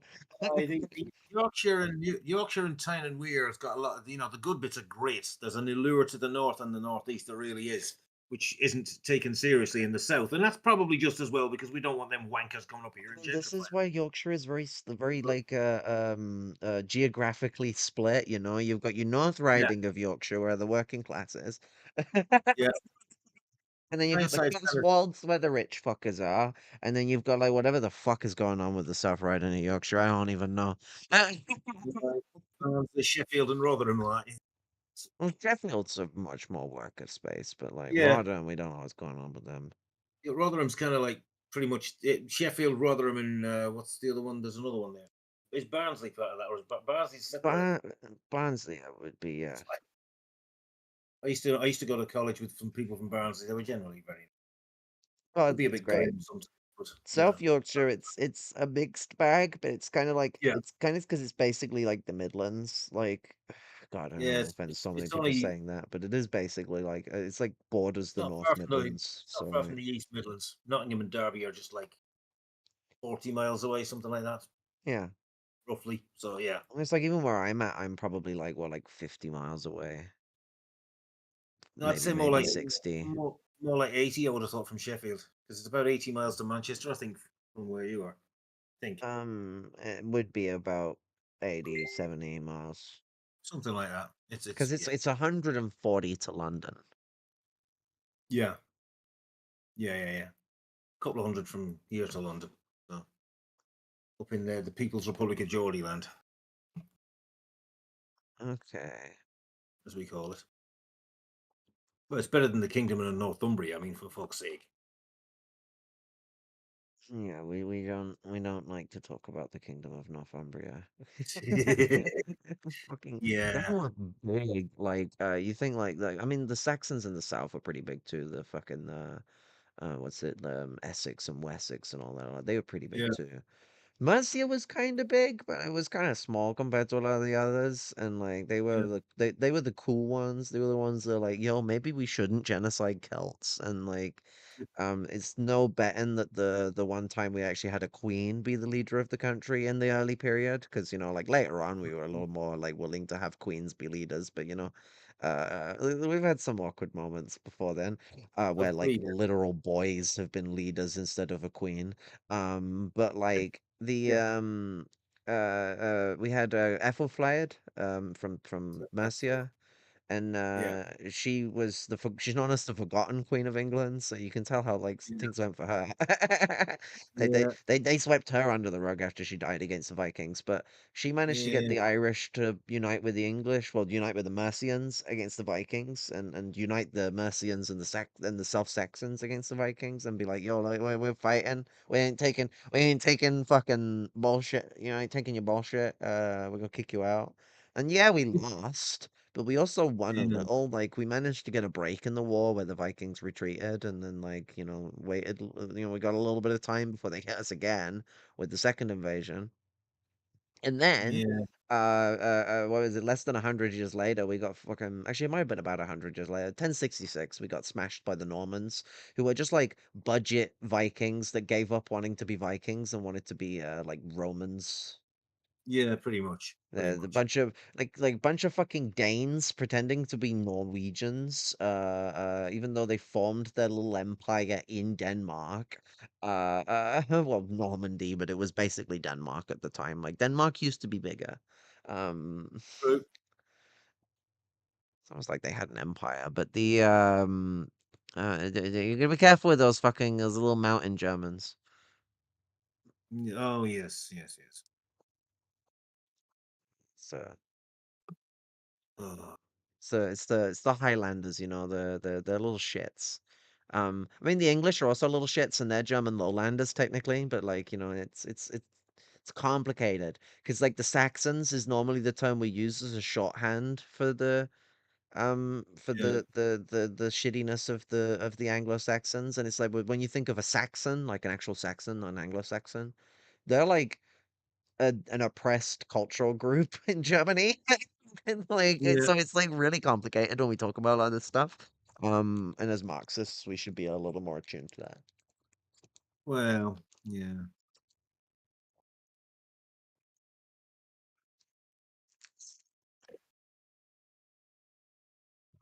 Uh or Sachsen, I think is like the way they say in Germany or something like that. Sachsen. Sachsen. Sachsen, there you go. Niedersachsen. And yeah. Yeah. Sachsen or Yeah, Niedersachsen. because like the single S is a more like it's like a soft Z and how it's pronounced a lot of the It's time. yes, as S is pronounced kind of like a Z, unless at the Yeah, end of a word unless it's what's the name of the letter where it's the double S, the Esset, Esset, yeah, there you go. something like that. Because that But it makes tends to this be a thing of sound like a snake, and that's where you get the more like S noise yeah, in German. you get Or, it in or a if C. it's at the end of a word, it tends to be an S sounding, but if it's a beginning or in the middle of a word, it's usually as pronounced like a Z. Unless it's followed by a T, in which case it's like at the beginning of a word and it's followed by a T. It This sounds is like Sturm, Storm, yeah, Stolz, Storm. Stormann, Stolz, Yeah, one Sturm, of yeah. my names is a German word for well, storm. Storm is a German word. It is Um, Sturm. and like, Yeah. it isn't. I mean, we have our own word for it, but most of the time when you look at like translations for words into Irish for storm, it's just the Irish cognate, like which is like sturm or something like that, or Cannot remember for storm. life. So it's like basically the same word, and I'm like, I'm sure there's just an Irish word for this, and I'm being gaslit by the fucking by the English language industrial complex, whatever the fuck. The West Brits. The West Brits, yeah. Probably. It's like the thing with fucking like Comrie, and Comrie's doing a better job in some ways than us, but like the like where you just see like English words just being like not just used generally by people. I think that's fine. I think people want to generally use shit from like colonizer. You should fucking take what you can fucking rob. I'm not on about that. I'm on about like it being put into like official language as to be like, okay, the word we use for let's say like Facebook is Facebook. Even if you use your Facebook in Comrag and like you're Yeah. fucking like that's how you use your Facebook. It's Facebook. That's the word for it, and it's like we have a Comrag word for face. We have a Comrag word for book. So why don't we Yeah. use the language of our people, not the language of the Yeah. colonizer? I get that it's easier, and I don't think we should ban the use of the word Facebook. I think the ease of accessibility that has been forced on us to have to use those things can be used to our advantage to a certain degree. I don't think we should turn around and like if we just flipped the books and like made like a Welsh language education system like out of our ass, it could have some problems. You've got to Yeah. like stagger your way towards it. You're gonna make moves, but we're not making those moves. Standardizing the words to be the English words is not good because the English language is used in fucking Cymru. You could just use the English language if you want to use the English words. Yeah. That would be the Yeah. more accessible way of doing it, is introducing the Welsh words but having See. the English language as a point of reference to help with like education and stuff like that, because it's forced on people. Their parents speak English for fuck's sake. Like no matter how Yeah. much you educate people, their parents are still going to speak English, and that influences people. It's why we're going to be so careful of brain drain and how it can destroy the culture of people. Because well, Yeah. like people become very like utilitarian, and not in like the like good way that like people think dialecticians are utilitarians, not like that sense. I mean in the sense of like materialistic utilitarianism. Yeah. Yeah. And Yeah. I know so, what you like, mean. what ends up happening is it becomes not very materially beneficial to keep your colonized culture. That's one of the reasons why I'm scraping the fucking barrel of my culture together. And my fucking Yes. Yeah. Celtic culture comes from my fucking, like, most oppressed side of my family. So, if the most oppressed side of my family, who have spent their time either being care workers, fucking nurses through the fucking, like, Yeah. apprenticeship intern programs, and Yep. fucking lumpen proletarians and could drop their culture. Middle class people can do it too because it's Yeah. materialistically beneficial. And you say that like okay, Yeah. but like the internationalism that a petty bourgeois person gets, they could benefit from having their own language, and it's like, yeah, they could, but they could also benefit from knowing French, English, and Spanish. And if you think they're gonna have time to maintain their own culture while they're basically being used as like a fucking like sock puppet of international capital, you'd be fucking wrong. Like it's just not how like human Yeah. minds work. We can't function like that. We should be multilingual and stuff like that. I'm not saying you can't be multilingual and focus on your own culture. I'm saying if your materialistic interests are tied to having to speak even just English, 8 hours of your day, 6 days a week, sometimes seven. Some people work 7 days a week and they just get some holidays every now and then. But let's say 6 days a week. You, Mm-hmm. you work 8 to 10 hours. Sometimes you do even longer. And you're doing like capital diplomacy and stuff like that. And you speak mainly in English, but sometimes you have to speak French and German. Um, when you go home to your family with your Yeah. kids that you have inducted into an English school, because they don't have Ugandan speaking schools here, or they don't have like Nigerian speaking schools here. Yeah. Um, are gonna Yoruba. come home to your kid who doesn't know your language because you didn't have time to teach them. What language are you gonna speak to them in? Yeah. I mean, Like, that's like, happened a lot with. I mean, I've had care workers because need my support needs, and it's like most of them are Nigerians. yeah, Majority of the Nigerians are Yoruba speakers. Some of them are Igbo speakers, and I've noticed some of the Igbo crowd have said, that some of their people have lost the language, and the next generation down they just speak English. And yeah. it's like, yeah, that's the curse we've had. I mean, even back home, everybody speaks English, and it's tiny pockets of native Irish speakers. They've gone. I mean, It's it's because of happening that. back over in Nigeria as well. You get a lot Yeah, of because the majority of the schools, it's like 80-90% of the schools there are yeah, Protestant religious yeah. fundamentalist schools. There's a lot of that. Yes, yeah, they've all said that. Yeah, So like it's that big thing where like they want you to speak English. You don't speak Nigerian at school. A lot of So them maintain their culture Europe because you got a hard bet trying to take Nigerian people's culture away, but they fucking to, succeed. They do it to the Irish as well. Like, what was the thing Churchill said? The funny thing about the Irish is they refuse to speak English. Well, yeah, they don't want fucking to. Churchill, you got what you wanted, you bastard. He said, I've always felt the English, the Irish rather odd. They refuse to be English. It's like, fuck you. By the It's way, like you. Nigerian, to be slightly pedantic, Nigerian isn't a lot, there's about No, there's no, 500 yeah, I just mean generally, Nigerian, like any of yeah, the languages. It's like they want you to speak English, but you are correct. There's like, what is it, like fucking hundreds of 550, different languages actually. 557, but that includes English and Pidgin English. But the Pidgin ones, English the is obvious, great though. Pidgin English is amazing. oh yeah. The Yeah. ones I know are mostly Yoruba speakers and Igbo speakers. The Hausa, or the northern Hausa people tend to be mostly are 99% Muslim. Yeah. The Igbo are 99% Christian, and the Yoruba it's about 50-50 Muslim Christian, I or mean, 50-52 48, 52 Muslim, 48 Christian, something like that. to put it into context with Nigeria as well, is that Nigeria is a British colony. It was, yes. Um, it's Still is. like the name Nigeria and the territory of Nigeria has the similar kind of taste as Britain as a name for Albion. It got Nigeria, the Nigerian bourgeoisie. This isn't even just the yeah. British. I mean, the British were interested, but like the British were the ones that decided to lob off the name empire from the end of Nigeria. But Hmm. they wanted to call it the Nigerian Empire. That was what the Nigerian like ruling class wanted to do, because Nigeria is a bit unique compared to some of its like regional like siblings in the way Yeah. that like its colonization occurred, because its colonization was basically like what the like what happened with India.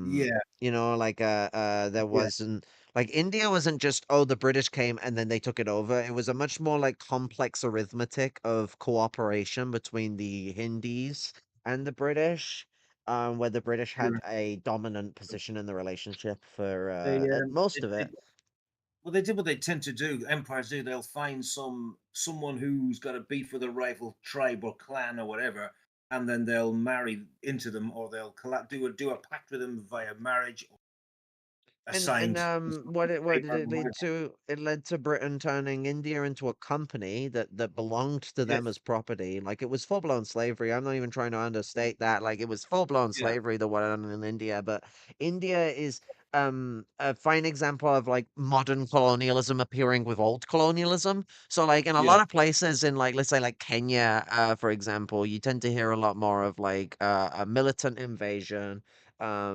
or like South Africa would be a even better example for this, where there's a militant invasion and then there's a domination of the region, and like they don't even want to work with like the oppressive group, because in South Africa there was a colonizing group of Africans against a colonized group of Africans going on there, and they didn't have Yeah. an interest in that. Like the apartheid group saw them all as a problem.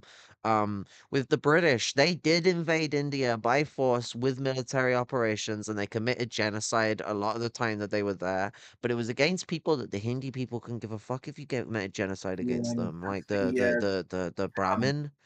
yes. And so like Yes. the British had like a cooperation going on with them, and it wasn't until the British got rid of the last like remaining like caste laws that remained to maintain the caste system of because the British were like slowly eating away at it over time, and they were getting away with it for a while, but in the early 20th century it started to backfire on them, and this we get the rise of Gandhi and his weird pedophilic adventures.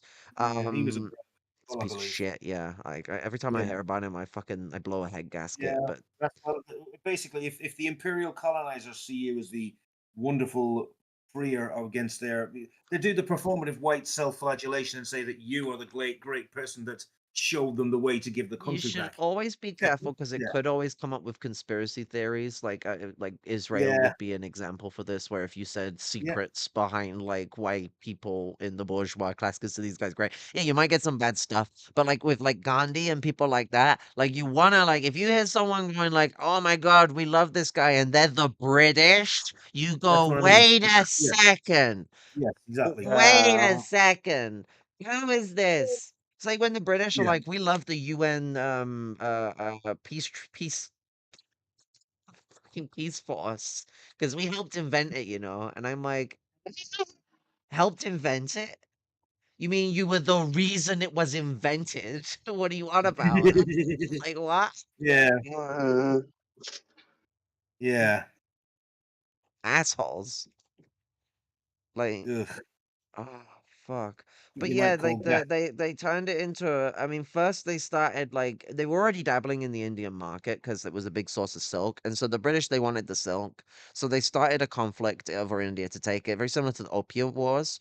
But like the British were starting to get a bit more of a mindset for not making like massive white settler colonies because they turned out that they don't tend to stay yours.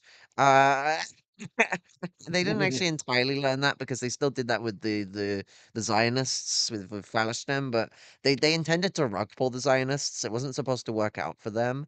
That's the thing about the Balfour Declaration. Balfour thought of it as a way to get rid of Jews from Britain, but he didn't want to give them like a actual state. He just promised them it and then did nothing to do anything about it because he couldn't give a flying fuck. Yeah. Balfour was the same guy who like oversaw the fucking like famine in Ireland in the 40s. So like, might give you an Right. idea of who Lord Balfour is and what kind of fucking monster that man is. Like I say again, everything with Palestine always comes back to fucking Ireland. I swear to fucking God. I tell people this, like I mean, I say with Arabs too, like that we have like a connected thing with like Celts and Arabs and our like large scale culture. It's just they were a little more imperialist than we were. Actually, a lot more. We didn't do the slave trade thing. It turns out, they are a little more into the whole slave trade stuff. No, thank you. But like we have like a lot of shared experience with being a multi-ethnic culture and having a very diverse language base. At least before we were massacred by the Germans, but like and the fucking Latin Germans that call themselves all these other weird things now. But the insulting all the French and the Spaniards and those weird fuckers in Switzerland or Switzerland Oh, or whatever side of it you were on and however you want to pronounce it. But yeah. the what's it with the Palestinians specifically, we and the Irish side of things, and even with the Scots Gaels as well, with their struggle with the English, have a shared people's history, the plantations on Ireland, the settlerization, the genocide, the starvation programs, the forced famines, the removal of culture, the pretending as if people are not truly exist as a ethnically viable people or as a developed population that needed therefore replacing or sustaining or um what's it like reconstituting. It's all in there, it's the you see this across colonialism as well. Like Ireland was Britain's testing ground and modern imperialism is built off of British imperialism, just like how British imperialism is built off of Roman imperialism. So like, we have a standard. It's something I talked about before, years ago. I've talked about it with Yeah. all y'all before.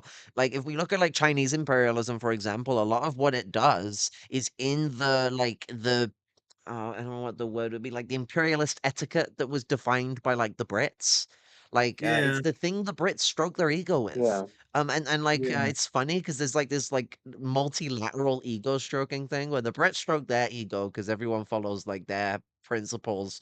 Like diplomacy of like sitting down and meeting and chatting, the having tea and biscuits approach like the way that the universal standardization of that sitting down and having a cup of tea kind of way of having a chat that America does and everyone else does, that like as a universal standard, one would say comes from the British, but it actually comes from Iran, comes from the Persians. And so Iran is Yeah. stroking their back being like, yo, we're like the British of like this region and everyone else does our shit because of the British. So like, Yeah. so like you get their little regional imperialists are like, Oh, you know? ghastly. So Ghastly. it's Absolutely ghastly. Everybody's stroking them. Yeah, everyone's fucking stroking their own sausage to like Persian imperial practices, and this is the thing that gets into it. Is it's all developmentally related, and that's why they can do that. You know, they've all got like a relationship with each other. But when we look at like the modern international standard of like race and stuff like that, like China and all that operates on the same kind of bases as like Britain and America, but they have their own cultural justifications for it. So, like, China would have racism against black people if Britain and America didn't exist, because racism comes from Eurasia. It's just like, you know, it's not Western Europe alone. So, like, when we look at Eurasia and racism, yeah, China has its own reasons to be racist towards black people. They're not justified. There's no such thing as justified reasons to be racist, but like they have different stereotypes and stuff like that. But they also have the same stereotypes because they base a lot of their stuff as well on the international standards and like American media. You look at like Japanese racism from even like the 1920s, and it's literally the minstrel shit. It's minstrel shit. Like no other way of putting it. Mm, And it was yeah. like that all the way up into like the 80s. Like a lot of Japanese cartoons that would depict black people Yeah. would fucking people are gonna get so mad that I call Japanese anime cartoons.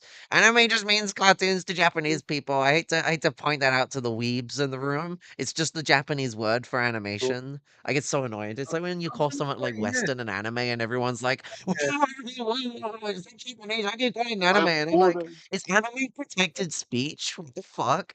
Like, it just means animation. It's what's the word? Like when you like make a cliche term, you have another word in a different language, and it just means the same thing. Like So cafe instead of cafe. I honestly couldn't tell you the word, to be honest. I'll have to, that's one. It always slips my fucking ass. My well, it's why my Probably brain do is, by know the it, way. but I don't know. I don't know. And I don't know. I haven't Anyway, smoked enough drugs to midnight. know the What, answers what, to the what, what shall I universe. Google? I'm gonna Google it because it's gonna start grinding my fucking gears now. What's it? It's like when you like, you know, anime being like a shortened version of animation. Like, what kind of like thing is that where it becomes like a clique of a term? Okay, from another language. Try that. Uh, afraid. Because it's a cognate, I know that, but that's not what I'm after. Okay. Um, word for something. Word for something becoming a. Oh no, sake. I like it. There's anyone in my chat that's giving me some English support. I have absolutely. Maybe I'm just tired. I can't find any fucking thing on.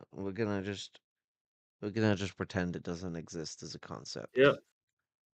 La la la la la la la. Good wholesome British ignorance. I mean it's the survival methodology. Um, Yeah.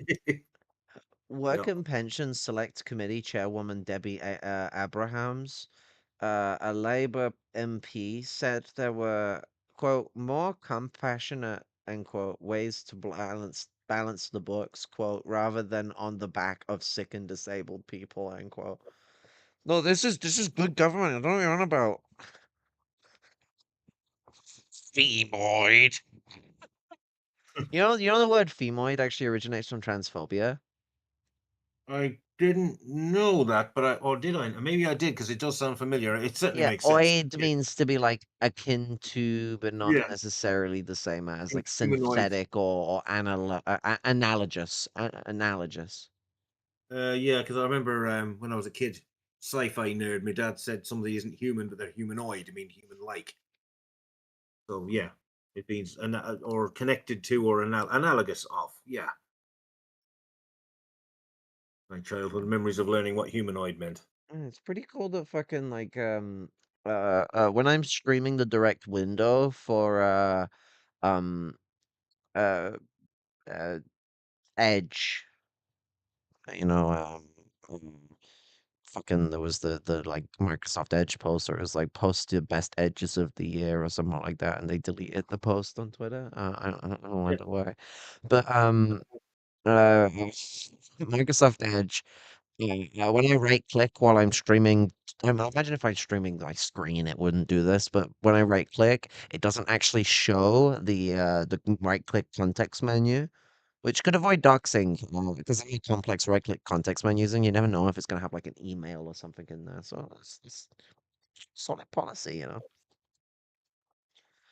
What will be the economic impact idea. of the cuts be?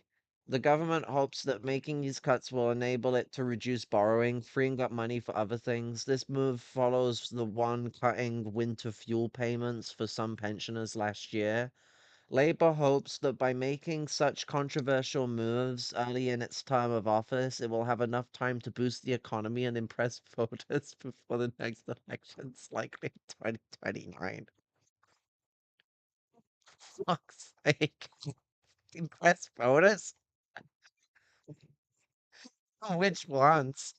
Russ Mold, investment director at stockbroker AG Bell, said, quote, Rachel Reeves will be hoping that she is judged on the basis of the economy's performance across the whole term of this parliament and not just the first few months of this Labour administration.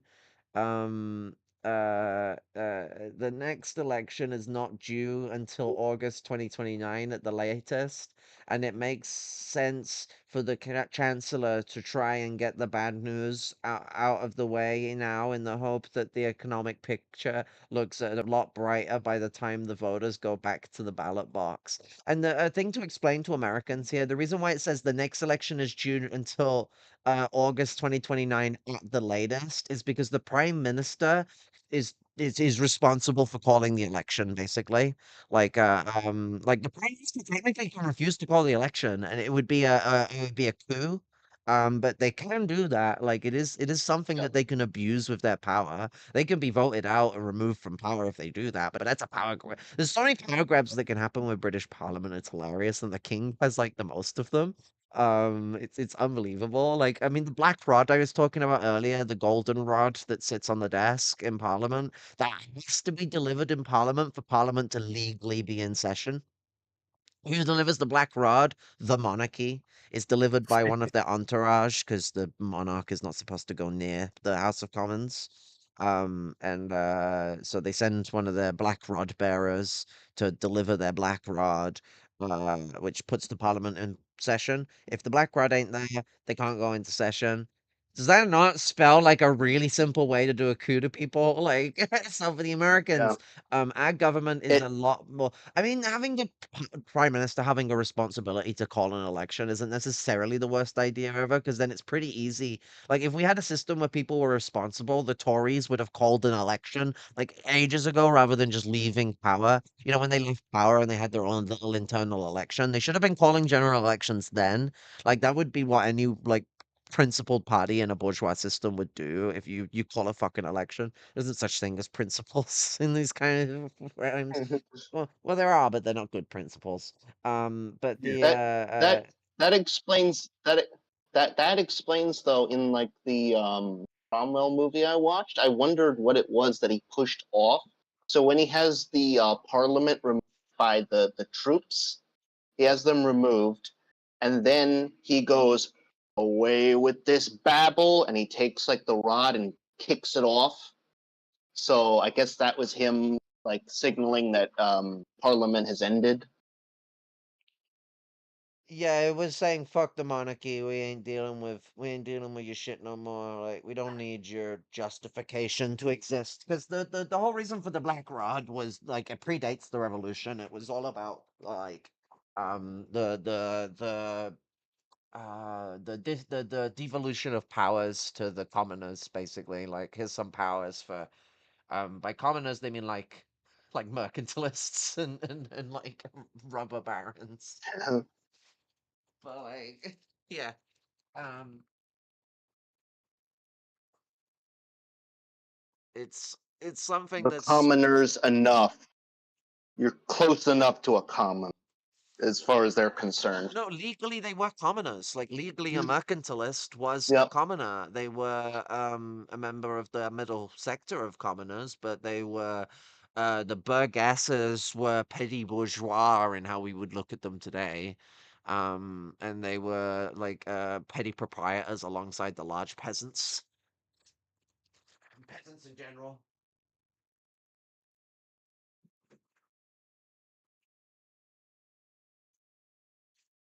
gonna go for a piss.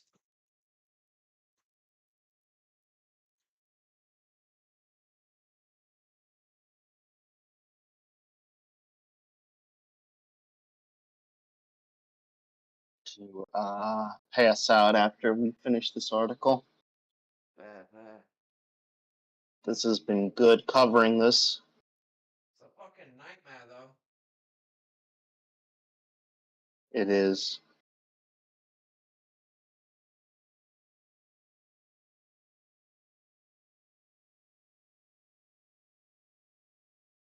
Yeah, it's actually worse than the situation here in the United States, and that's saying something with the fucking fascist coup we're seeing here. Thousands of people losing their jobs and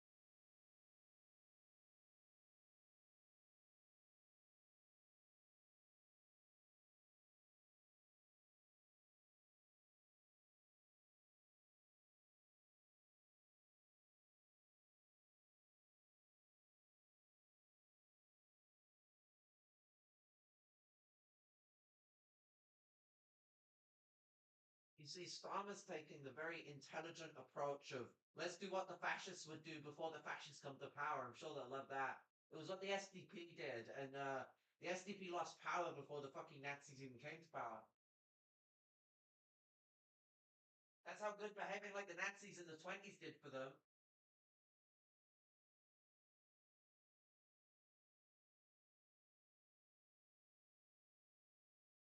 Yeah, true enough. True enough. they lost power, and they also got couped in the state of Prussia by the government.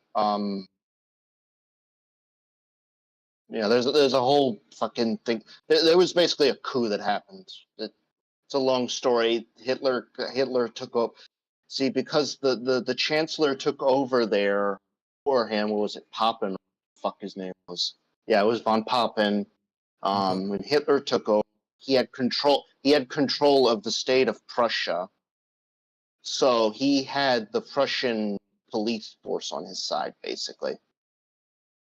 So imagine if Trump was also the governor of Texas or Florida and California at the same time. Oh, okay. Yeah, people seem to forget, like, it's like that little, because when they went to the voting booths, it's like they had control of all the police forces and everything else. So everything was already set up for the seizure of power. Yeah. It was just. I mean, I used to wonder if they. That was done, and that was done under the previous government. Yeah, I mean, it's like they seem to pave the way for each other. You know, whenever the supposedly they were already they literally said Hindenburg literally said he wanted to restore the monarchy, and basically there was already a conspiracy to restore the monarchy and dismantle democracy in Germany, basically, before Hitler even took power. Yeah, I mean that's what that. I mean, this is what they do because capitalism's gone too far in its social reforms, and it's time to reel it all in again and look after the ruling class. I mean, that's what it all boils down to. So yeah, I mean, there's much debate as to whether or not as to what fine details of what makes a fascist. I mean, some say that they have to have a kind of pretense at socialism, and that's why Trump isn't an ideological fascist, and neither was Pinochet or Thatcher or what's his name, Franco, any of those. You could argue that they are fascist, they're just not classical or whatever the right word is, fascist. I don't know. I mean, it's getting. I think that's getting into semantics more than anything else. I don't know. I'm kind of they're whatever they are, whether if they're actual ideological fascists or not, they're a fucking menace. They're reactionary and they're very dangerous. Or fascist adjacent. Fascist adjacent, yeah. Sometimes. I mean, They quasi-fascist, push in this perhaps. direction for the most part are genuine fascists. Elon Sorry? Musk, for the most people pushing in this direction so far are genuine fascists. Trump has shown a history of being into fascists. Elon Musk and Peter Thiel are directly involved in a fascist plan that has been generated over the Yeah. last 40 years. And then you have the Christian fascist movement as well. Yeah. We're seeing Nazism reawaken, and so Yeah. splitting I won't hairs disagree. is a pointless situation when we Yeah, have big I know what you mean. buzzwords. I know what you mean. It ultimately they're fascist. They're even the semantics of who is or isn't a fascist. They're all fascist adjacent. They will always side with the fascists anyway. So it becomes kind of a moot point, I suppose. Yeah. So I know what you mean. I mean, I'm kind of torn on it, but it becomes whoever's holding the gun. No one If see they go, Kyle's like that unless they got an yeah, interest in the guy. That's my yeah. little point on that one. I He mean, did. He didn't just do a Heil. Mandem did a full-blown Sieg Heil in the exact way Hitler does it, identical.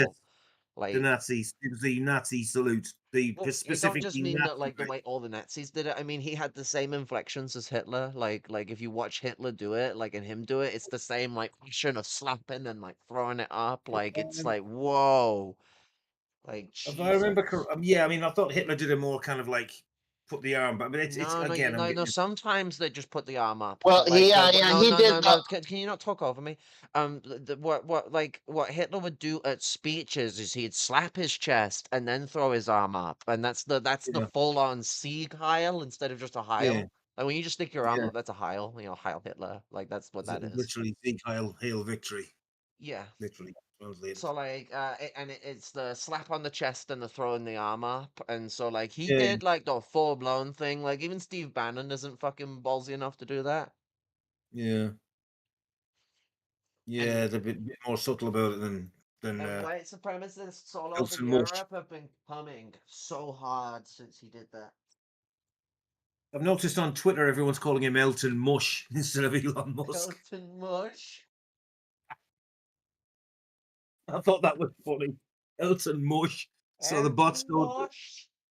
I've noticed. I've seen people call him Mush. They say Mush, and I thought Mush was a kind of a mild insult. I think in 1950s Britain, You they used to say, bastard. I don't know. It was like mush. I thought. Does that mean? Is that obviously that's What Musk? It was is that It was you would Elton mush Mush. things mouth, so you would tell someone to shut your mouth. Yes, true. That's another one. Aye. Push your mush, I you don't know, cheeky mush. bastard. But yeah, Elton Mush. Elton Mush. I always thought that Musk was like a weird perfume made from the genitalia of deer or something like that. So I thought he's a fucking. To leave his genital musk He's everywhere, like but a it's foul true. smelling. He's like a foul smelling product of genitals, basically. He's like a cum He's a stain. guy who keeps going on about how people should breed and have families, but then the only way he wants to, even though he's more than capable of having kids normally, is that he wants to do it for IVF. But then he's an alpha male, and I'm like, most of the people in that community that go on about patriarchy and shit like that, they don't like IVF. They think it's abortion shit. I mean, you Yeah. kill, what is it, hundreds, sometimes thousands of uteri. Yeah, he's anyway. Yeah. Elton. I'm just gonna keep Elton Mush. The cum stain of. I mean, I don't like mocking names, and it's just fatuous nonsense, really. But Elton Mush is funny, and I don't care how it's. It's like one of them. He's a South African. They don't have rights. The Afrikaners did get a bit of a raw deal when the Brits took over, but the trouble is they ended up with Depends on the Afrikaner. Like the ones we Yeah. always get to meet are never those ones. They're all still back in South Africa. Yeah. Yeah. They were the ones who became like the National Party and the AWB and that kind of thing. Yeah, a lot of the poorer white folk, they were in the Communist Party. Like they were pretty decent. That's true. That is true. Yeah.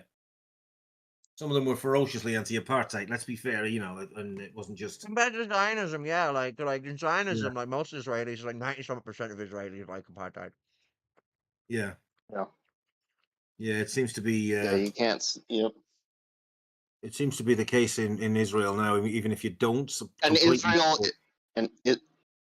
Israel is far more genocidal than the apartheid in South Africa. And much more aggressive, much more warlike. The violence of Israel is not to downplay apartheid South Africa, but it kind of dwarfs it. The thing that makes it more annoying is they've been getting away with it because they play the anti-Semitism card, and then Jewish folks speak up against some of their self-loathing Jews, capos, and God knows what else, and it's awful. I think they're gonna do the canal thing for the Sinai Desert. The French wanted to do. I think that's why they want to take over Gaza. Yeah, probably. Yeah. That's why they want to evacuate it so they can use nukes to make a canal. That's what the French were gonna do, and that was before fusion bombs were like an easy accessible thing. I like they might have had fusion. It's like 56, so like maybe, but I'm pretty sure they were thinking of using fission nukes and nuking like fucking all the way through Sinai into the Red Sea. So here's my question though: if they do use nukes, how are they going to justify that to the international community? Especially considering that in American law, nukes technically are not supposed to. In Israel? In Or different, like the British were gonna other- do it. The British were gonna do it to like fucking do some like fresh water like mining or something like that. I'm talking specifically of the fact that Israel is undeclared nuclear state, and I'm not technically about Israel under being given U.S. nukes. I'm on about them nuking the land. Like this is America. America is Yeah. taking over the project. America is the one doing it. Ah. What do you think Trump's saying he's taking over Okay. Gaza? And then it was the French that were going to do it before. Israel's just the, like if Owen Jones will tell you, Israel's just a nice little like socialist that turned bad eventually in the middle of France and America's thing. Or Britain, even though Britain was like kind of in the way of what America and Israel wanted to do a little bit. Britain sent them over there. They helped them get started technically, but if you know anything about the 1920s, you'll know that the British were actually like pretty anti-Jewish. And so like they didn't like Zionists either, and were like even less willing to work with them than like the Germans, the Nazis were, which might tell you why there was a lot of Nazi Jewish cooperation, well, Zionist cooperation. And like that was a part of like what built Israel was Nazi Zionist cooperation, not Nazi British cooperation. The British basically turned around and said that they would help them have Israel, and then turned around and told them that they're not gonna get it. It was the same thing they did with like Faisal Hussein, where they were like, oh, you would be the leader of Palestine. And that's like all of Canaan, Lebanon, Jordan, all of it, all of Palestine. And that didn't happen. Palestine's still fractured into Palestine, Israel, Lebanon, Jordan. Didn't they just throw Faisal like a token prize of Iraq, basically, king of or something? Yeah, they made him the king of Iraq. And so like the British, they wanted Palestine. It was a big part of their conquering. It was a religious thing for them. It was the last crusade or whatever the fuck. These guys are fucked up people. I'm not justifying nothing. I'm just saying that like when we look at imperialism, we can't just be too one-dimensional about it. The British became supporters of Israel after Israel was a thing that existed and had to be supported because it was imperially beneficial to them. Otherwise, they wanted Palestine to be the British Mandate of Palestine. They put their name on it for a reason. And they liked it being that way. Same with the French and Lebanon. You think the French ever wanted to give up Lebanon? No. But the Americans, they helped arm the Zionists along with Nazis too. Like a lot of the weapons they had were confiscated German weapons from the Americans, but there was also Germans that were sending over Nazi shit. So like they were armed with Nazi weapons, supported by the Americans, and then committing terrorist attacks against the British. So it's like kind of one of those funny things where like yes, the British are evil, but like this is more of an American project. I don't know if you could tell by the way that they're acting just like the fucking Americans, which technically makes it a British project, but not in the way people are thinking. It's like guilt by association because the British are like the British and the French are the parents of the Americans. And the British set it all up. They were like, okay, we're gonna tell these people they can have an ethno state and send them there, and nothing bad will happen. Fucking morons. The thing is they should have known because they used the tactic knowingly to like colonize Ireland. So it's like one of them kind of funny moments where it's like they think they have like a control over the switch as to whether like they get betrayed or not. And I'm like, do you guys not remember America? And like, do you guys not Yeah. remember like the Ulster lot? They did call it a mini Ulster in the Middle East or something to paraphrase what it was actually set up as. It was based directly on Northern Ireland. A segregated thing. I mean, that's one of the reasons people in Ireland are so sympathetic to Palestinians, and then the Zionists, being the entitled and spoiled, triggered little bastards that they are, suddenly start screaming, "Ah, the Irish are anti-Semites," and then they start bringing up fascists in Ireland and saying that the Irish are pro-Nazi and the Irish hate Jews.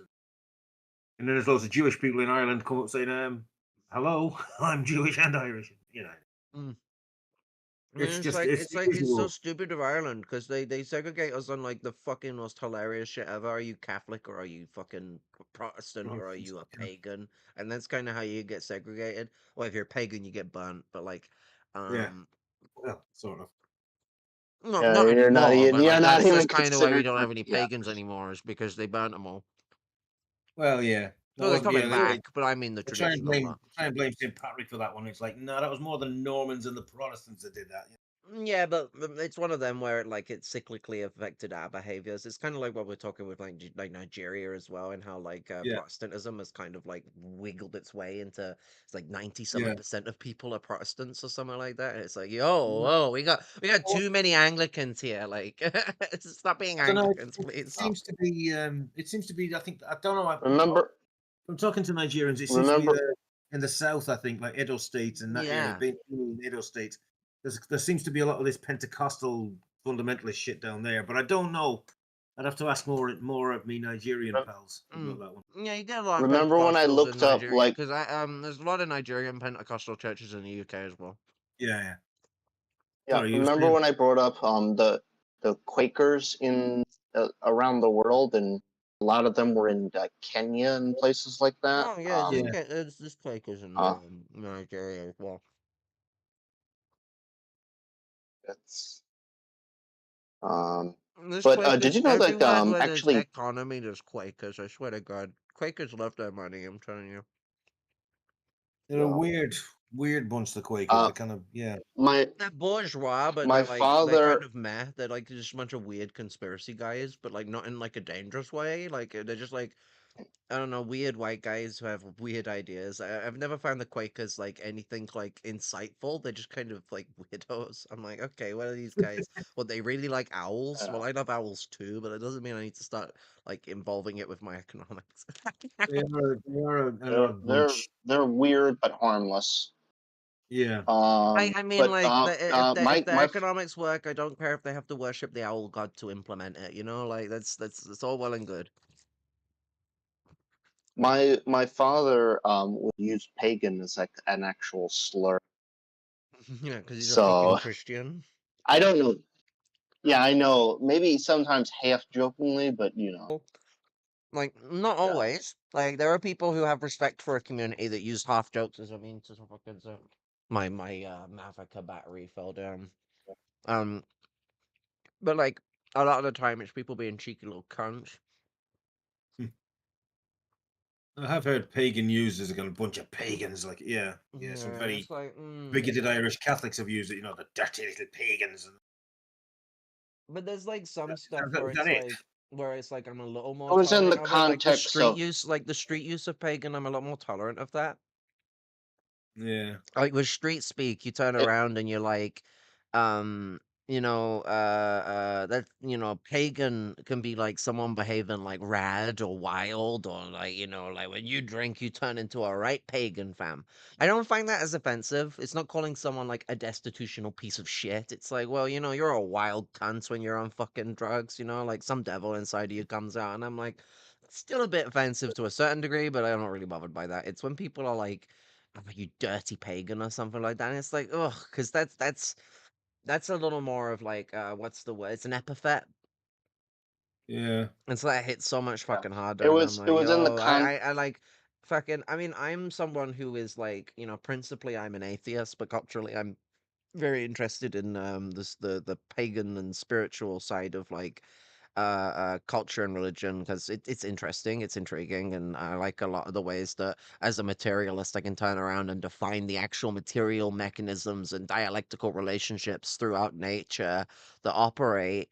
The like, when we look at like spirit as a thing, like what humans like idealistically call spirit, you could call a relationship between the primary of nature, the secondary of community, and the tertiary of individuality. That's from most important to least important in that list.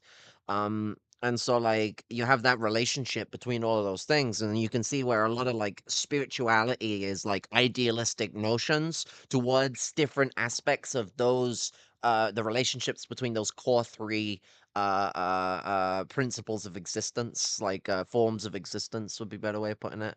And so it's like looking at the different aspects that apply to those different formulations.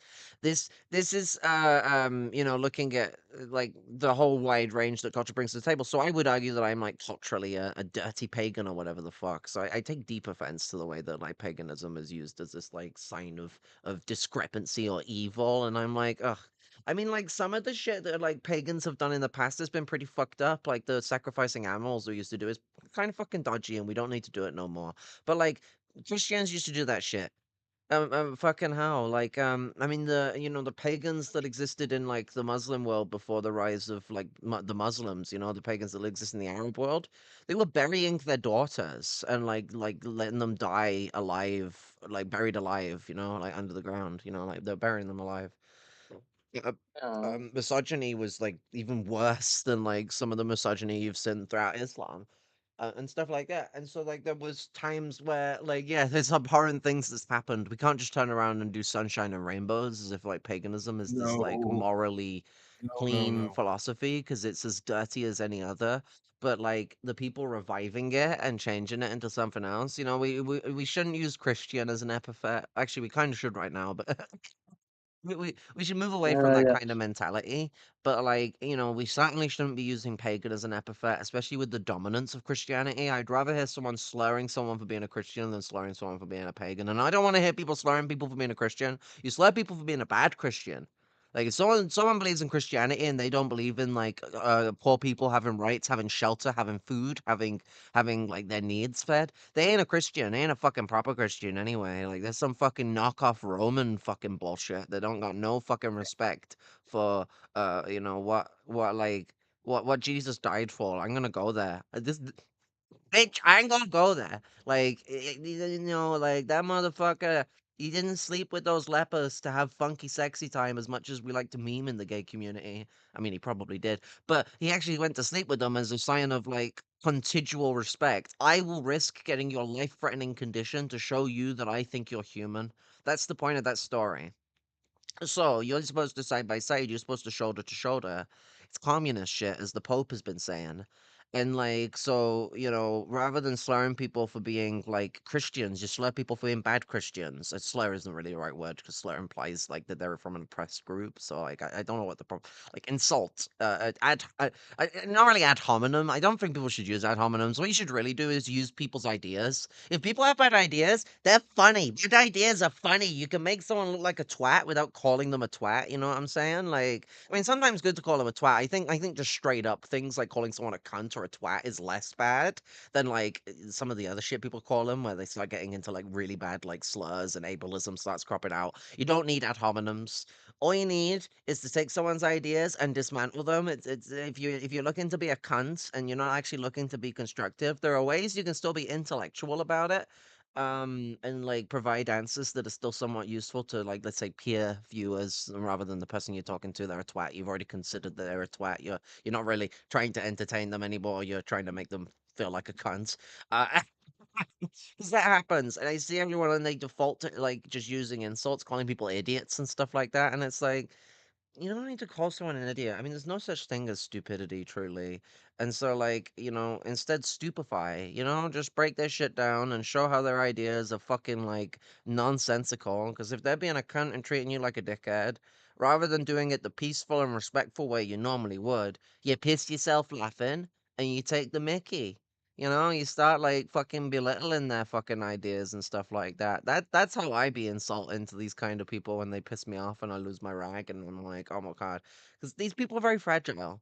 That's the thing. They want you to operate in an insulting way because it avoids their fragility. They can deal with you being an insulting prick. They don't like like they're self conscious about things that a lot of people insult amongst. People go for body shaming stuff like that.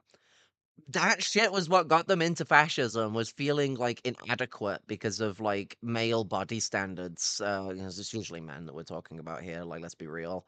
Because like, even though men have looser body standards and can get away with the beer belly and everything. I mean, there was like the dad bod craze in like 2014. So like you can like there's a whole wide range of things, and it's because like there shouldn't be limited standards to what's attractive. Anyone who's like large, skinny, fucking wide and slim, beautiful. We're all beautiful people. Beautiful people. But the what's it? I endorse that sentiment. Yeah, yeah. But like with certain men, they hyperfixate on the hyper masculine presentation of a manly man. And they make it out as if like women are setting a restriction that that's all that's wanted, which is like not true. I mean, like for sure, there is like a lot of oppression and stuff like that where maybe you might get more protection going with someone who's like more capable, but it's not about them being like a certain image of a manly man. It's normally about them having like certain availabilities, accessibilities, benefits, stuff like that. And normally you don't get roped in because of that. You get roped in because you fall in love with that person, and then what keeps you there is the economic dependency. So I guess the other thing that people miss out from it, because they think it's just all about that, and it's like no, men are emotional manipulators in a lot of these situations. They Oh play yeah. out as if they're very emotionally open and willing to be emotionally open with them, which men usually reserve to like very few people.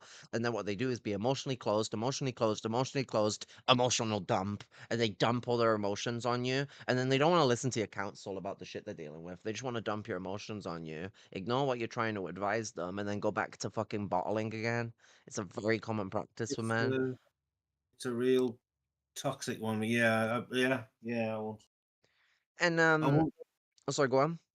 I won't counter that. No, it's yeah. That's a particularly illustrative way of putting it. Actually, it's quite accurate. I Yeah, mean, it's. I mean, there's been changes, and there's lots of men are there are men that realizing are that. exceptions, but it's the awful thing that we have to say they're exceptions. That's the big issue we have. There have been changes, but not good enough ones. It's not. Um, Yeah, it's not allowed. There's always a backlash because it's not allowed, and What's it? The just because problem society is doesn't. as well is that a lot of like it's the problem as well with like inaction from allies. There are a lot of allies Yeah. who are men who do a lot of work to challenge other men. Most of them just consider other men like not worth challenging. And so they veer off and avoid actually dealing with the problem. And I don't just mean like individual interactions. It's very easy to quantify things individually. I mean organizationally. Like, why can't they get Mm. together and like deal with it's the same with like the white people problem in America. Like like why can't they just deal with it themselves like they're supposed to. Yeah. Yeah. And then you get people who are like, feminism wouldn't get forward if we didn't put male faces at the front of our movement. And I'm like, no, shut the fuck up. It's like the people who do that with Zionists. People were justifying that with like Hassan being like way too promotive of liberal Zionist Yivel Izamov, Isakov, and you know, um, it's like no. As much as the feminist movement needs male support, we do. I mean, like we don't. We shouldn't rely on it. We will fight our struggle regardless. Like you ain't gonna stop us. But like to win, it's much better if we have men supporting us, and even if it's like a large minority, we need some support.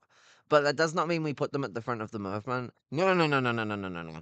It's our movement. We are at the front of it. Men can support the movement all they like. Their needs are a part of our struggle. We want them to be shoulder to shoulder with us. But we're leading the movement. We are the oppressed group in the gender discussion, not men. Men are oppressed by patriarchy, but not because of gender. Like just because of Yeah. class. Like I'm not. I'm quite happy to let the women lead. In well, terms of yeah, power, it's like I couldn't care less. Let them do it. Good for them. You know what I mean? Like, fuck's sake. I don't know. love I it. mean, I don't know. I'm not here to blow my own trumpet and look at me. I'm a great feminist because I see that a lot. You're a token good feminist. I You're like, yeah, fucking- no, I- this is a man who I wants to think let women it's control. the performative. We It's go like these on. white, these white people are performative self-flagellation and all this crap. It's like I'm a bit careful to avoid that.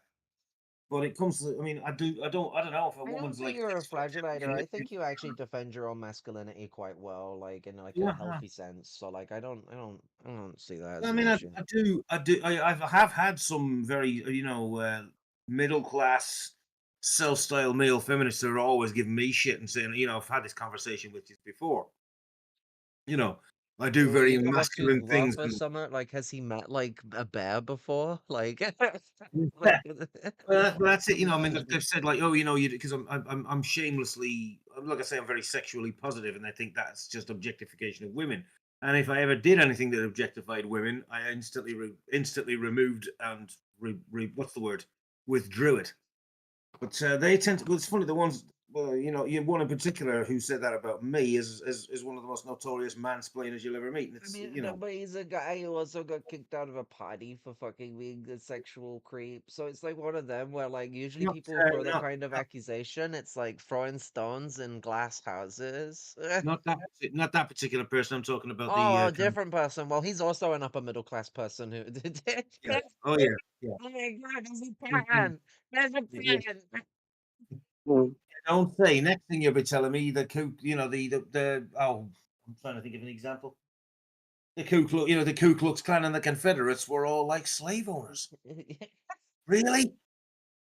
It's like next thing you know, you'll be telling me that Britain had an empire. I don't believe it. What? There's so many people who believe it doesn't anymore. They're like, Britain should have an empire again," and I'm like, it never stopped. Why does everyone think It it never stopped? stopped. But even if it had It's like stopped, should have it again. Jesus Christ, man! You want that back? Do you have any idea? Obviously, they don't. They don't know shit about the history of the British Empire because they only have the whitewashed version of it. Sorry, I'm hogging the conversation. What? No. I was just saying my lantern's still leaking oil. But yeah, you're correct. Fair enough. You're very correct. Yeah. Gotcha. It's a very But leaky lantern. I think I need to bed soon because I got to go to Lee. American So I think I'm gonna go get some sleep. American problems, right? But this was good talking with you all about these fascist cuts. Oh wait, the stream's still going. I'll catch y'all later. Yeah, I'll catch you later. Catch you later. How long have we been Love going and for? solidarity. Love and solidarity. Likewise. 6 hours. 6 hours? Fucking aye. Huh? Get yourself away. Let your head Red down. salute. Red salute. Might head off myself in a bit, but not immediately. Yeah. How long have we been on this now? We've been on it for a while. I might do another stream to continue this. Okay. I mean, I said I wanted to like bring a like European level like Hassan to the vibe, and I've actually almost achieved his like 8 hours a day streaming thing. So Jesus, I don't think probably I'm gonna not. do it per day, but I am gonna try and do like long streams, big discussions, lots of stuff. I have like a whole plan out. I'm gonna speak to a comrade about it today. He's a Arab diaspora in Belgium. All right.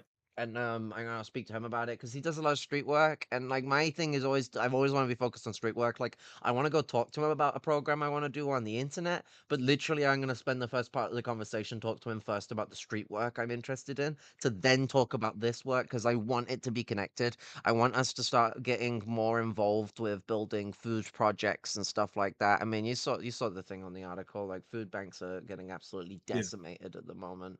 So like Yeah. we need a revolutionary system to provide for people in a much more dynamic and flexible way, especially for the disabled. You know, it's like we get a lot of shit for using like Uber and Just Eat and stuff like that because it's like a really oppressive labor, but like we don't have a choice. Yeah. Like, what am I supposed to do? Like, if I don't have like things I need, I like it's not common that I have the ability to just walk out and go to the shop and get some stuff. Like, Yeah. so I have to get an Uber, like, to get it ordered because, you know, if I get a full shop for like a little bit of things, I'm gonna spend a shitload on the delivery because it's not £40 or over or whatever the fuck, £50 or over, Yeah.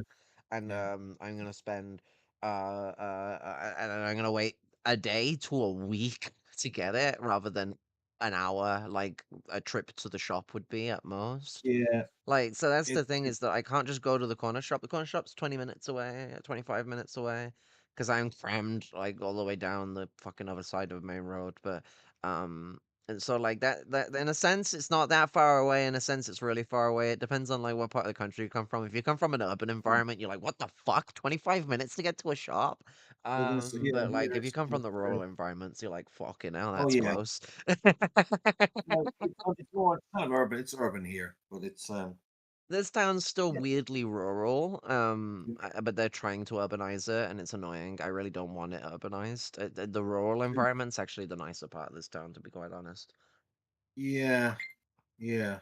I mean, I like. I'm very much a mixture. I'm an urban and a rural. I've never been one or the other. I Town or think there country. needs to be a hybrid. I do agree. That's why I like this Yeah. town, is it's got a nice mix. It's this town that shall not be named, is like it's a perfect example of like what could be if you go back to like the 60s and the 70s when they were implementing like left-wing labor policies. Like Yeah. that kind of shit where massive council housing. This town has some of the largest amounts of council, well, before the right to buy, had some of the Yeah. largest amount of council housing in like of any town in the West Midlands. Large swaths of labor. There was the whole fucking motor industry that used to be here before they knocked it down. Reliant motor cars. We had a mining industry. We had Yeah. a fucking still Yeah. have a brick and mortar industry. We still have a quarry industry.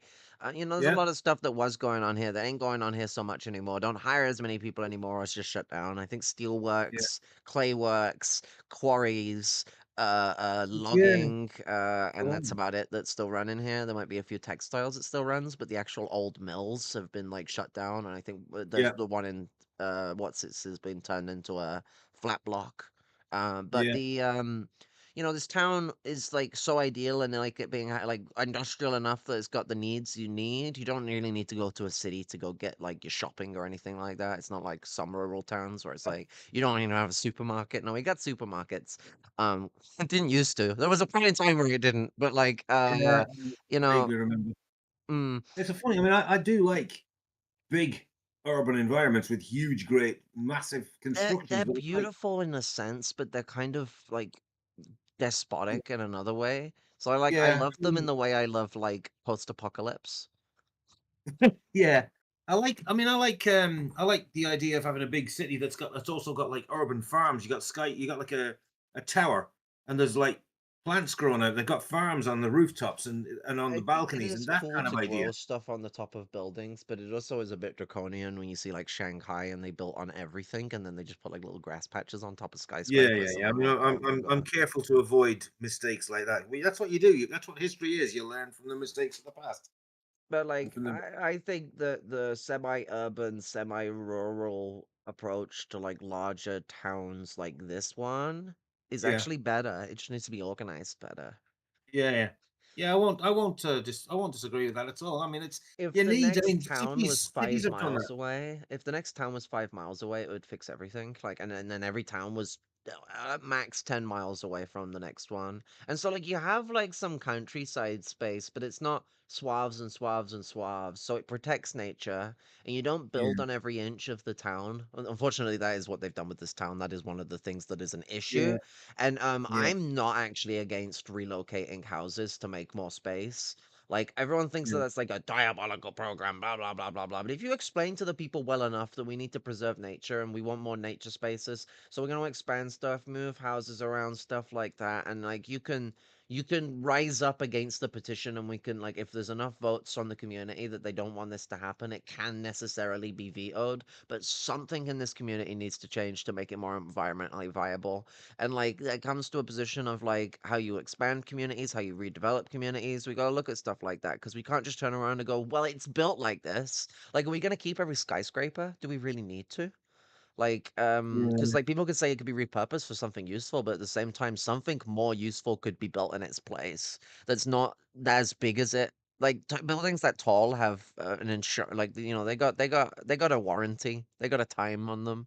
Like that was the thing Yeah. with the Twin Towers. The Twin Towers, it was rushed as well, so it was poorly built. But the Twin Towers Yeah. was faulty, so which is why there was thermite in it. The thermite wasn't placed there because of some CIA conspiracy. It was just like I'm a bit. going to Yeah. be demolished. I'm a little unconvinced by the. Yeah, thermite's very explosive and very volatile stuff. So it. I mean, I'm.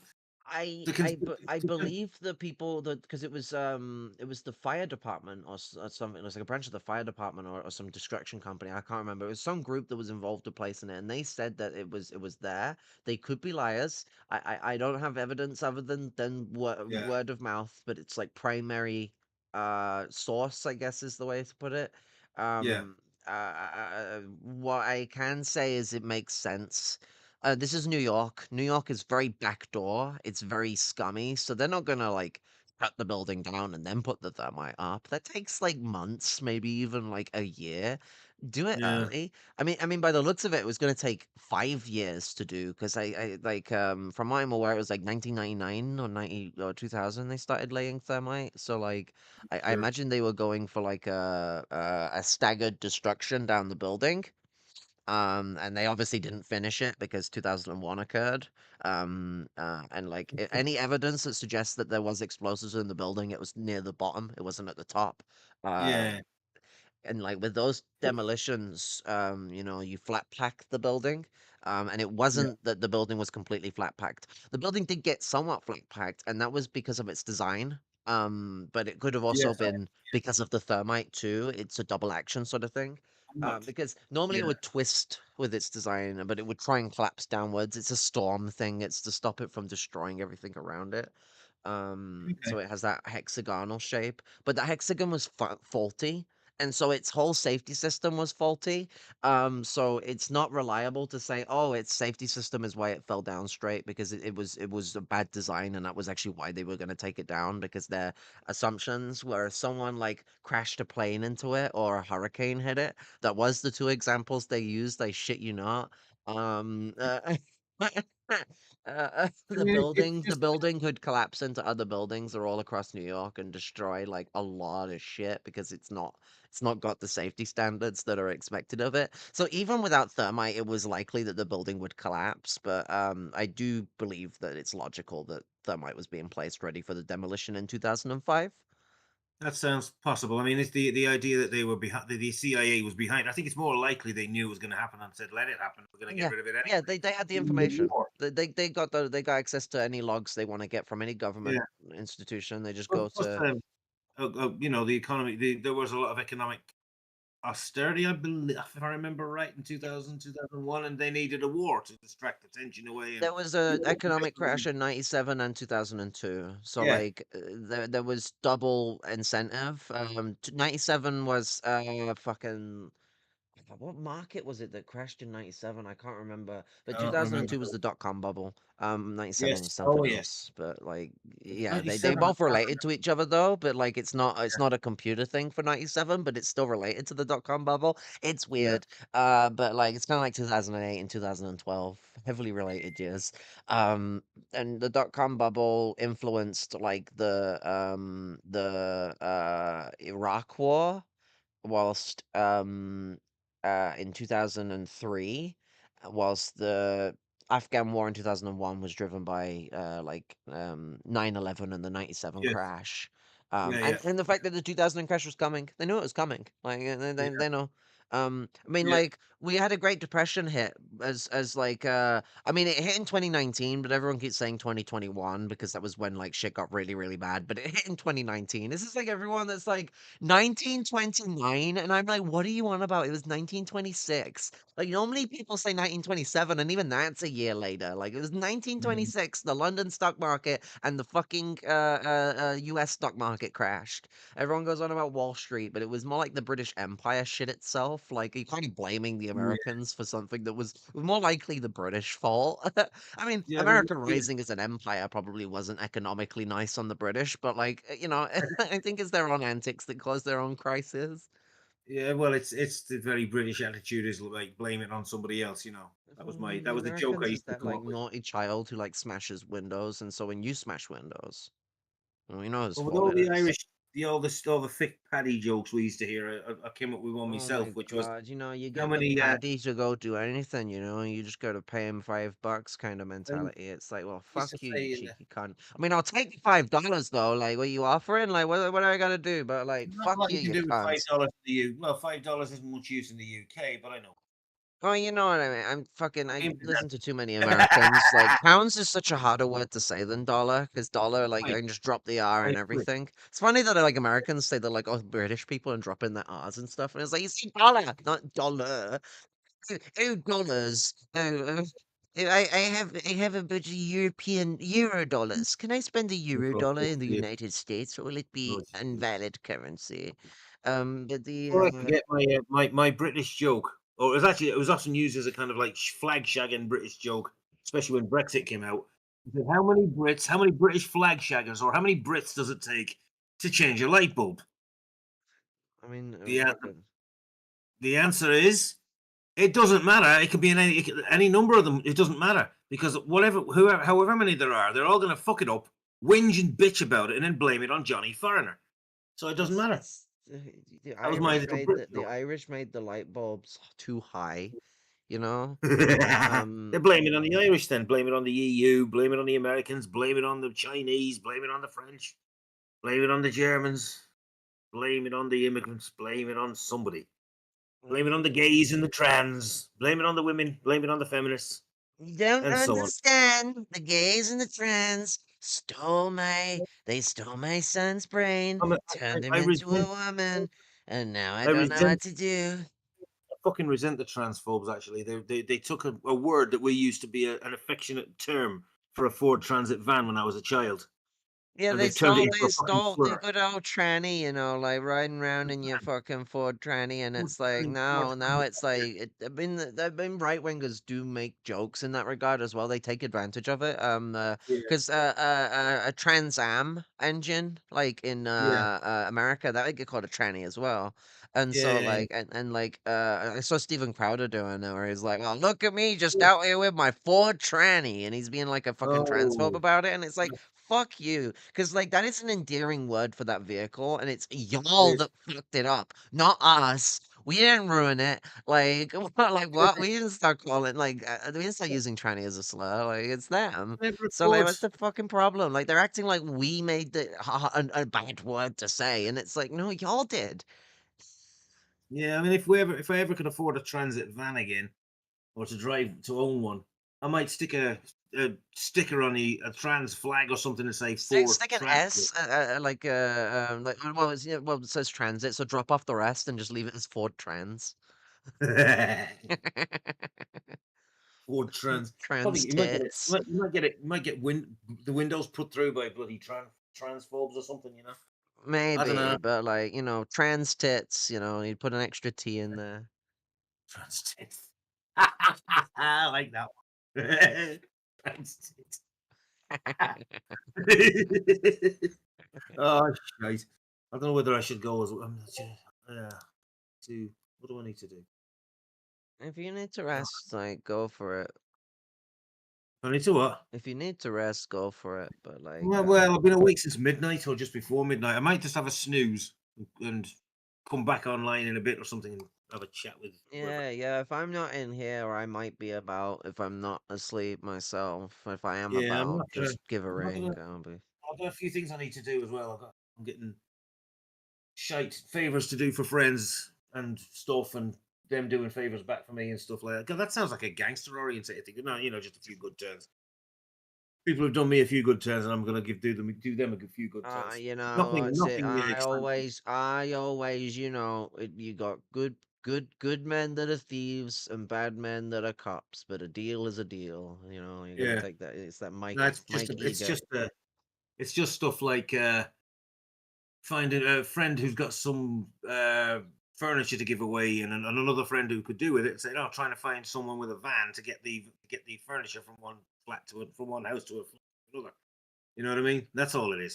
So Yeah, I like. mutual aid. Well, after I've done the stream, I'll end up sleeping anyway. Cause like I need to stalk. I need to Stalk. talk with a fucking comrade at Oh, you do. 17. You do.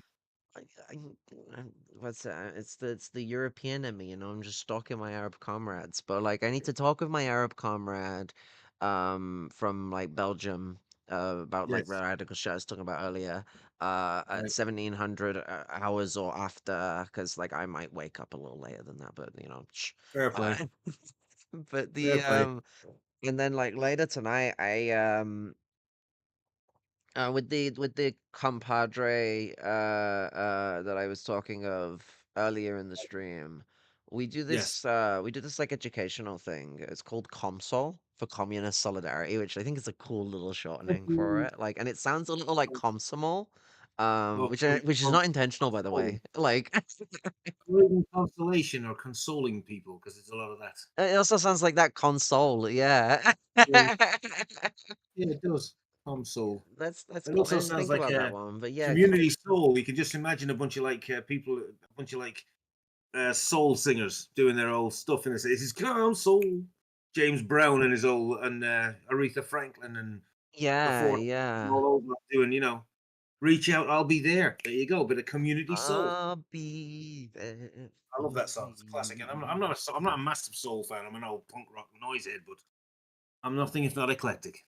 Can't stand narrow-minded people. Oh yeah. That's it. I mean, I love reggae, and reggae is soul Yeah. music. So, like, Aye. I'm into soul, but I'm not as Yeah. fluent with my like classical soul. Yeah, Like, same. I mean, I've That's listened to what a wide variety of folk. Them, it's just I'm fucking terrible with names and tunes because it's not quite like the like Daniel Brown and stuff like that when I'm listening to stuff from like the reggae scene, where like I know a lot of these yeah. guys just like straight off the back of my heel. I mean, well, when it comes to soul, I mean the old cliched ones, the obvious ones that people know.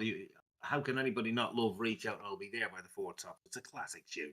It's an emotionally charged, poignant little ditty. I think. Even if you're not expert on soul music, you hear that, you go, "I like that." You know what I mean? Yeah. Anyway, I think I better go because I've got to do a few things, and I might even fall asleep for an hour. And I shall vacate. I'll vacate the server. Shit. I'm And trying come to back fucking later on, like maybe. use my eye drops with the cap on. I'm like wondering like why am I not getting any drops? Aye. I'll keep wondering if I need eye drops because I get really bad I eye got dry eye problems. syndrome. I have. Yeah. But like Yeah. it's like this one's a lot better than the ones the opticians gave me because I'm like struggling for money and I'm using so much of it. I had to go to the doctors. They gave me a bigger one, and it's like using a fucking oil can. Like you click it down to make it drop a thing. So I'm like putting it in my eye, like you're fucking oil in a fucking car. Oh, sweet. I mean, it is a Very controlled. lubricant. Well, aye. Lubricant. Yeah, I am lubing up my eyes. Lubing up your eyes, It's annoying if you touch your eye with the fucking We're getting like into mucky thing that territory gets again. really itchy. Not talk about lube. That's mucky. None of that mucky That's talk. mucky. Don't want your mucky attitude in this fucking facility. None of that. No mucky movies and mucky books in our server. Didn't That's come to shocking. work to no mucky behaviour. Keep your Anyway. mucky lifestyle outside of the workspace. I hope you have a good rest and good luck with your. I'm going to do something. I need to call a few people and maybe I might not rest at all, but I'm going to see what's going on. See what's No happening. rest for the wicked, but you should try and get some rest if you can. I'll get some rest, if not outright sleep. Then I'll have a sit down and Yeah. watch I some. mean, we can use rest Yeah. as like a general approach towards hoping you Sure. go to fucking sleep, you little shit. But like, you know, even just Yeah. lying down for like an hour or so is good, you know. Catching up on some bookmarked TV series or what. Catch up with some TV and get a wink in every now and then, eh? Shocking off, I mucky. just found that in a Right. really funny way that like Northern English like were like, yeah, we catch a wink for like getting some sleep, and I'm like, what do you mean a wink? I like I do agree with Americans when they say that English slang is goofy, but I don't like it when they say it. Like it's fine when we're saying it because it is goofy, but in like an endearing way. But the way they talk about it, they talk about it like we're like crazy, like enigmatic morons, and it pisses me off. It's like the way that like the Northerners talk about like Southern like Americans Infantilizing. I mean, the South deserves a lot of shit that it does get, but like Oh, a yeah. lot of them will like shit on like poor people that aren't even Yes. racist, and they're just like rednecks, and I'm like, okay, Yeah. like this is don't like Yeah. this, I don't like this, and then there's no wonder they take that attitude to the North English, and the North English are left wing, so it obviously has nothing to do with politics. Like Yeah. predominantly we're left wing. I mean, we've got a right wing rise on the go. Like it's not staying that way because the left is being complacent to a certain degree. There's a Yeah. lot of Trotskyist activity and there's a lot of like left wing Palestinian activity. So it's not completely complacent, but there's problems. And so there's a rising right wing problem. But like if we're gonna think of like cultural stereotypes, the cultural stereotype of the North is that we're left wing, and the Northern Americans that seem to make it that the reason why they hate the Southerners is that they're right wing, which is a Yeah. generalization. Yeah. Very. Is based on that stereotype. But then when they look at us, they're like, "Oh no, you're all a bunch of fucking like weird, like leprechaun lunatics, basically." Pretty much, yeah. It's kind of infantilizing, condescending. Yeah. It mimics the Horrible. shit London does, where like you know Yes. the English people are just like better Scottish people when it comes to the Northern English. Like it's like oh you're like Scots to like there's a bit too many Irish people amongst your community, maybe and it's stuff like that. Like they really don't like that. There's a lot of colonized like collective culture that goes on in that region. They couldn't kill the Celts in the region properly. Yes, they genocided our culture, but look at the English people in that area. Look at the English Yeah. people of Cumbria. They don't sound like the fucking English people of like No, they don't. Mercia, for example. And Not at Mercia all. still had close communion with Celts. Like they shared culture. Like they Yeah. shared a lot of stuff with each other. So like even they picked up culture. But you look at like the Cumbrians or like the Liverpudlians. Mm-hmm. You see shining Right. examples of like Celtic heritage, even when people don't identify as Celts anymore, they still think, they still operate, and they still behave like Celts. And that's Yes. why, like, I'm really, really defensive of like Northern England not being considered like the same as the rest of England. I don't think Yeah. I necessarily want a separation. I'd never want it to be independent. I think if it separates, it should be like a part of Scotland, or Yeah. maybe Yeah. or maybe we should give it to Manx, so Manx becomes the most powerful like Gaelic country. The man. Yeah. Yeah, the And we man. need we Yeah. need them we need Manx the Manx uprising, it's coming. I mean Yeah. they are some of the most radical people in our like fucking people's history though. That's the thing we forget about our brethren and Manx. We're so willing to take the piss out of them, but they never stopped fighting the British until like the only time there was like a pause in their fighting was like 50, 60 years ago, when they managed to genocide the language and then it came back. Like Yeah. so like you can't stop this. Like it's not Yeah. gonna stop. Yeah, that's what happens when the language goes. They buy into. They become very compliant. But yeah, It's being Ireland's on the same. It's very e-unionist now. The Irish Free State. well, it's Very. the thing with Manx as well, with it being a tax haven, it has this like very Yes. weird relationship to capital. It's the same with Ireland, where there's always these compradors in the rich places that are willing to be like, Yes. no, we're fine with the relationship we have with the British and Northern Ireland. It's very profitable for us. And it's like, Yeah. shut up, you fucking like withering stereotype of a fucking 1916 traitor. Like even they Yeah. had more of a backbone than you slimy fucking cunt. Like, oh my god, like making the traitors of 1916 look like fucking honorable people. That's what the modern Irish state does in its fucking comprador class. The traitors, as in the ones who were shouting abuse at the Easter Rising. You mean? The ones who fucking sold us out and signed the fucking treaty. Oh, the what 1922 thing? You Yeah, the mean? 22 traders, but like, I feel like those two progenate from each other. Like, Yeah. the petty bourgeoisie was a little more tactful than the bourgeois anti like Irish revolutionaries. And that's because the bourgeois lot that hate that were traitors, a lot of them weren't even fucking like actually Irish. There's a bunch of English people that wanted to Yeah, look a lot as of them. A Irish. lot, a lot of them. I mean, the bourgeoisie now are mostly, Yeah, I know. It's like, well, when in the 1800s you hear of Irish capitalists, like, what are people on about? Like, we were slaves. yeah, there were some. I mean, some of them were Irish and even Gaelic, like Murphy, the ship owner who locked out all he did the Great Lockout in 1913. But he was Yeah. so assimilated to British. Even though he was a nationalist, he was very much a West Brit He's a nationalist. West Brit, yeah, he's a white nationalist, which is Sure, yeah, anti-Irish. Irish people are yeah. not meant to be a white people, and we shouldn't give No, into that. And he's a sellout. He's a fucking yeah, comprador, ultimately. and so it's like, it's like when we look at like the black community, it's like even by like before the end of the 1800s, there was like some people you could call black capitalists, but you wouldn't say that they're part of a black capitalist class. No. They're a part of the white capitalist Yeah, class. yeah. And it was the same with like the free men who like they got freed from like house slavery and got to be like petty bourgeois members of a house because they continued basically being servants. That was like a lot of their life after they'd stopped being an indentured servant, was they then be like essentially like a paid servant. Like and still live for that guy, still work for that guy, still be essentially just like some wealthy slave. And like that they would get involved in like petty bourgeois intellectuality, even politics, and it's not necessarily saying that like that's a morally like because they come from that existence they're morally reprehensible. These people were slaves. Like it's not like they chose to get into that class Yeah, position. yeah, yeah. But like it Yeah. does show that like you get these exceptions, and these exceptions can often take these much more like whiter, like liberal approaches towards how they like direct the rest of like their community, and we get that with Ireland. The white Yeah. Irish is a betrayal of the Irish for this bullshit Irish nationalism that what leads to what? Is Ireland free from the British? Like are we? Even if you give us Northern Ireland, like this thing Northern Ireland doesn't exist. Is Irish free from the British? And it's no. Yeah.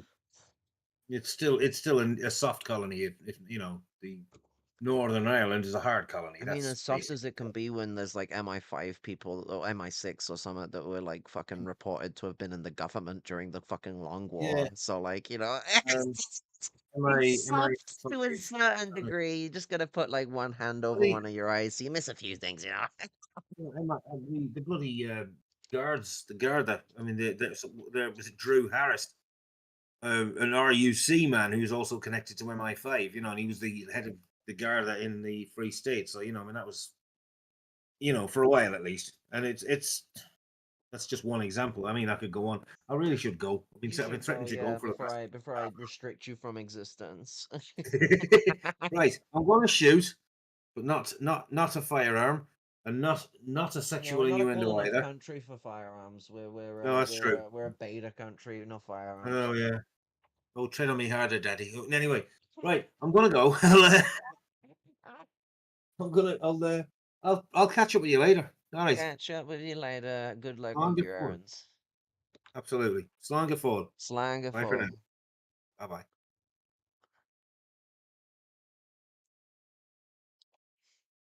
This is paraffin. I have nothing else to say about paraffin.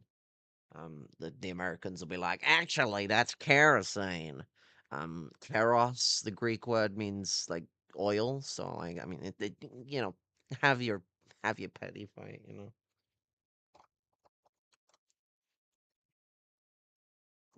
What the fuck fell over? Huh?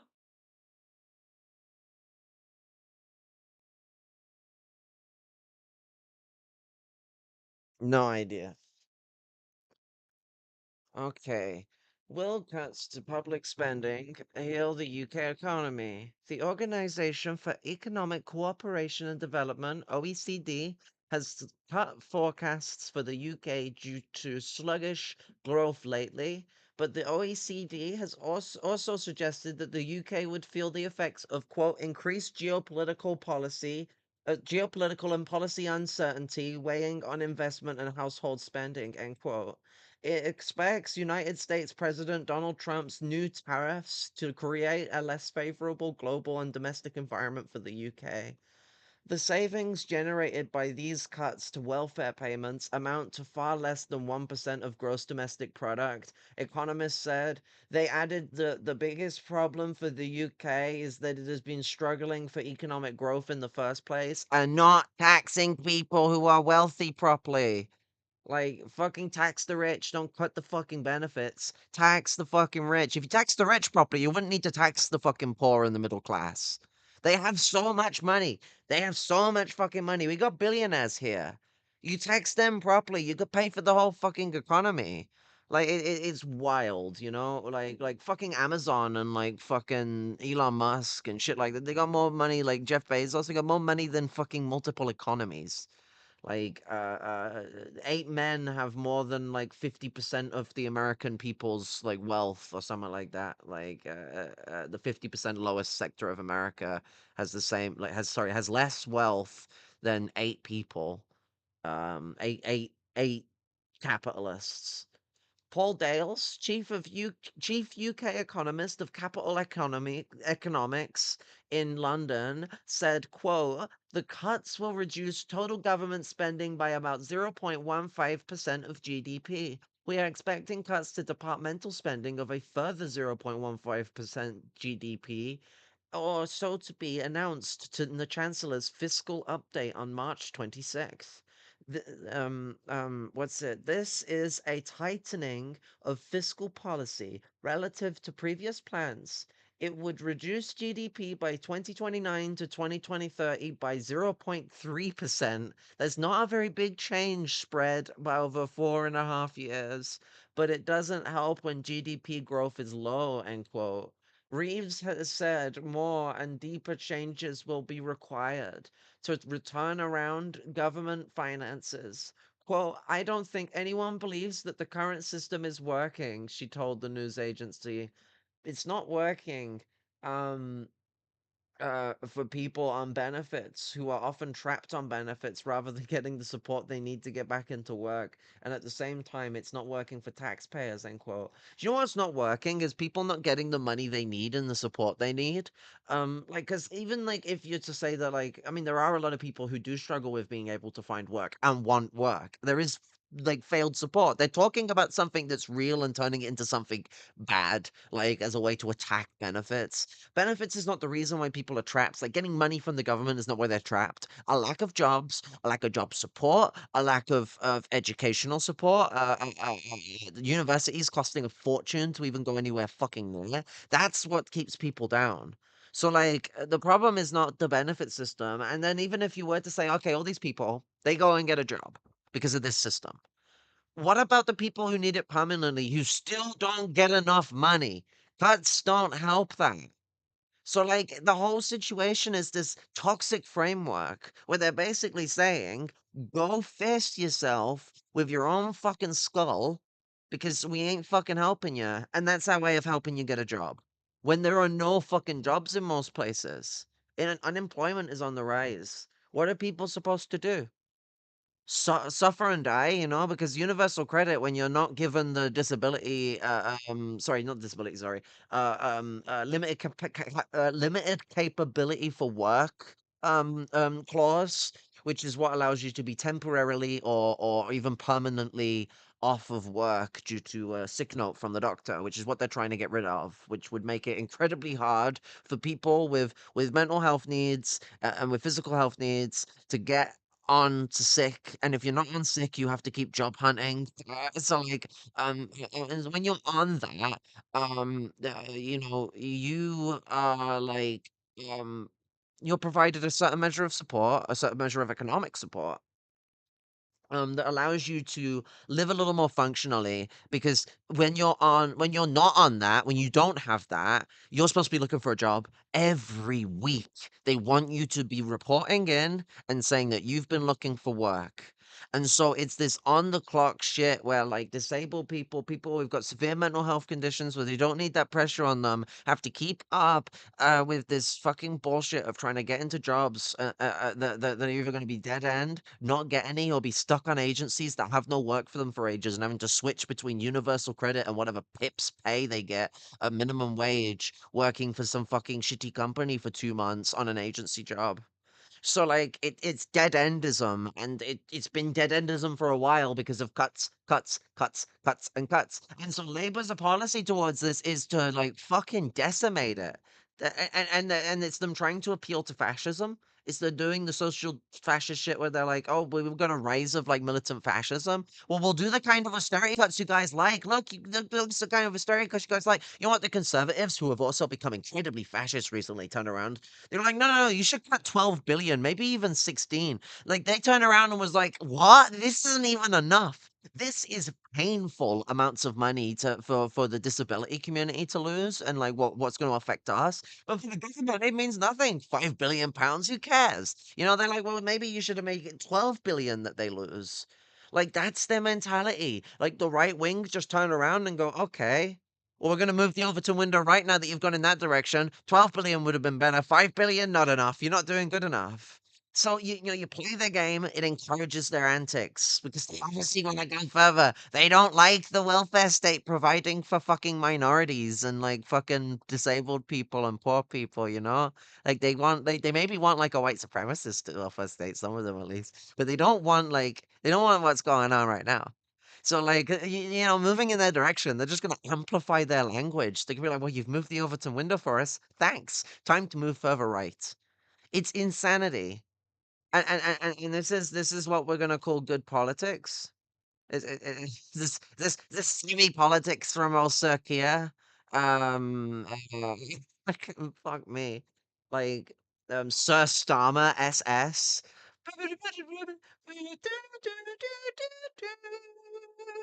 I need a soundboard. I need to embrace my like inner Sam Cedar.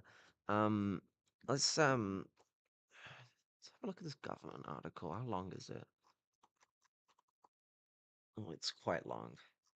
Um, I think I might continue this later.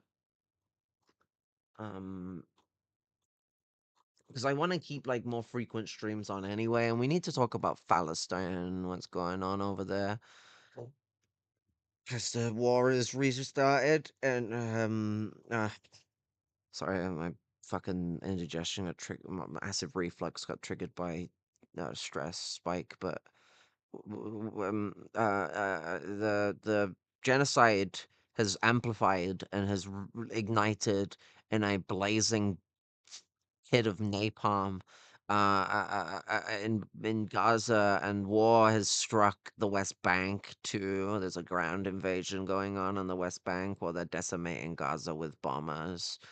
We really do need to be engaging with the issue of what's going on in Palestine very deeply, and we need to be getting involved in action. And action does not just involve like protest work; it involves like organized community work. You know, we can tie a lot of the stuff I've been talking about needing to like work together with local comrades to build like food bank groups. You know, like a food bank co-op. Like don't think about just starting on the party level. Turn around and be like, okay, I got like 3 or 4 comrades. What we're gonna do, I should put it onto the direct cam. What we should do is we should fucking get together, pull some funds, maybe even set up a Patreon and try and see if we can get some people to be interested in funding a food project. It's a really good idea. And build up like, you know, dry foods that are like long storage, like long lasting stuff, tinned foods, sanitary pads and tampons, like a whole collection of stuff that you can give to people so that you can provide for everyone in between every fucking kind of person who could need something essential, like that you desperately need. It's there. Rice, pasta, noodles, stuff like that. Trying to do it vegan would be a really good idea. It's the most ethical way you could do it, and there's some cool ways that you could deal with stuff like that. But like anything that you can get is technically good enough. Like, but I would preferably say we should try and go for a vegan route towards things. But like, don't be picky. If you can get something, get something. Like, it's one of them. But I'm on the side for pushing a vegan approach towards how we do things. And at the very least, we should be having vegan options. We should never not have a vegan option. Like, you should always be able to provide for everybody, and that's what's good about veganism as well. Everyone can eat it.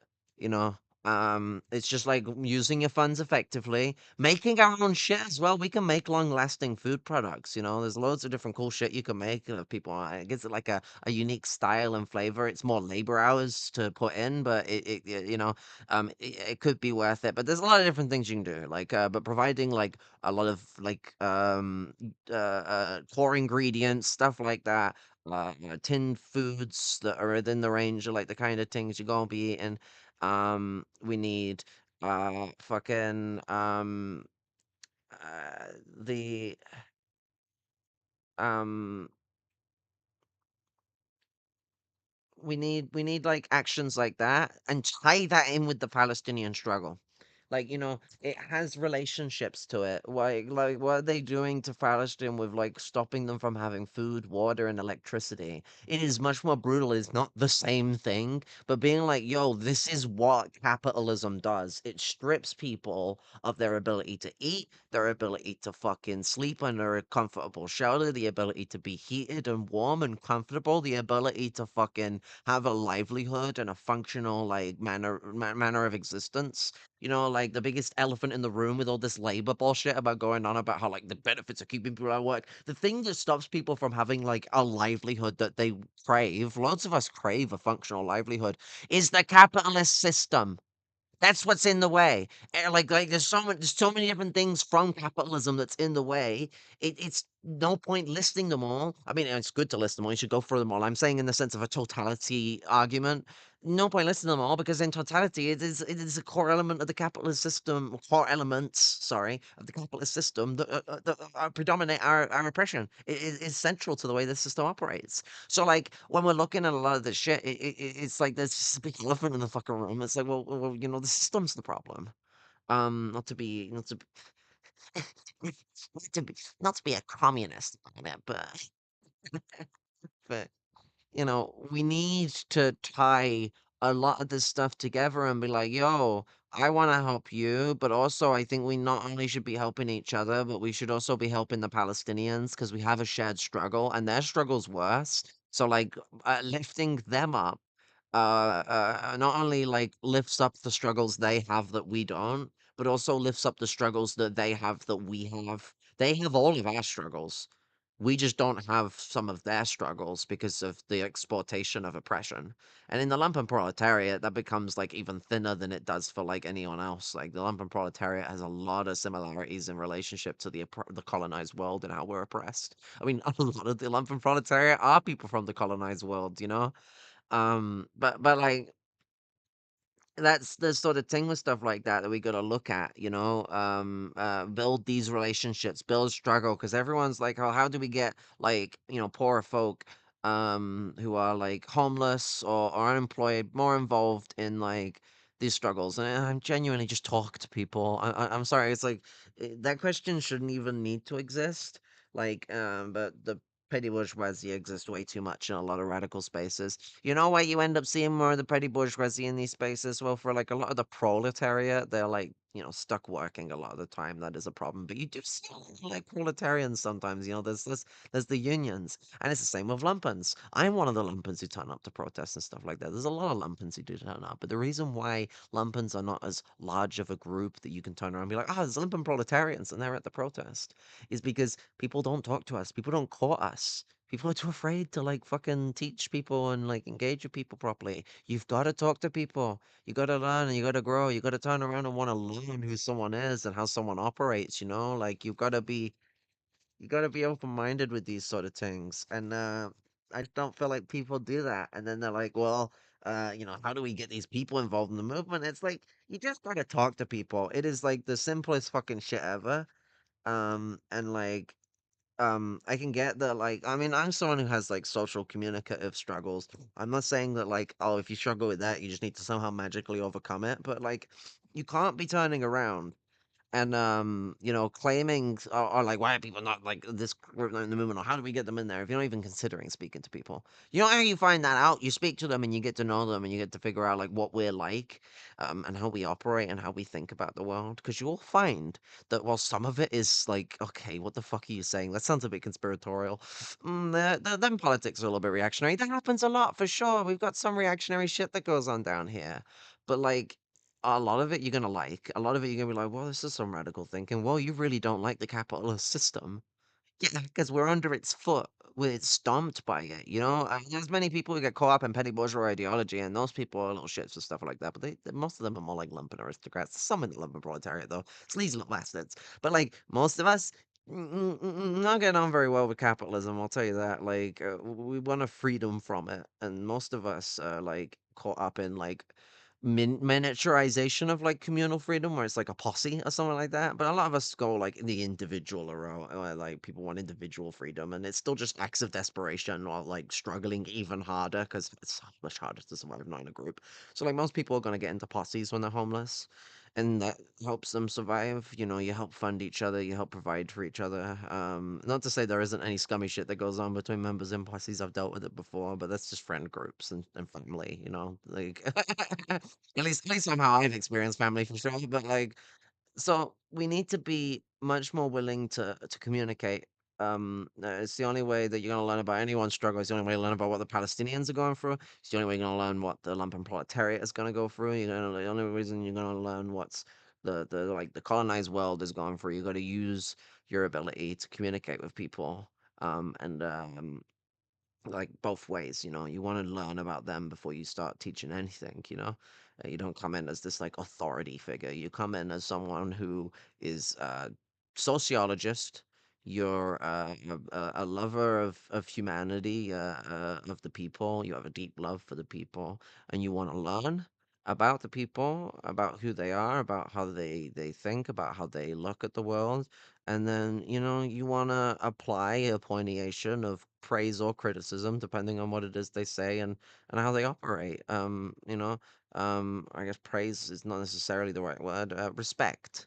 It's all about like a certain level of like how you approach things, and like I don't know, like you always got to be respectful unless like someone has earned the reason not to be respected, or someone needs to earn your respect in certain scenarios. Like when we're talking about like colonized people dealing with like white folk, for example, like white folk do have to earn the respect of people that they have historically been the oppressive group of, because there's a dynamic that's going on there that has to be heavily considered. So it's always leeways to these kind of things that are really complicated, especially when you get into how like patriarchy abuses like a lot of these concepts. But yeah, um, it's the because everyone's had that like white male dad who's a prick who uses like respect is not given. It's respect is earned, not given. And it's like, I don't know. I think respect is given in certain situations and earned in others. It really depends.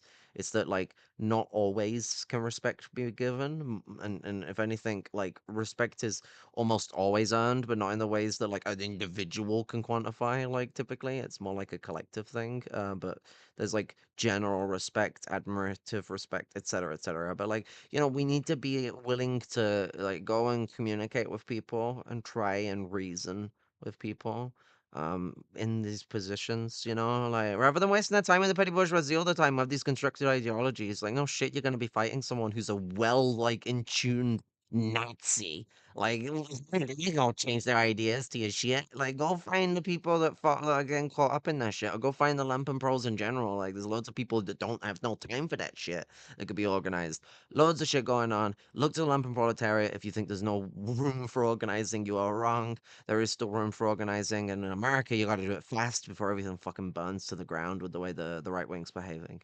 But we need radical movements and struggle, and so this is a call for people to start organizing more, less talk and more action.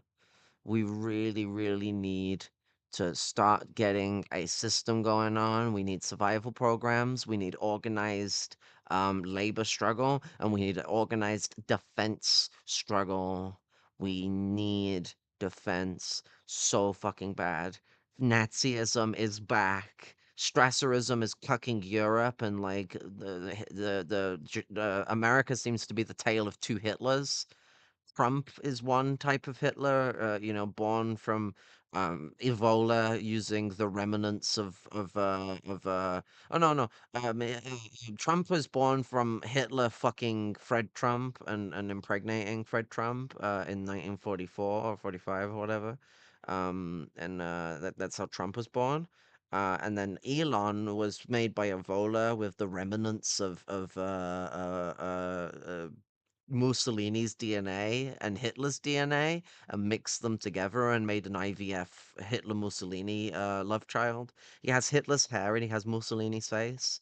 Now you'll never be able to look at Elon Musk the same. Actually, you're probably already looking at Elon Musk that way anyway, given the whole Sieg Heil thing he did. But it's we've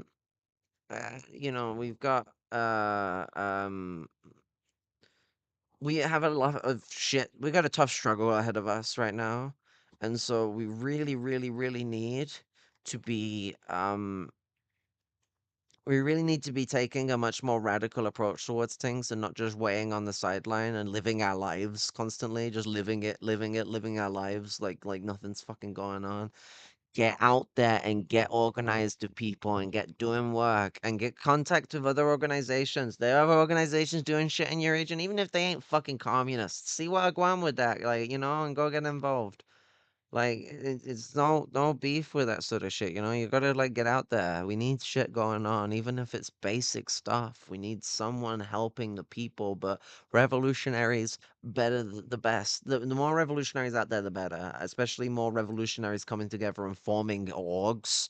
But that's gonna start by you doing local level shit. Heck, even if you wanted to join an org that doesn't have a thing going on in your area, rather than just joining it and then trying to see if they'll support your area, which they won't if you've not got something promising, they'll just decline you. Form something in your area off of your own backs with other comrades. If you think you got enough comrades to build a fucking cell there, build the cell yourself and then turn around to the org that y'all wanted to join and be like, yo, we would like to join on the stipulation that you support our project and make it much more viable economically as a regional system, as we put our dues into the main pot of the party itself and create us and push ourselves to be a part of your national move for revolution as the leader of that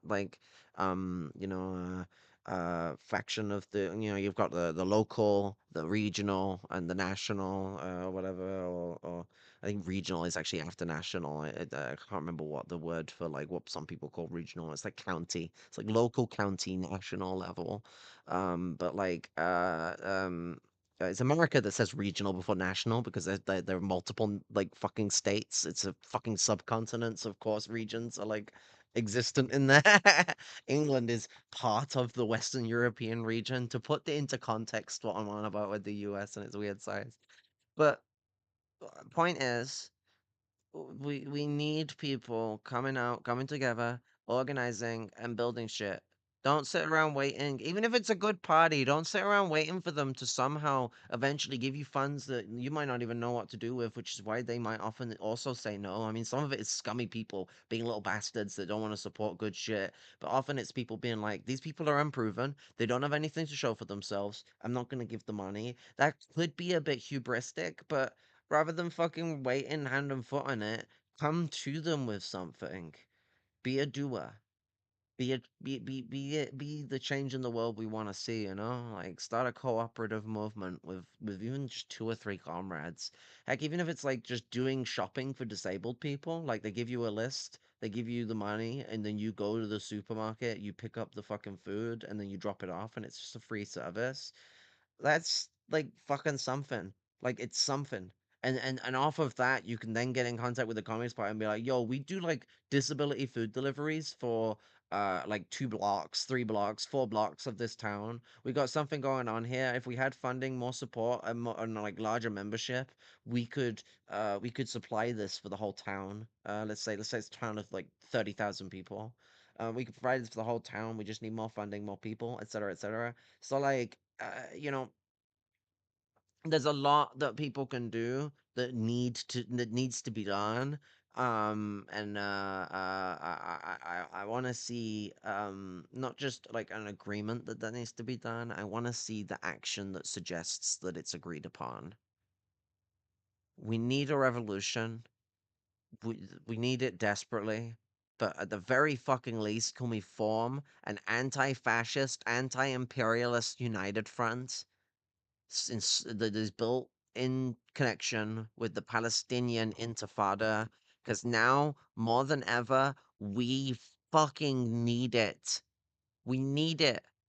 This the article that we read earlier from the UN basically reported that the UK might as well be a fucking like third world country when it looks at its poverty rate. It's not actually. I don't necessarily like that framing. I also don't like the use of the word third world. I think you use developing countries in it, but that's just tongue in cheek for third world and second world. But the imperial periphery, we are more privileged than the imperial periphery. Like that's got to be stated loud and clear. But the poverty rate here and the affordability to survive is going in different directions. Like the poverty rate is increasing and the ability to afford survival is dropping. And like it said, that £85 a week, that's the regular universal credit, ain't a fucking enough to survive on, and it's technically an international like law violation, a human rights law violation of all things. So much for Mr. Human Rights Lawyer. But what's it so like it was called the destitution. I mean, I've been in a state of destitution when I was homeless, and a lot of the time while I was living here as well, I wasn't in good economic state. I actually lost my benefits at one point when they threw me purposefully off my benefits, screwed me over, and I think part of it was to just shove me onto universal credit from employment support allowance, which was the old system. They paid you every 2 weeks. It was a little easier to manage. You can technically get that with the new pay, but it's like every 2 weeks, and then it'll be on like the day you get paid. So like, do you get a specific date that's your payday normally? Because you get paid monthly on the benefits now. And so if you want to set it bi-weekly, it's bi/tri-weekly, depending on like which side the month you're at. So like, there's that fucking idiocy, but uh, I forgot what I was saying, but we've got to really be trying to fight poverty big time at the moment. And if we're not gonna make that push, we're gonna fucking screw ourselves so fucking deep in the ass. We're not doing very well. Like, oh yeah, what's it? I was saying, I've been in a destitutional state before. Right now I'm just dealing with the regular good old poverty in the imperial core sense. Fucking, but like, before I got my disability payment, and especially before I got it I had to get it increased because the first time I got it, I didn't get the right amount, and I still don't have the right amount. I'm on the middle tier. But what's it? Before I had my disability benefit, like, I would often need to get food banks, and fucking like, like ask for like help with like food insecurity from like back when I had a better relationship with my mom, and stuff like that would occur constantly. I was always struggling in some way, shape, or form. I was getting in debt at one point because at one point I didn't even have the capability, the capability, the work capability exemption in place because they were taking ages to process my sick note, so I was getting like even less than bugger all because even with the sick note you don't get much. And then I had to deal with just sick note money. It's like 600 a month is what you get. That's the money you get to use. And it's it's just still not enough. Um, and really, you'd think 1,000 a month should be the standard for like any low wage job or benefits. It should just be that you get a grand a month and then it goes up from there. But not grand a month. What am I saying?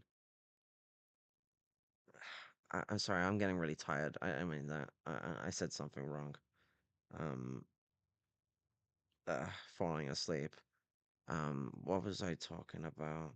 Oh yeah, yeah. Sorry. Anyone who's unemployed, yeah, grand a month. What am I thinking of? Yeah, anyone who's unemployed, like at the lower rate, should have a grand a month. I did say the right thing. Sorry, I'm fucking slowing myself. Um, like a grand a month should be the baseline, and then it should go up from there. I get like now that I get like my benefits, it's like knocked me up by like 400 every 4 weeks. And that's like helped me a lot with being able to do like different things that I could never do before because of a lack of money. But then I still have money insecurity and I'm still like struggling with my money. So like it's one of them, and I'm someone who avoids paying her bills. Like I owe so much money to the energy company, it's unfucking real. So like, I'm someone who already takes risks with capital so I can have more money, and it's still not enough. Like uh, I really do need to pay my energy bills though, and my council tax, but I won't start. I won't return paying my council tax until the UK stops supporting Israel. Like you're not getting my council tax if you're supporting Israel. Like fuck you. But yeah. I'm gonna go get some fucking sleep because my ass is fucking tired. It's been great getting to podcast with y'all and make my introduction to fucking stream, to Twitch. Sorry, fuck me. Um, what's my fucking? I mean, what's my fucking Patreon name thing? Uh, So it's Storm Aaron on Patreon. I'll like write that in the chat or whatever.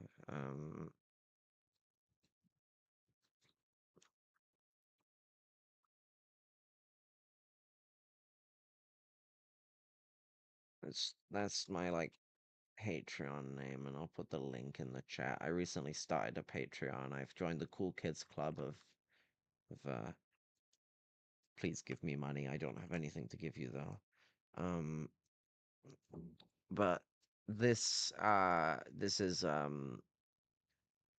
means of trying to make my life a little easier to survive because I've been resilient of doing that out of stubbornness and not feeling very comfortable with it.